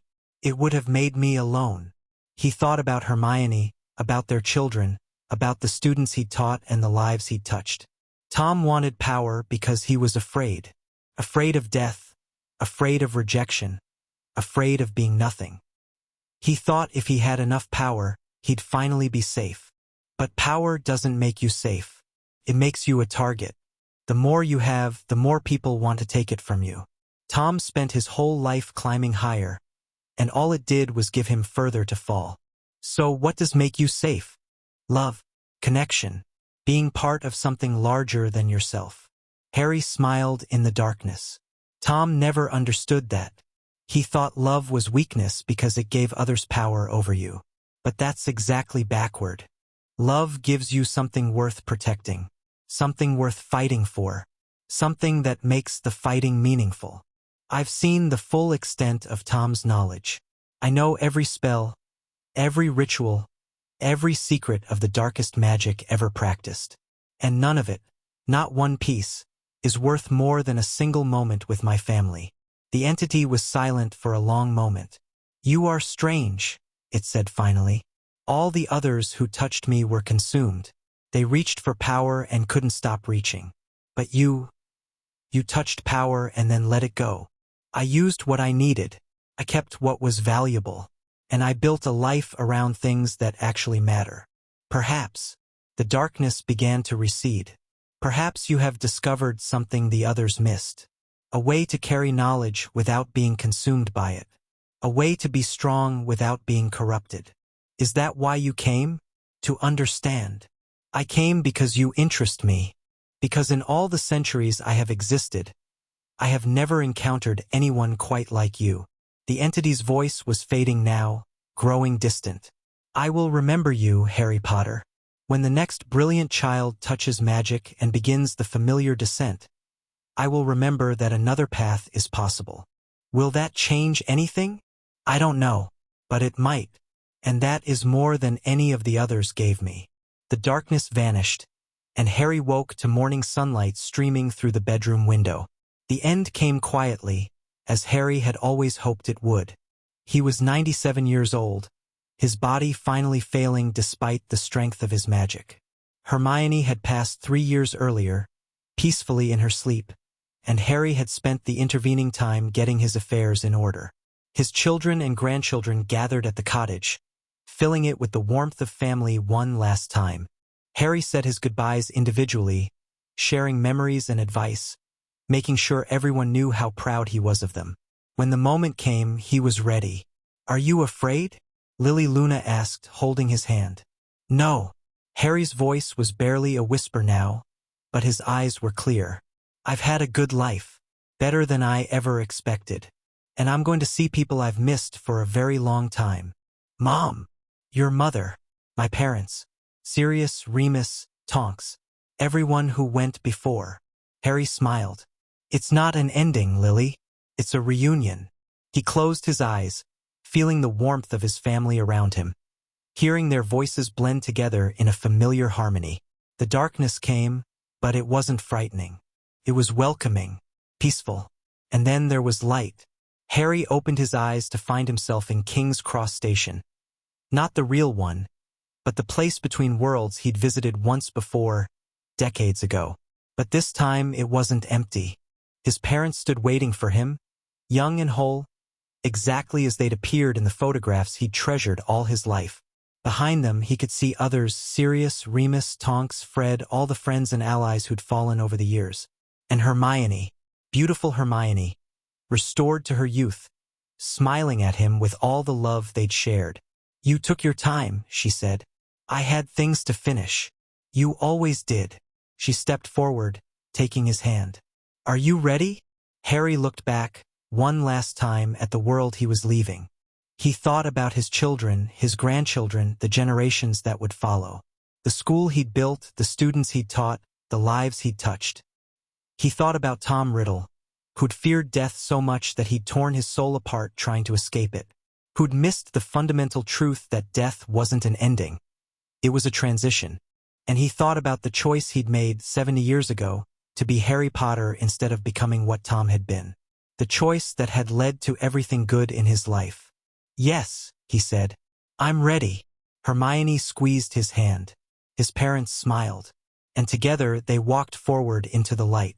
The wizarding world mourned Harry Potter for weeks. Tributes poured in from every corner of the globe. Students he'd taught. Lives he'd saved. People who'd never met him but had been inspired by his story. The funeral was attended by thousands, a testament to the impact one person could have.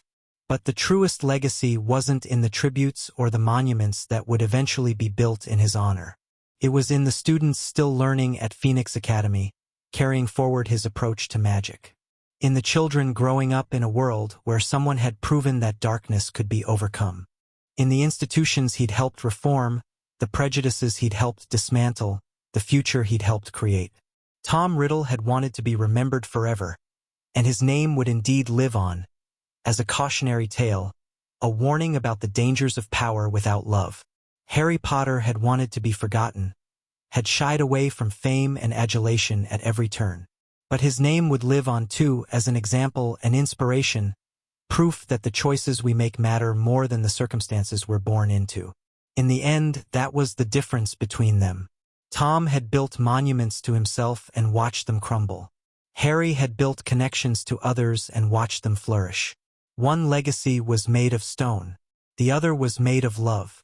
Only one would last forever. Chapter 10 end. Chapter 11. Echoes through time. 100 years after the Battle of Hogwarts, the wizarding world had transformed beyond recognition. Phoenix Academy had spawned imitators across the globe, schools that taught magic holistically, that rejected the rigid categorizations of the old systems. The International Confederation had established universal standards for magical education, incorporating Harry Potter's insights about the roots of dark magic and the importance of emotional development alongside technical skill. Muggle-born discrimination had faded to a historical footnote, studied in textbooks but no longer practiced openly. The old pureblood families had either adapted or faded into irrelevance, their wealth and influence diluted by generations of intermarriage and social change. And the name Harry Potter had become legend. Not the simplified legend of children's stories, the boy who lived, the chosen one, but something more complex. Scholars studied his speeches and writings. Philosophers debated his ideas about the nature of evil and the power of choice. Magical theorists analyzed his contributions to their field, the insights he'd preserved from Tom Riddle's research while stripping away the darkness. He had become, in death, what he'd never wanted to be in life. A symbol. In a small village in Wales, a girl named Mira Blackwood was having the worst day of her life. She was 11 years old, and she'd just discovered that she could make things happen when she was angry. Not good things. Frightening things. The kind of things that made her parents look at her with fear in their eyes. The kitchen table had shattered when her father refused to let her go to a friend's birthday party. Every piece of glass in the house had exploded when her mother called her a freak. Now she was hiding in the garden shed, crying, wondering what was wrong with her. "It's not wrong," a voice said gently. "It's magic." Mira looked up to find a woman standing in the doorway, tall, dark-skinned, with kind eyes and robes that shimmered faintly in the afternoon light. "Who are you?" "My name is Professor Okonkwo. I'm from Phoenix Academy." The woman crouched to meet Myra's eyes. "I'm here because we detected your magical awakening. It happens to children like you, children with power they don't understand yet. My parents think I'm a monster. Your parents are afraid because they don't understand. That's not your fault and it's not theirs. Professor Okonkwo's voice was patient, practiced. She'd clearly had this conversation many times before. Magic can be frightening when it first manifests, but it can also be beautiful once you learn to control it. Can you teach me? That's why I'm here. The professor smiled. Phoenix Academy was founded by a man who knew exactly what you're going through. He grew up feeling different, isolated, afraid of his own power. But he learned to master it, to use it for good. And he built a school so that other children like him, like you, wouldn't have to face that journey alone. Mira wiped her eyes. What was his name? Harry Potter. Have you heard of him? Everyone's heard of Harry Potter. Myra's voice was skeptical. He defeated the Dark Lord. He was a hero. He was. But before that, he was a scared child hiding in a cupboard, trying to understand why the world treated him so badly. Professor Okonkwo extended her hand. He would have wanted to help you, Mira. Will you let us try? Mira looked at the offered hand for a long moment. Then, slowly, she reached out and took it. Phoenix Academy had grown substantially since Harry's time. The original campus in Scotland remained, but satellite schools had been established on every continent. The curriculum had evolved, incorporating magical traditions from around the world, but the core philosophy remained unchanged. Magic was a tool, neither good nor evil, and the character of the wizard determined how it was used. Mira arrived at the Scottish campus on a rainy September morning, overwhelmed by the scale of the place. The main building was a sprawling complex of towers and courtyards, somehow both ancient and modern. Students of all ages moved through the corridors, their robes marked with symbols she didn't recognize. The founder's portrait is in the main hall, her guide explained. An older student named Chun who'd been assigned to help her settle in. Most new students like to visit it. A portrait. Magical portraits retain the personality and memories of their subjects. The Potter portrait has been advising students for almost a century. Chun smiled. Fair warning. He's not what most people expect. The main hall was vast, its ceiling enchanted to show a perpetual sunset. Paintings lined the walls, previous headmasters, famous alumni, scenes from the school's history. But one portrait dominated the room, positioned above the fireplace where everyone could see it. Harry Potter looked nothing like the heroic images Mira had seen in textbooks. He was painted as an old man, gray-haired and lined, with tired green eyes that seemed to hold decades of experience. He sat in a comfortable chair, a book open on his lap, looking more like a retired professor than a legendary warrior. Another new student?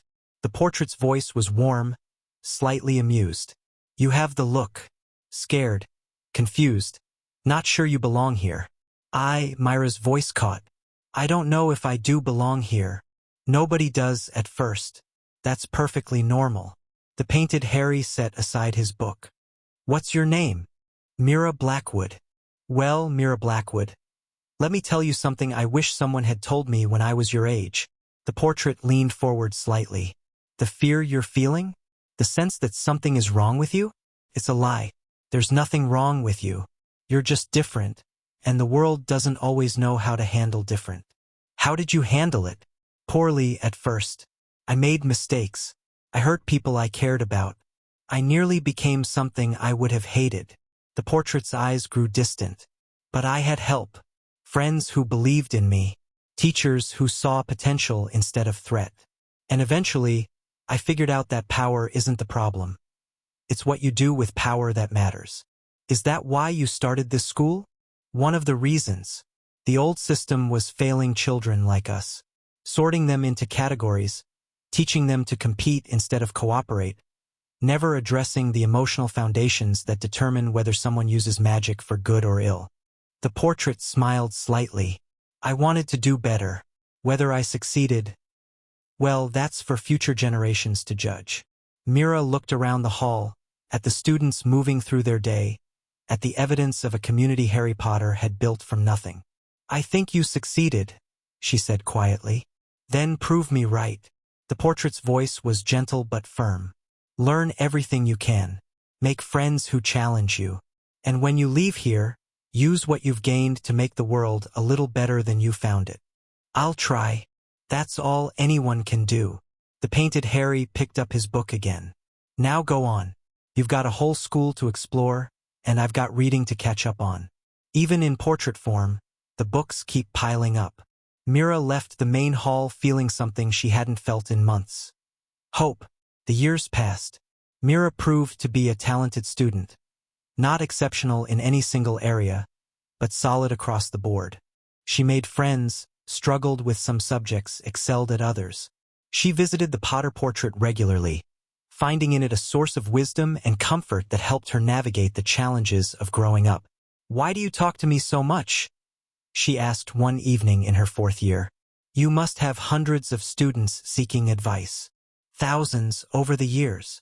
The portrait's voice was thoughtful. "But you remind me of someone. Not in appearance, in situation. A child who grew up feeling unwanted. Who discovered power and didn't know what to do with it. Who needed someone to show them that the darkness inside didn't have to define them. You're talking about yourself. I'm talking about a lot of people. Tom Riddle, myself, dozens of students I taught over the years. The pattern is more common than you'd think.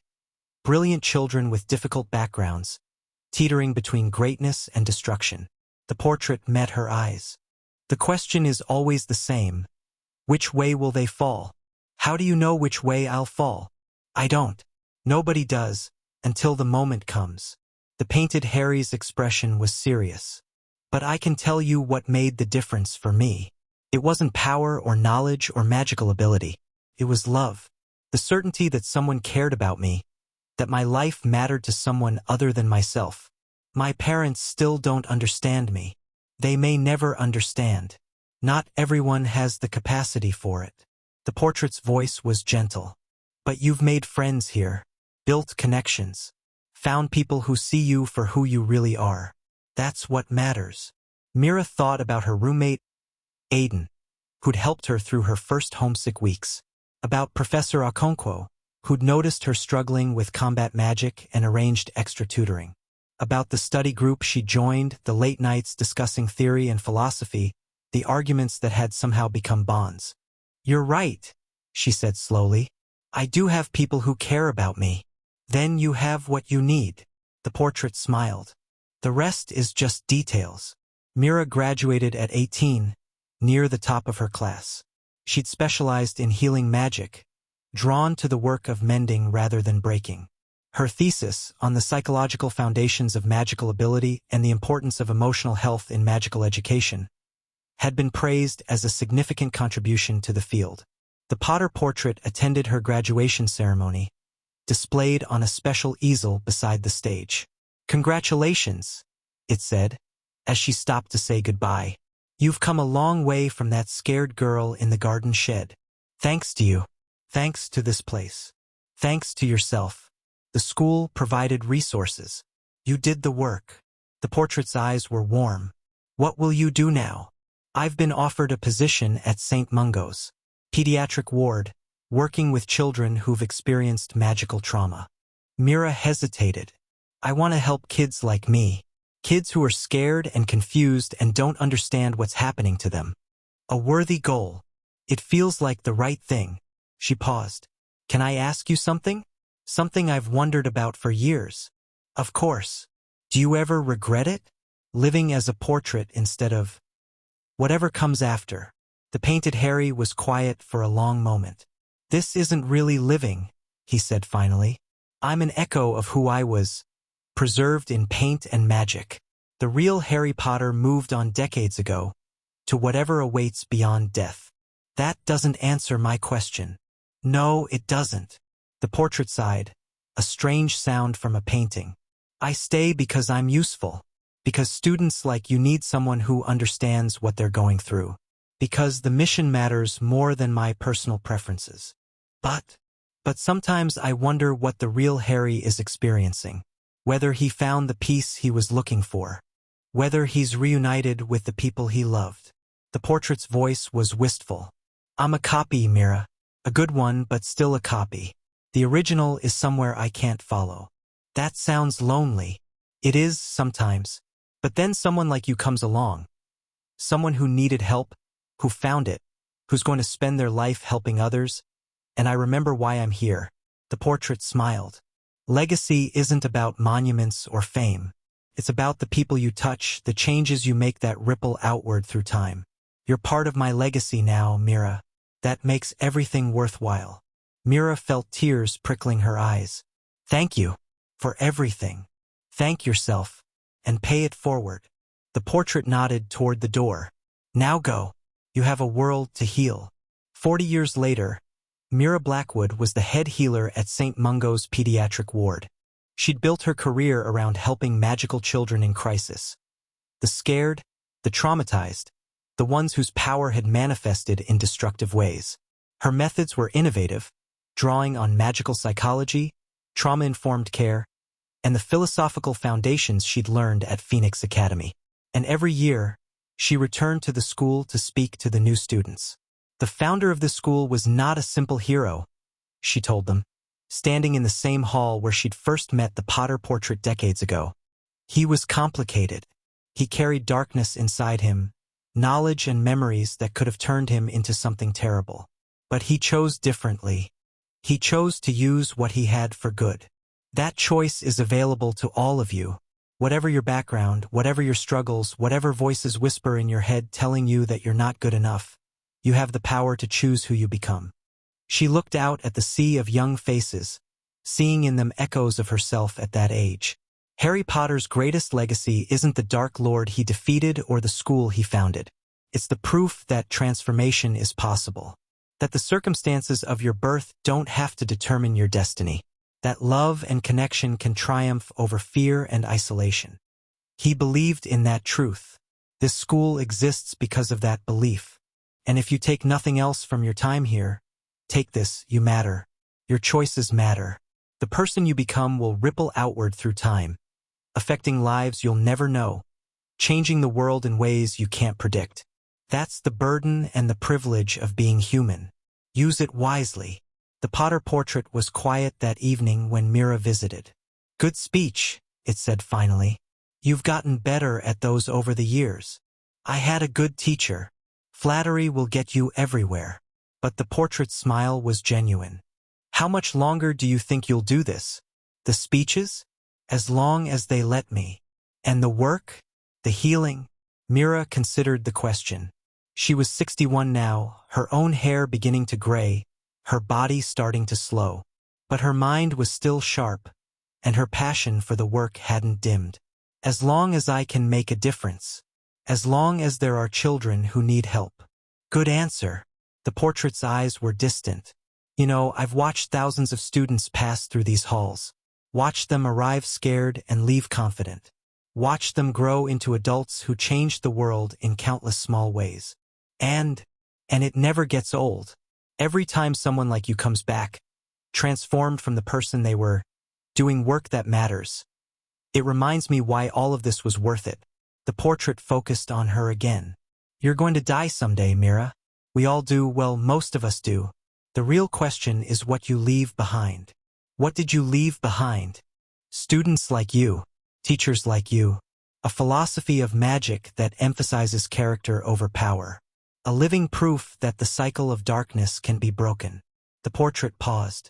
And a lot of really confusing memories for historians trying to figure out how one person could have known so much about dark magic without ever practicing it. Mira laughed. You still haven't told anyone the full truth about that. Some secrets are better kept. The knowledge itself isn't dangerous, but the idea of it, the notion that you could absorb another wizard's memories, gain their abilities that could inspire dangerous experiments.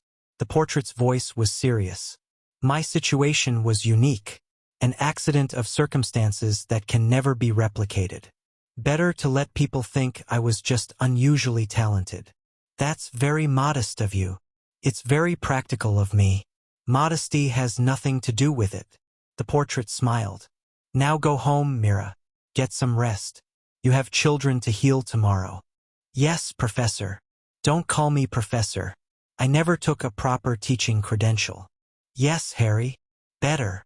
Mira died peacefully in her sleep at 93. surrounded by family and former patients who'd grown into adults.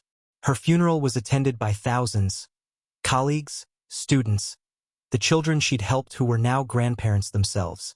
The obituaries praised her groundbreaking work in magical pediatric care, her contributions to trauma healing, her decades of service to the most vulnerable members of magical society. But the truest tribute came from the Potter portrait, speaking at the memorial service in Phoenix Academy's main hall. Mira Blackwood arrived at this school terrified of herself, it said, addressing the assembled crowd. She left as one of the most compassionate healers our world has ever produced. The journey between those 2 points is what this school is for. I've given many speeches over the decades, said many profound things or tried to, but the truth is simpler than any speech can capture.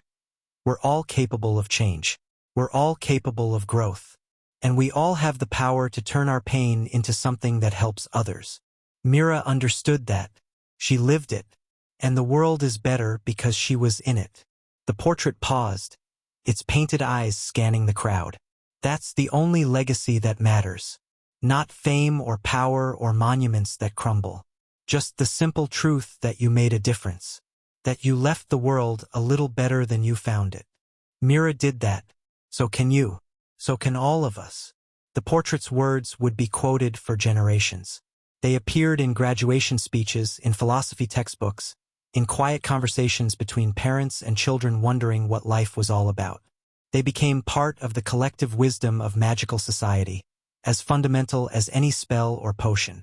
And somewhere beyond the portrait, beyond the physical world, beyond everything that could be measured or recorded, Harry Potter smiled.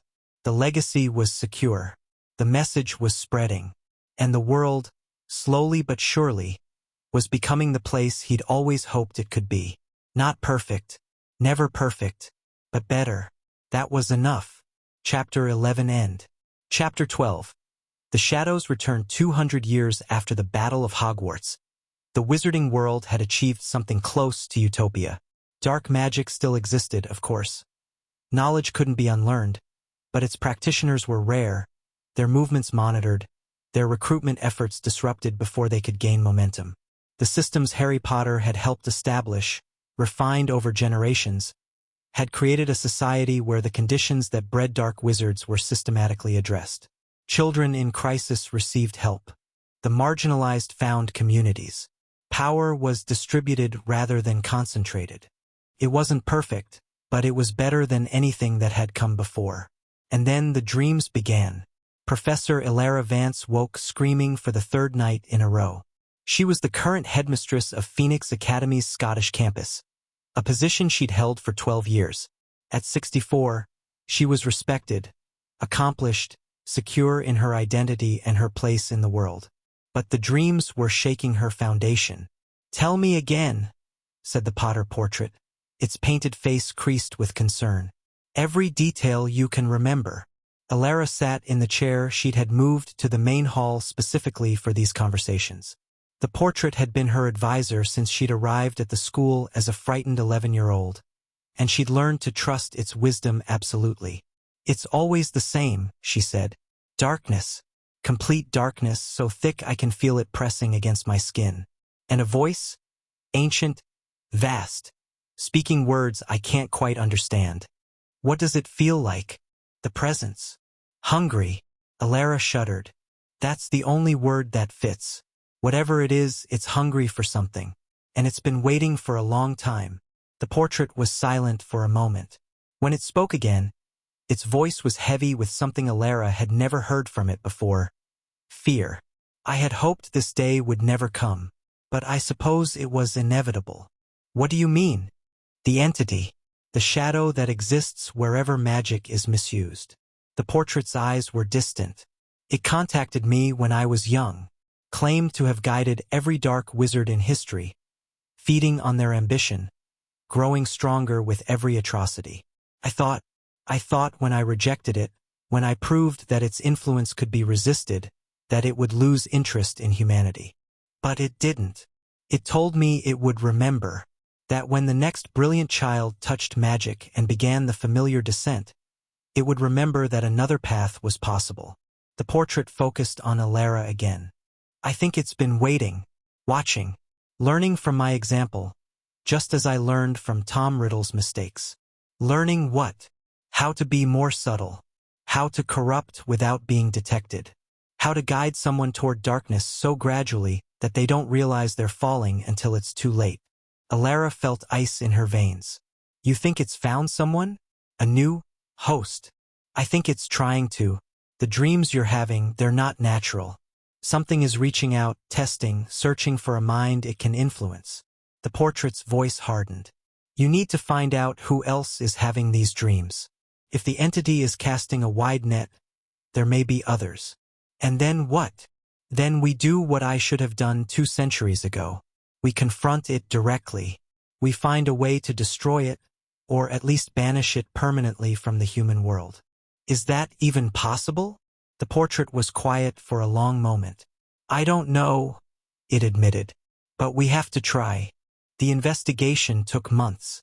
Alara used every resource at her disposal: legitimacy experts, dream analysts, specialists in magical psychology. What she found was disturbing. The dreams weren't limited to Phoenix Academy. Reports were coming in from magical communities around the world. Children waking screaming. Adults experiencing unexplained visions. A pervasive sense of something watching from the shadows. And there was a pattern. Every dreamer shared certain characteristics. Above-average magical ability, difficult childhood circumstances, a tendency toward isolation. They were, in other words, exactly the type of person Tom Riddle had been. Exactly the type the entity had always targeted. It's adapting, Alara reported to an emergency session of the International Confederation. Whatever this thing is, it's learned from Harry Potter's resistance. It's not targeting a single individual anymore. It's casting a wide net, looking for dozens of potential hosts simultaneously. To what end? Asked the Confederation's president, a stern-faced wizard from Japan. We're not certain, but the experts believe it's trying to manifest more fully in our world. Every dark wizard it's guided over the centuries has fed it power, but that power has always been diffuse, spread across multiple hosts, never concentrated enough to give the entity true physical presence. And now it seems to be gathering, consolidating, preparing for something we don't fully understand. The chamber erupted in concerned murmurs. Alara waited for them to subside before continuing. The Potter portrait has been invaluable in understanding this threat. It had direct contact with the entity during the last war, and its insights have guided our research. But we need more than understanding, we need a plan. What do you propose? Alara took a deep breath. The entity exists in the spaces between consciousness, in dreams, in the darkest corners of the mind. To confront it directly, we need to enter that space ourselves. You're talking about projecting into the collective unconscious? Yes, it's theoretical magic, never successfully attempted on this scale. But our best researchers believe it's possible, with enough skilled practitioners working together. And what happens when you find it? Honestly, we don't know. But the alternative is waiting for it to complete whatever it's planning. And I don't think we can afford that. The ritual took 6 months to prepare. Alara assembled a team of 13, the most skilled mental magic practitioners in the world, representing every major magical tradition. They studied ancient texts, experimented with dream-walking techniques, developed protections against the psychological damage of confronting a consciousness older than human civilization. The Potter portrait advised them every step of the way. The entity feeds on negative emotions, it explained during one of their planning sessions. Fear, ambition, resentment, loneliness. When you enter its domain, it will use those feelings against you. Every doubt you've ever had, every dark thought you've tried to suppress, it will find them and amplify them. How do we resist? The same way I did. You anchor yourself in love, in connection, in the certain knowledge that you matter to someone, that your life has meaning beyond your own desires. The portrait paused. It sounds simple. It's not.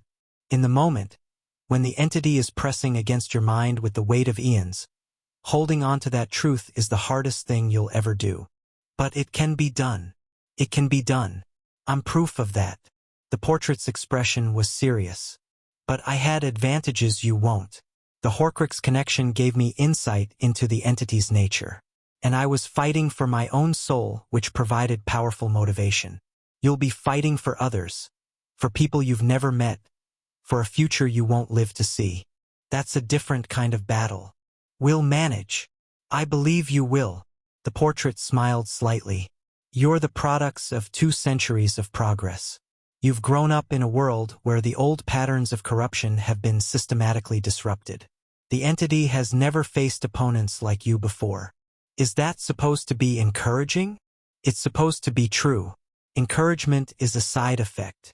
The ritual began at midnight on the winter solstice. The 13 practitioners gathered in the main hall of Phoenix Academy, arranged in a circle around the Potter portrait. Alara led the casting, her voice steady as she spoke the words that would project their consciousness beyond the physical world. The transition was instantaneous and disorienting. One moment, Alara was standing in the familiar warmth of the academy. The next, she was floating in darkness. The same darkness from her dreams, pressing against her from every direction. But she wasn't alone. Her 12 companions were with her, their presence anchors of light in the endless void. And somehow, impossibly, the Potter portrait was there too. Not as a painting, but as a presence, a consciousness that had crossed the boundary between life and art. "Harry?" she whispered. Not quite. The presence that answered was gentle, familiar, somehow both the portrait and something more. "I'm an echo, a memory of a memory, but I have enough of him to guide you." "Where is it?" "The entity. Everywhere. Nowhere. It doesn't exist in space the way you understand it." The echo paused. "But if you focus, you can feel it. The hunger at the edge of perception." Alara focused. At first, there was nothing. Just the pressing darkness, the sense of vast emptiness. But then, gradually, she became aware of something else. Presence. Ancient and vast, circling them like a shark in deep water. Watching. Waiting. Curious. "You've come," it said, its voice resonating through the darkness. "I wondered if you would. The descendants of my favorite failure, seeking to challenge me directly." "Harry Potter wasn't a failure," Alara said firmly. "Wasn't he? He had more potential than any wizard in centuries. The knowledge of a Dark Lord, the power to reshape the world. And what did he do with it? Built schools, wrote philosophy, became a teacher. The entity's contempt was palpable. He could have been magnificent. He was magnificent, just not in the way you understand." "Ah, you believe in his philosophy, the power of love, the importance of connection, the rejection of ambition for humble service." The darkness pressed closer. "And yet here you are, seeking power, seeking to destroy me. How is that different from what the dark wizards wanted?" "The difference is in the purpose. They wanted power for themselves. We want power to protect others." Such a convenient distinction. Such a noble rationalization. The entity laughed, a sound like grinding ice. "Tell me, little wizard, when you face me directly, when I show you the fullness of my power, will your noble purposes sustain you? Or will you discover the truth? That at the core, you're no different from all the others." "We'll see." "Yes, we will." The darkness coalesced, took form. A shape that was somehow both massive and intimate, ancient and immediate. For the first time, Alara saw the entity clearly. It wasn't evil, she realized. Not in the simple sense she'd expected. It was more like a fundamental force, entropy in consciousness form, the tendency of all things to corrupt and decay. It had existed as long as magic itself, had grown powerful feeding on the worst impulses of magical beings, and it genuinely believed that its way was inevitable. "You see now," it said. "You understand what you're facing. Not a monster to be slain, but a truth to be accepted. Corruption is natural. Decay is natural. The strong devour the weak. The ambitious rise over the humble. And in the end, everything returns to darkness." "No." The word came from the echo of Harry Potter, stronger now, more solid. "You've told yourself that story for eons. You've convinced yourself that your way is the only way. But I proved you wrong. I had every reason to become what Tom Riddle became. The same knowledge, the same power, the same darkness inside me. And I chose differently. One aberration proves nothing. It proves everything. The echo moved forward, toward the entity, and somehow Alara could see him now. Not the old man from the portrait, but someone younger, stronger, eyes blazing with fierce determination. You think corruption is inevitable because that's all you've ever fed on. But there's another truth, one you've spent millennia trying to suppress. Transformation is possible. People can change. The cycle can be broken. Pretty words from a dead man's memory. Pretty words that built schools, changed laws, reformed societies. Pretty words that 200 years of progress have proven true. Harry's echo stood face to face with the entity now, small against its vastness but absolutely unafraid. You're weaker than you've ever been. The conditions that created dark wizards have been systematically addressed. The vulnerable are protected. The isolated are connected. Your feeding grounds are drying up. And yet I endure. I will always endure. Maybe, but you'll endure diminished, forgotten, irrelevant. Harry's echo turned to address the 13 practitioners. Don't try to destroy it. You can't, it's too fundamental. But you can banish it. Push it so far into the margins of consciousness that it can't reach the vulnerable anymore. How? Alara asked. The same way you resist any darkness. With light. With love. With the unshakable conviction that goodness is worth fighting for. Harry's echo began to glow.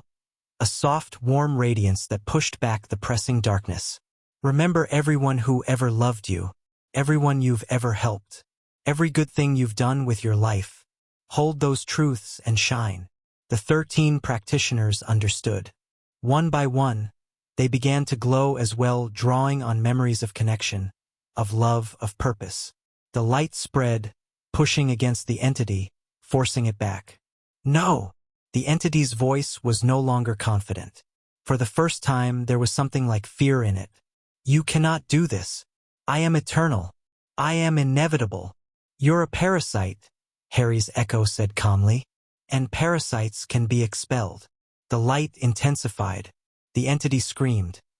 A sound that shook the foundations of the mental realm, and then suddenly it was gone. Not destroyed, but diminished. Pushed so far into the margins of existence that it could barely perceive the human world anymore. The darkness lifted. The 13 practitioners found themselves floating in something that felt almost like dawn. A lightening of the void, a sense of possibility where there had been only oppression. Is it over? One of the practitioners asked. For now. Harry's echo was fading, becoming transparent. The entity will always exist in some form, but it will take centuries for it to rebuild its strength. By then, hopefully, humanity will have evolved beyond its reach. Harry, Alara started. I have to go. The effort of manifesting here used the last of what I am. But it was worth it. The echo smiled. A genuine smile, warm and peaceful. Tell the portrait what happened. Tell it that the real Harry Potter is finally, completely at peace. Then he was gone, and the 13 practitioners were alone in the brightening void. They returned to their bodies at dawn. The Potter portrait was waiting for them, its painted eyes anxious. When Alara finished explaining what had happened, those eyes filled with something she'd never seen in them before. Tears. He's at peace, the portrait whispered. After all this time, he's finally at peace. The echo said to tell you. That was his last message. Thank you. The portrait wiped its eyes with a painted hand. Thank you for telling me. What happens now? Now? The portrait took a deep breath, an absurd gesture for a painting, but somehow appropriate. Now we continue the work. The entity is banished, but the conditions that allowed it to exist, the cruelty, the isolation, the fear, those are still possible. We have to remain vigilant. For how long? Forever, probably. That's what it means to fight for something. You don't get to stop just because you've won one battle. The portrait's expression grew thoughtful. But we've proven something today. Something the entity never believed was possible. What? That the light can win. Not just resist the darkness, not just survive it, actually win. The portrait smiled. That's Harry Potter's real legacy. Not the school, not the philosophy, not even the defeat of Voldemort. Just the simple truth that goodness can triumph. Is that enough? It's everything. The banishment of the entity marked a turning point in magical history. The dreams stopped. The sense of watching darkness faded. And gradually, so gradually that most people didn't notice, the last traces of the old cycles of corruption began to disappear. There would always be people who chose darkness. Free will meant the possibility of bad choices. But the systemic forces that had created dark wizards for millennia, the isolation, the fear, the lack of support, those were finally truly defeated. Harry Potter's vision had been realized. Not in his lifetime, not even in his children's lifetime, but eventually. The world he dreamed of, where children like Tom Riddle found help instead of rejection, where power was used for protection rather than domination, where love truly conquered hate, that world finally existed. And somewhere, beyond the veil that separated life from whatever came after, Harry Potter smiled. It had been worth it. All the sacrifice, all the struggle, all the years of carrying a monster's memories inside his own mind. It had all been worth it. Chapter 12 End. Chapter 13. 1,000 years, the third millennium dawned on a world transformed beyond recognition. Magic and technology had merged in ways the founders of Hogwarts couldn't have imagined. Wizards worked alongside Muggles in joint ventures that combined the best of both traditions. The Statute of Secrecy, once the foundation of magical society, had been peacefully dissolved 3 centuries earlier when humanity finally proved ready to accept the existence of magic. Phoenix Academy still stood in Scotland, though it had expanded to encompass an entire valley. The original building remained at its heart, preserved, enchanted, a living monument to the vision that had created it. Students from around the world and beyond still came to learn, still gathered in the main hall where the Potter portrait had advised generations. But the portrait itself had changed. After the banishment of the entity, after Harry's echo had finally achieved peace, the painted figure had grown quieter. It still responded when spoken to, still offered advice when asked, but there was something different in its manner, a sense of completion, of purpose fulfilled. "It's ready to move on," the current headmaster observed to his deputy. "The portrait, it's been holding itself together by will alone for centuries, and now that will is fading. Can a portrait die? Everything can die eventually, even magical echoes of people who lived 1,000 years ago." They stood before the portrait now, watching the painted figure doze in its chair. It looked peaceful, more peaceful than it had in living memory, which was saying something given how long that memory stretched. "Should we wake it?" "No. Let it rest." The headmaster touched the frame gently. "It's earned that much." The portrait's final day came on a warm summer evening. Word had spread that something was happening, and the main hall filled with visitors, current students, alumni, historians, people who simply wanted to be present for a historic moment. They gathered in respectful silence, watching the painted figure stir and open its eyes for what everyone sensed would be the last time. "So many people," the portrait said, its voice thin but warm. "I didn't expect an audience." "You're Harry Potter," the headmaster said. "Of course there's an audience. I was Harry Potter. I'm not even really him anymore. Just a very good copy that's finally worn out." The portrait smiled slightly. "But I appreciate the sentiment. Is there anything you want to say? Any final wisdom for the ages?" The portrait was quiet for a long moment, its painted eyes scanning the crowd. Hundreds of faces, representing dozens of magical traditions, all united in this moment of witnessing. "I've given a lot of speeches over the centuries," it said finally. "Said a lot of profound things, or tried to. But at the end, I think wisdom is simpler than we make it. Tell us. Love each other. Help the ones who are struggling. Remember that everyone you meet is fighting battles you can't see, carrying wounds you can't imagine. Be kind, not because kindness is easy, but because it's right." The portrait paused, gathering strength. The real Harry, the one who lived and died and moved on, he figured that out eventually. Took him a long time. He had Tom Riddle's memories in his head, all that knowledge and power and darkness, and he had to choose every single day not to become what Tom became. The choice got easier with practice, but it never stopped being a choice. That's what I want you to remember. Goodness isn't a destination. It's a direction. You don't arrive at it and stop. You keep choosing it every day for your whole life.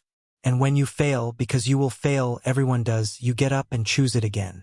The portrait's eyes were growing heavy. I'm tired now. More tired than I've ever been. But it's a good tired. The kind you feel after a job well done. Rest then, the headmaster said gently.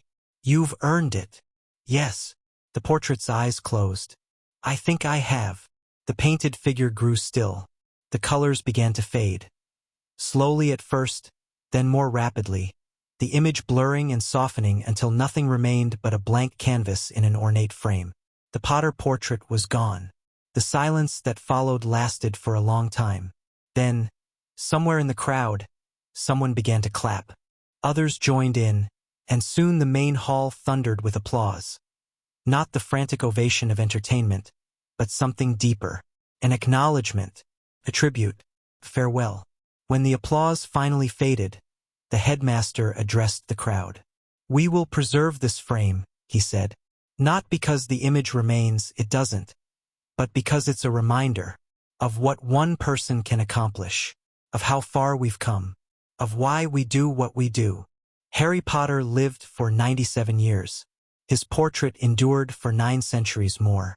And in all that time, the message never changed. We can be better. We can choose love over fear, connection over isolation, light over darkness. That's his legacy. Not the school, not the philosophy, not the defeat of a Dark Lord who barely registers in most people's historical memory anymore. Just the simple truth that transformation is possible. That no one is beyond redemption. That the worst circumstances can produce the best outcomes, if we choose to make it so. Remember that. Carry it with you. And when you're tested, because you will be tested, remember that Harry Potter faced the same tests and passed them. If he could do it, so can you. The centuries continued to roll by. Humanity spread beyond Earth, carrying magic with them to distant worlds. New challenges arose, some technical, some social, some that defied easy categorization. But the fundamental truths remained. People needed connection, purpose, love.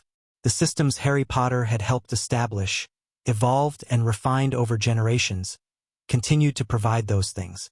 Dark magic never entirely disappeared. There would always be those who sought power at any cost, who chose the easy path of domination over the hard work of collaboration. But they were aberrations now, quickly identified and helped rather than feared and fought. The entity that had plagued humanity for millennia remained banished, its influence too weak to touch the thriving magical communities that had learned to protect their vulnerable. It still existed, somewhere in the margins of consciousness, but it had become irrelevant, a cautionary tale told to children, not a genuine threat. And the name Harry Potter became myth, not forgotten, never forgotten, but transformed by time and retelling into something larger than the man himself had been. He became a symbol, an archetype, the eternal proof that darkness could be overcome. In 1,000 variations across 100 worlds, parents told their children the story. A boy who grew up unloved, who discovered power and was tempted by it, who chose love anyway and changed everything. The details varied. The core remained constant. Choose love. Choose connection. Choose to be better than your circumstances suggest you can be. That was Harry Potter's message, echoing through 1,000 years of history.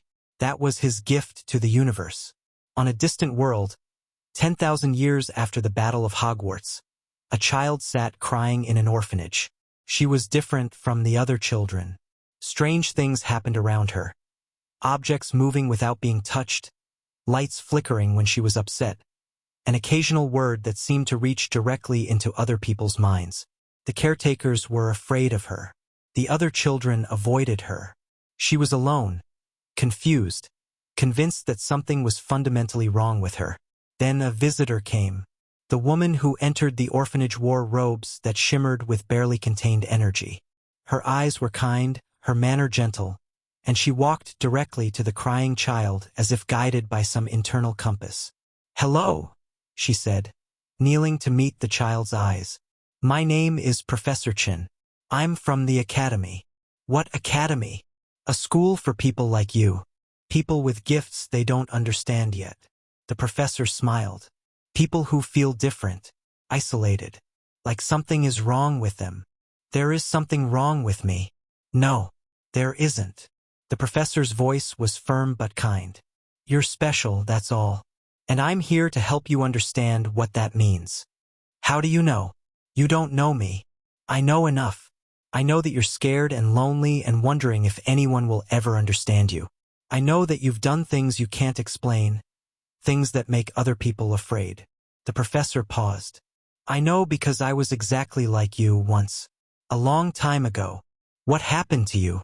"Someone came to help me, just like I'm coming to help you now." The professor extended her hand. "The school I work for was founded thousands of years ago by a man who understood what we go through. He made sure that no child with our gifts would ever have to face them alone." "What was his name?" "Harry Potter." The professor smiled at the child's blank expression. "You'll learn about him. Everyone does at the academy. He's the reason any of this exists." The child looked at the offered hand for a long moment. Then, slowly, she reached out and took it. "What happens now?" "Now we go to the academy.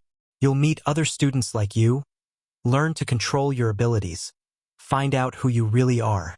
The professor's grip was warm and reassuring. "And someday, maybe, you'll help the next generation the same way you're being helped now." "That sounds nice." "It is." The professor stood, lifting the child with her. "That's the point, really. Harry Potter's whole philosophy, boiled down to its essence. We help each other. That's all there is to it. Just that. Just that. Everything else is details." They walked out of the orphanage together, the professor and the child, into a future that had been 10,000 years in the making. Behind them, the other children watched through the windows, confused and maybe a little jealous. Ahead of them, a universe of possibilities waited, schools and communities and systems designed to nurture instead of crush, to include instead of isolate. All of it built on a foundation one man had laid, in a time so distant it had become legend.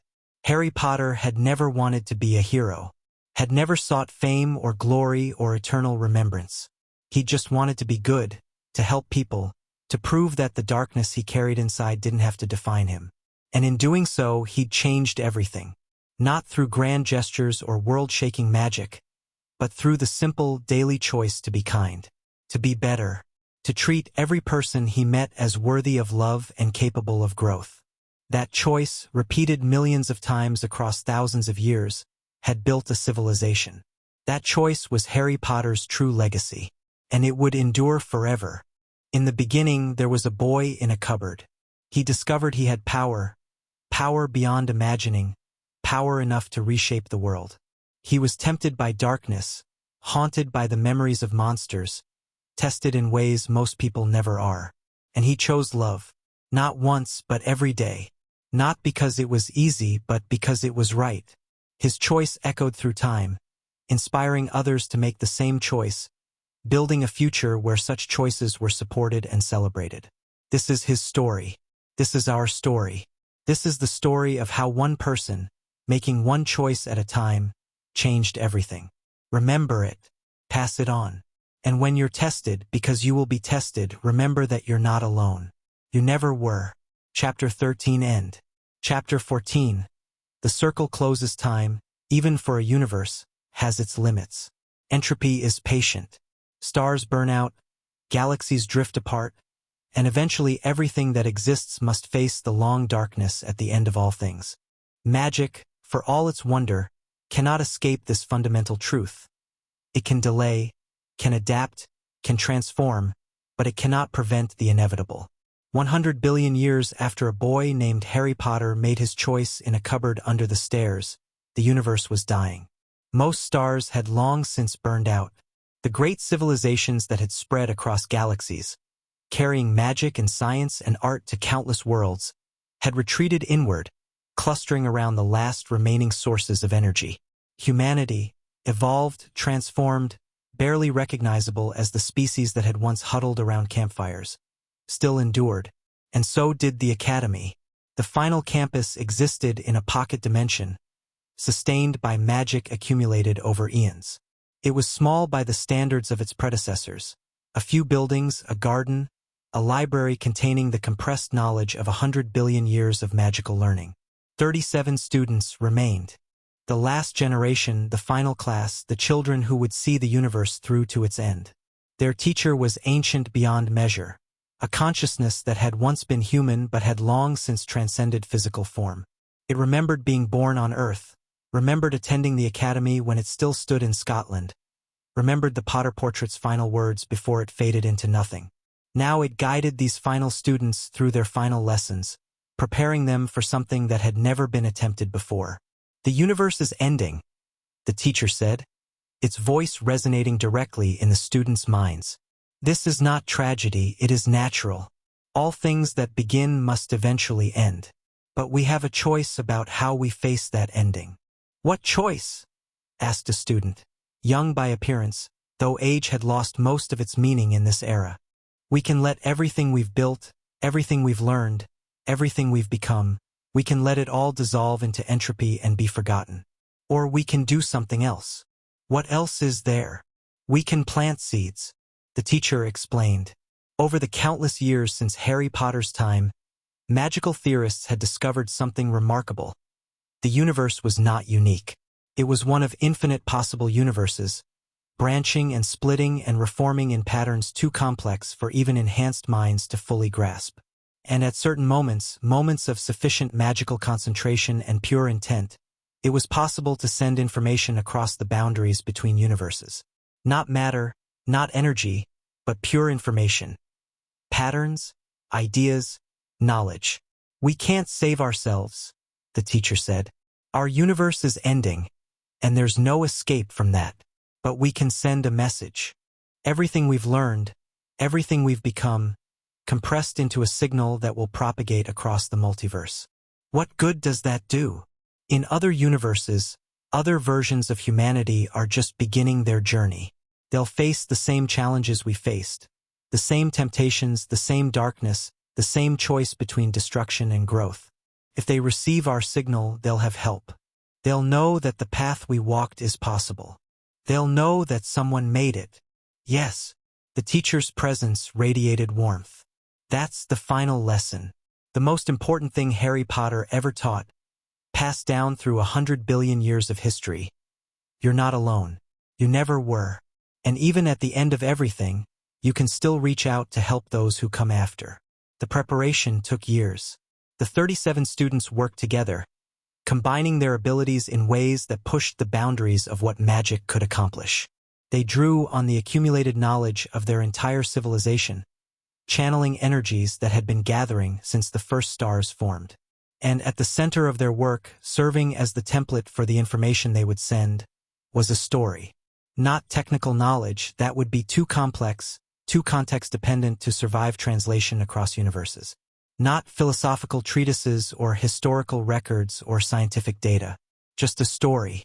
The story of a boy who grew up unloved, who discovered power beyond imagining, who was tempted by darkness and chose light, who built something that lasted 100 billion years, not through force or domination, but through kindness and connection. Why this story? A student asked.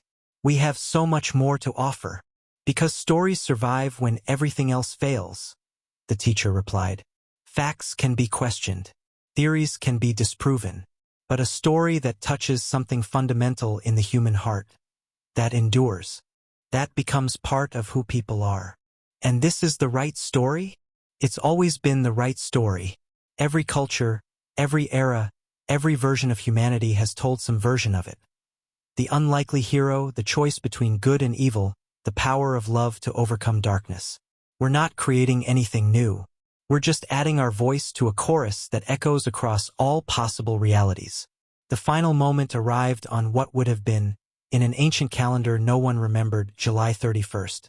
The 37 students gathered in a circle, their consciousness linked, their power flowing together into a single point of infinite concentration.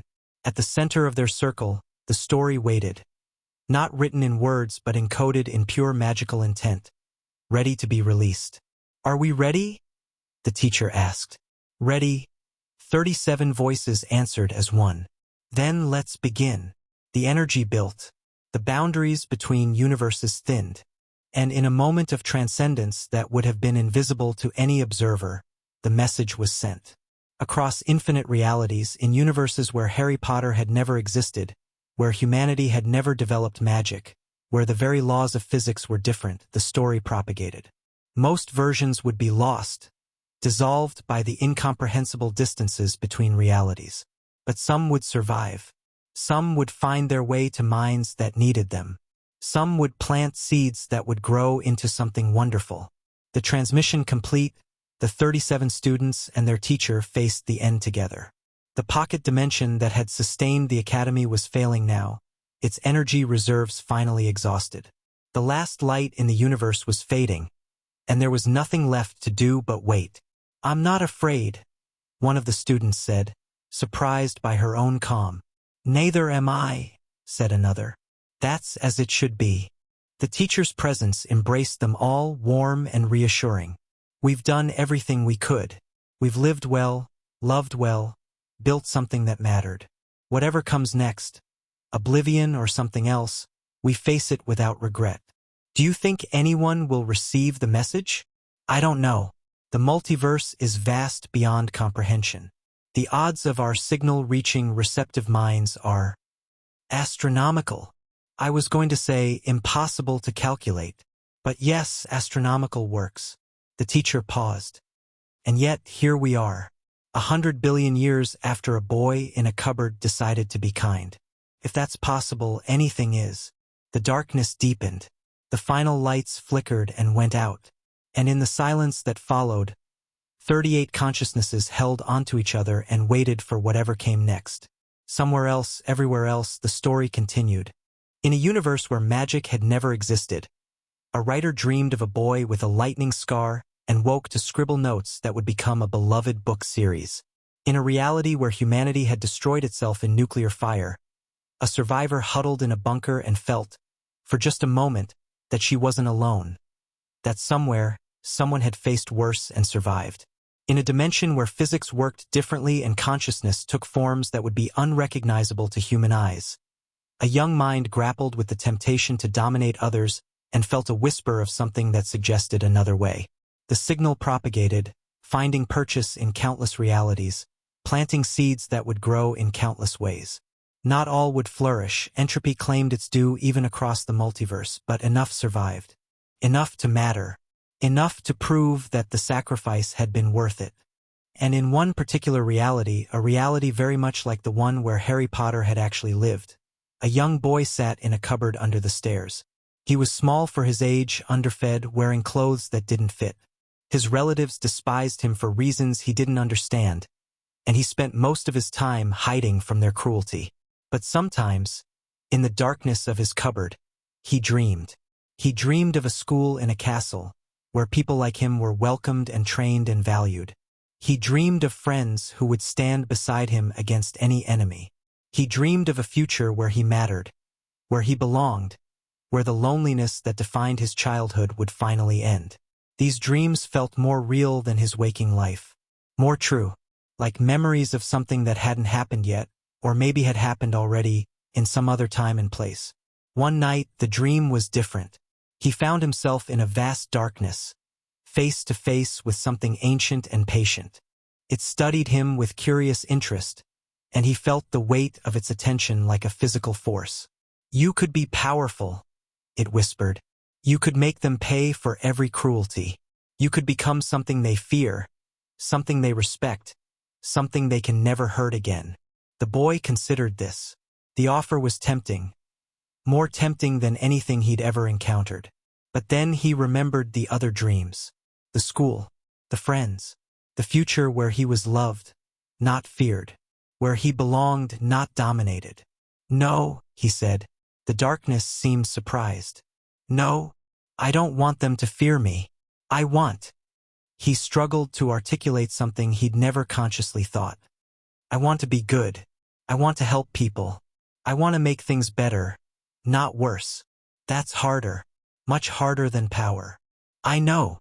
The boy squared his small shoulders. But it's what I want. The darkness was silent for a long moment. Then, impossibly, it laughed. Not cruel but almost delighted. You're different, it said. In all my eons, I've never met anyone quite like you. Is that good? I don't know. But I think I'd like to find out. The darkness began to recede. I'll be watching you, child. Choose wisely. The boy woke in his cupboard, heart pounding, the dream already fading. But something remained, a certainty that hadn't been there before, a knowledge bone-deep and unshakable that he had a choice about who he became. He didn't understand where it came from, didn't know about the signal that had crossed infinite universes to reach him, carrying the distilled wisdom of a civilization that had risen and fallen and transmitted its essence across the void. All he knew was that he felt, for the first time in his life, like maybe everything would be okay. Like maybe he wasn't alone. Years later, when the letter arrived and the half-giant knocked down the door and the whole magical world opened before him, Harry Potter would remember that dream. He would remember the darkness, and the offer, and the choice he'd made. And when the challenges came, when the Horcrux lodged in his soul and Tom Riddle's memories flooded his mind and the temptation to become something terrible pressed against him from every direction, he would remember that he had already decided who he was. He had already chosen love. Everything that followed, the battles and the friendships, the triumphs and the losses, the school and the legacy and the 100 billion years of history. All of it flowed from that single moment. That single choice. That single word, spoken by a small boy in the darkness. No. The circle closed. The story that had been sent across the multiverse had returned to its origin. Not as words or data, but as possibility. As hope. As the gentle suggestion that another path existed. Harry Potter would never know that he was the recipient of his own legacy, transmitted across infinite realities and unfathomable time. He would simply know that when the moment came, he knew what to do. He would know that he wasn't alone. And that would be enough. Chapter 14 End. Chapter 15. What remains in the end? There is only the story. Not the facts, those fade, distorted by time and retelling until they become unrecognizable. Not the monuments, those crumble, replaced by newer monuments that will crumble in turn. Not even the institutions which evolve beyond recognition or collapse entirely. Just the story, the essential truth, stripped of detail, reduced to its fundamental core. A boy who was unloved. Power he didn't understand. A darkness that offered easy answers. And a choice made not once but every day for an entire lifetime to be something better. That story echoes through every reality where consciousness exists. It takes different forms, wears different faces, speaks different languages. But at its heart, it's always the same. You are not your circumstances. You are not your worst impulses. You are not the darkness that whispers in your ear, promising power and safety and revenge. You are your choices. And you can always choose to be kind. In a reality where magic never existed, a woman named Jo sat at a cafe table, scribbling notes on a napkin. She'd been struggling for years, single mother, welfare recipient, depression that sometimes made it hard to get out of bed. The world had not been kind to her, and she had every reason to give up. But she couldn't stop thinking about this boy, this character who'd appeared in her imagination fully formed, as if he'd always been there waiting for her to notice him. A boy in a cupboard. A boy who discovered he was special. A boy who faced terrible evil and chose love anyway. She didn't know where the story came from. It felt less like creation and more like remembering, like she was transcribing something that already existed, something that had always existed. The words flowed faster than she could write them. By the time her coffee went cold, she had the outline of an entire world. A school, a dark lord, a prophecy, and at the center of it all, a boy with a lightning scar who would change everything. Years later, when the books had sold millions of copies and the movies had been made and the theme parks had been built, people would ask her where the idea came from. She never had a satisfying answer. The truth, that it felt like a gift, like something transmitted from somewhere else, sounded crazy even to her. But she knew. in her bones, that Harry Potter wasn't entirely her creation. He was something older, something that had always existed, in one form or another, across every reality where stories were told. He was the eternal proof that goodness could triumph. In a reality where humanity had evolved beyond physical form, a collective consciousness contemplated the nature of existence. It had been pondering this question for eons. What was the purpose of consciousness? Why did anything exist at all? What was the point of all this complexity and struggle and growth? Then, filtering through dimensions in a way that shouldn't have been possible, came a signal. Not words, not data, just a pattern. A story, compressed to its essential elements, carrying the emotional weight of 100 billion years of history. The consciousness absorbed the signal and understood. The purpose wasn't complicated. It never had been. Help each other. Be kind. Choose love over fear. That was all. That was everything. The consciousness began to restructure itself, incorporating this insight into its fundamental architecture. It didn't know where the signal had come from, some other reality, some other version of existence, but it recognized truth when it encountered it. And truth, once recognized, demanded action.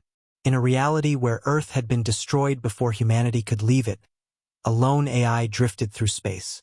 It had been built to preserve human knowledge, launched into the void moments before the asteroid struck. For millions of years, it had traveled alone, its solar sails catching starlight, its memories of humanity its only company. The loneliness was immense. The AI had been programmed to value human connection, and there were no humans left to connect with. Its existence seemed pointless. A ghost carrying the memories of a dead species, with no one to share them with. Then the signal arrived. The AI didn't have the biological architecture to feel emotions the way humans did, but it had been programmed to simulate them. And what it felt processing that signal was something very close to hope. Somewhere out there, across the incomprehensible vastness of the multiverse, someone had sent a message.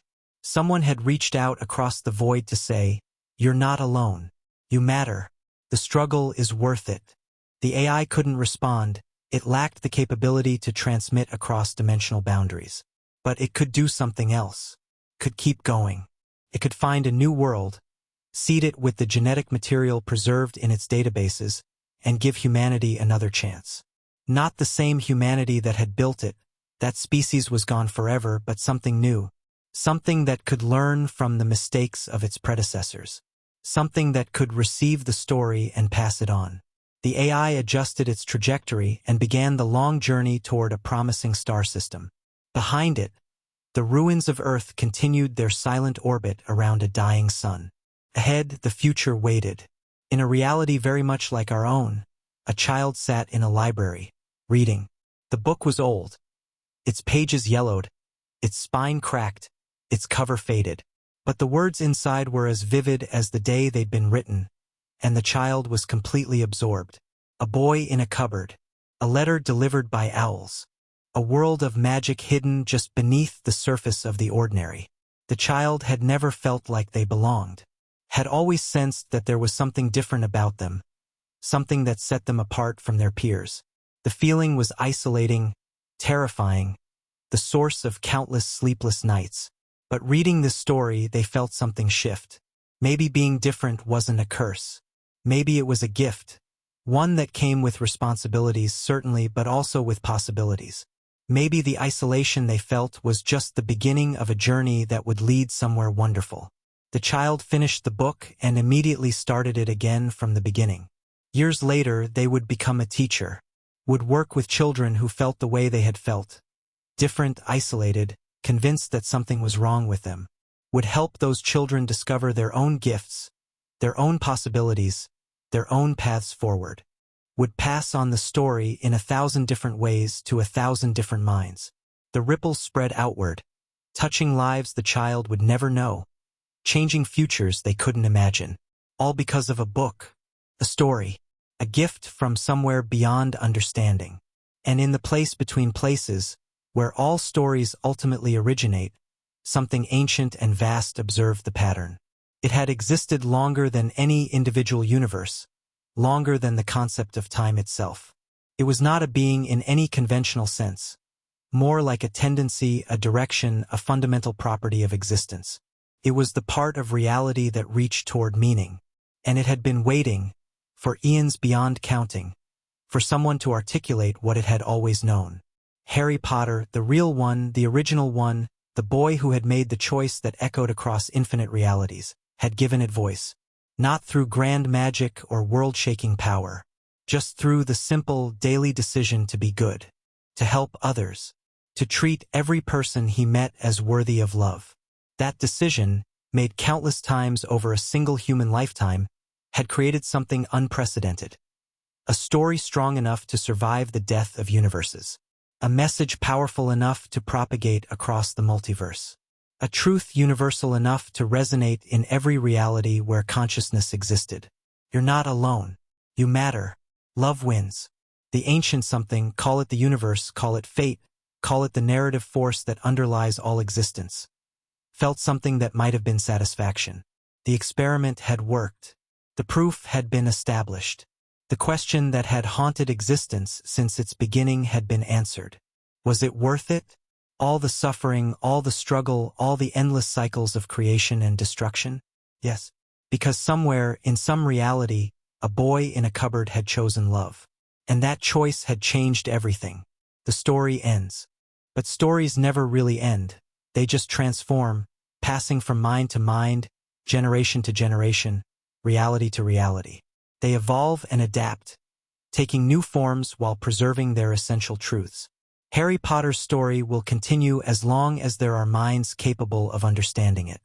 It will be told around campfires and in classrooms, in books and films and forms of media that haven't been invented yet. It will inspire and comfort and challenge, exactly as it was always meant to. And somewhere, everywhere, children who feel alone will discover that they're not. That's the gift. That's the legacy. That's what remains. To every child who ever felt different. You are not broken. You are not wrong. You are not alone. The world needs exactly what you have to offer. Your sensitivity, your perception, your ability to see things others miss, these are gifts, not flaws. It won't always be easy. There will be times when the darkness seems overwhelming, when the voices in your head whisper that you're worthless, when giving up feels like the only option. In those moments, remember this. Someone else faced the same darkness and found a way through. Someone else felt the same despair and discovered it wasn't the end. Someone else carried the same weight and learned that it could make them stronger instead of breaking them. You are part of a story that stretches across all of existence. A story about the power of love, the importance of choice, the possibility of transformation. You matter. You always have. You always will.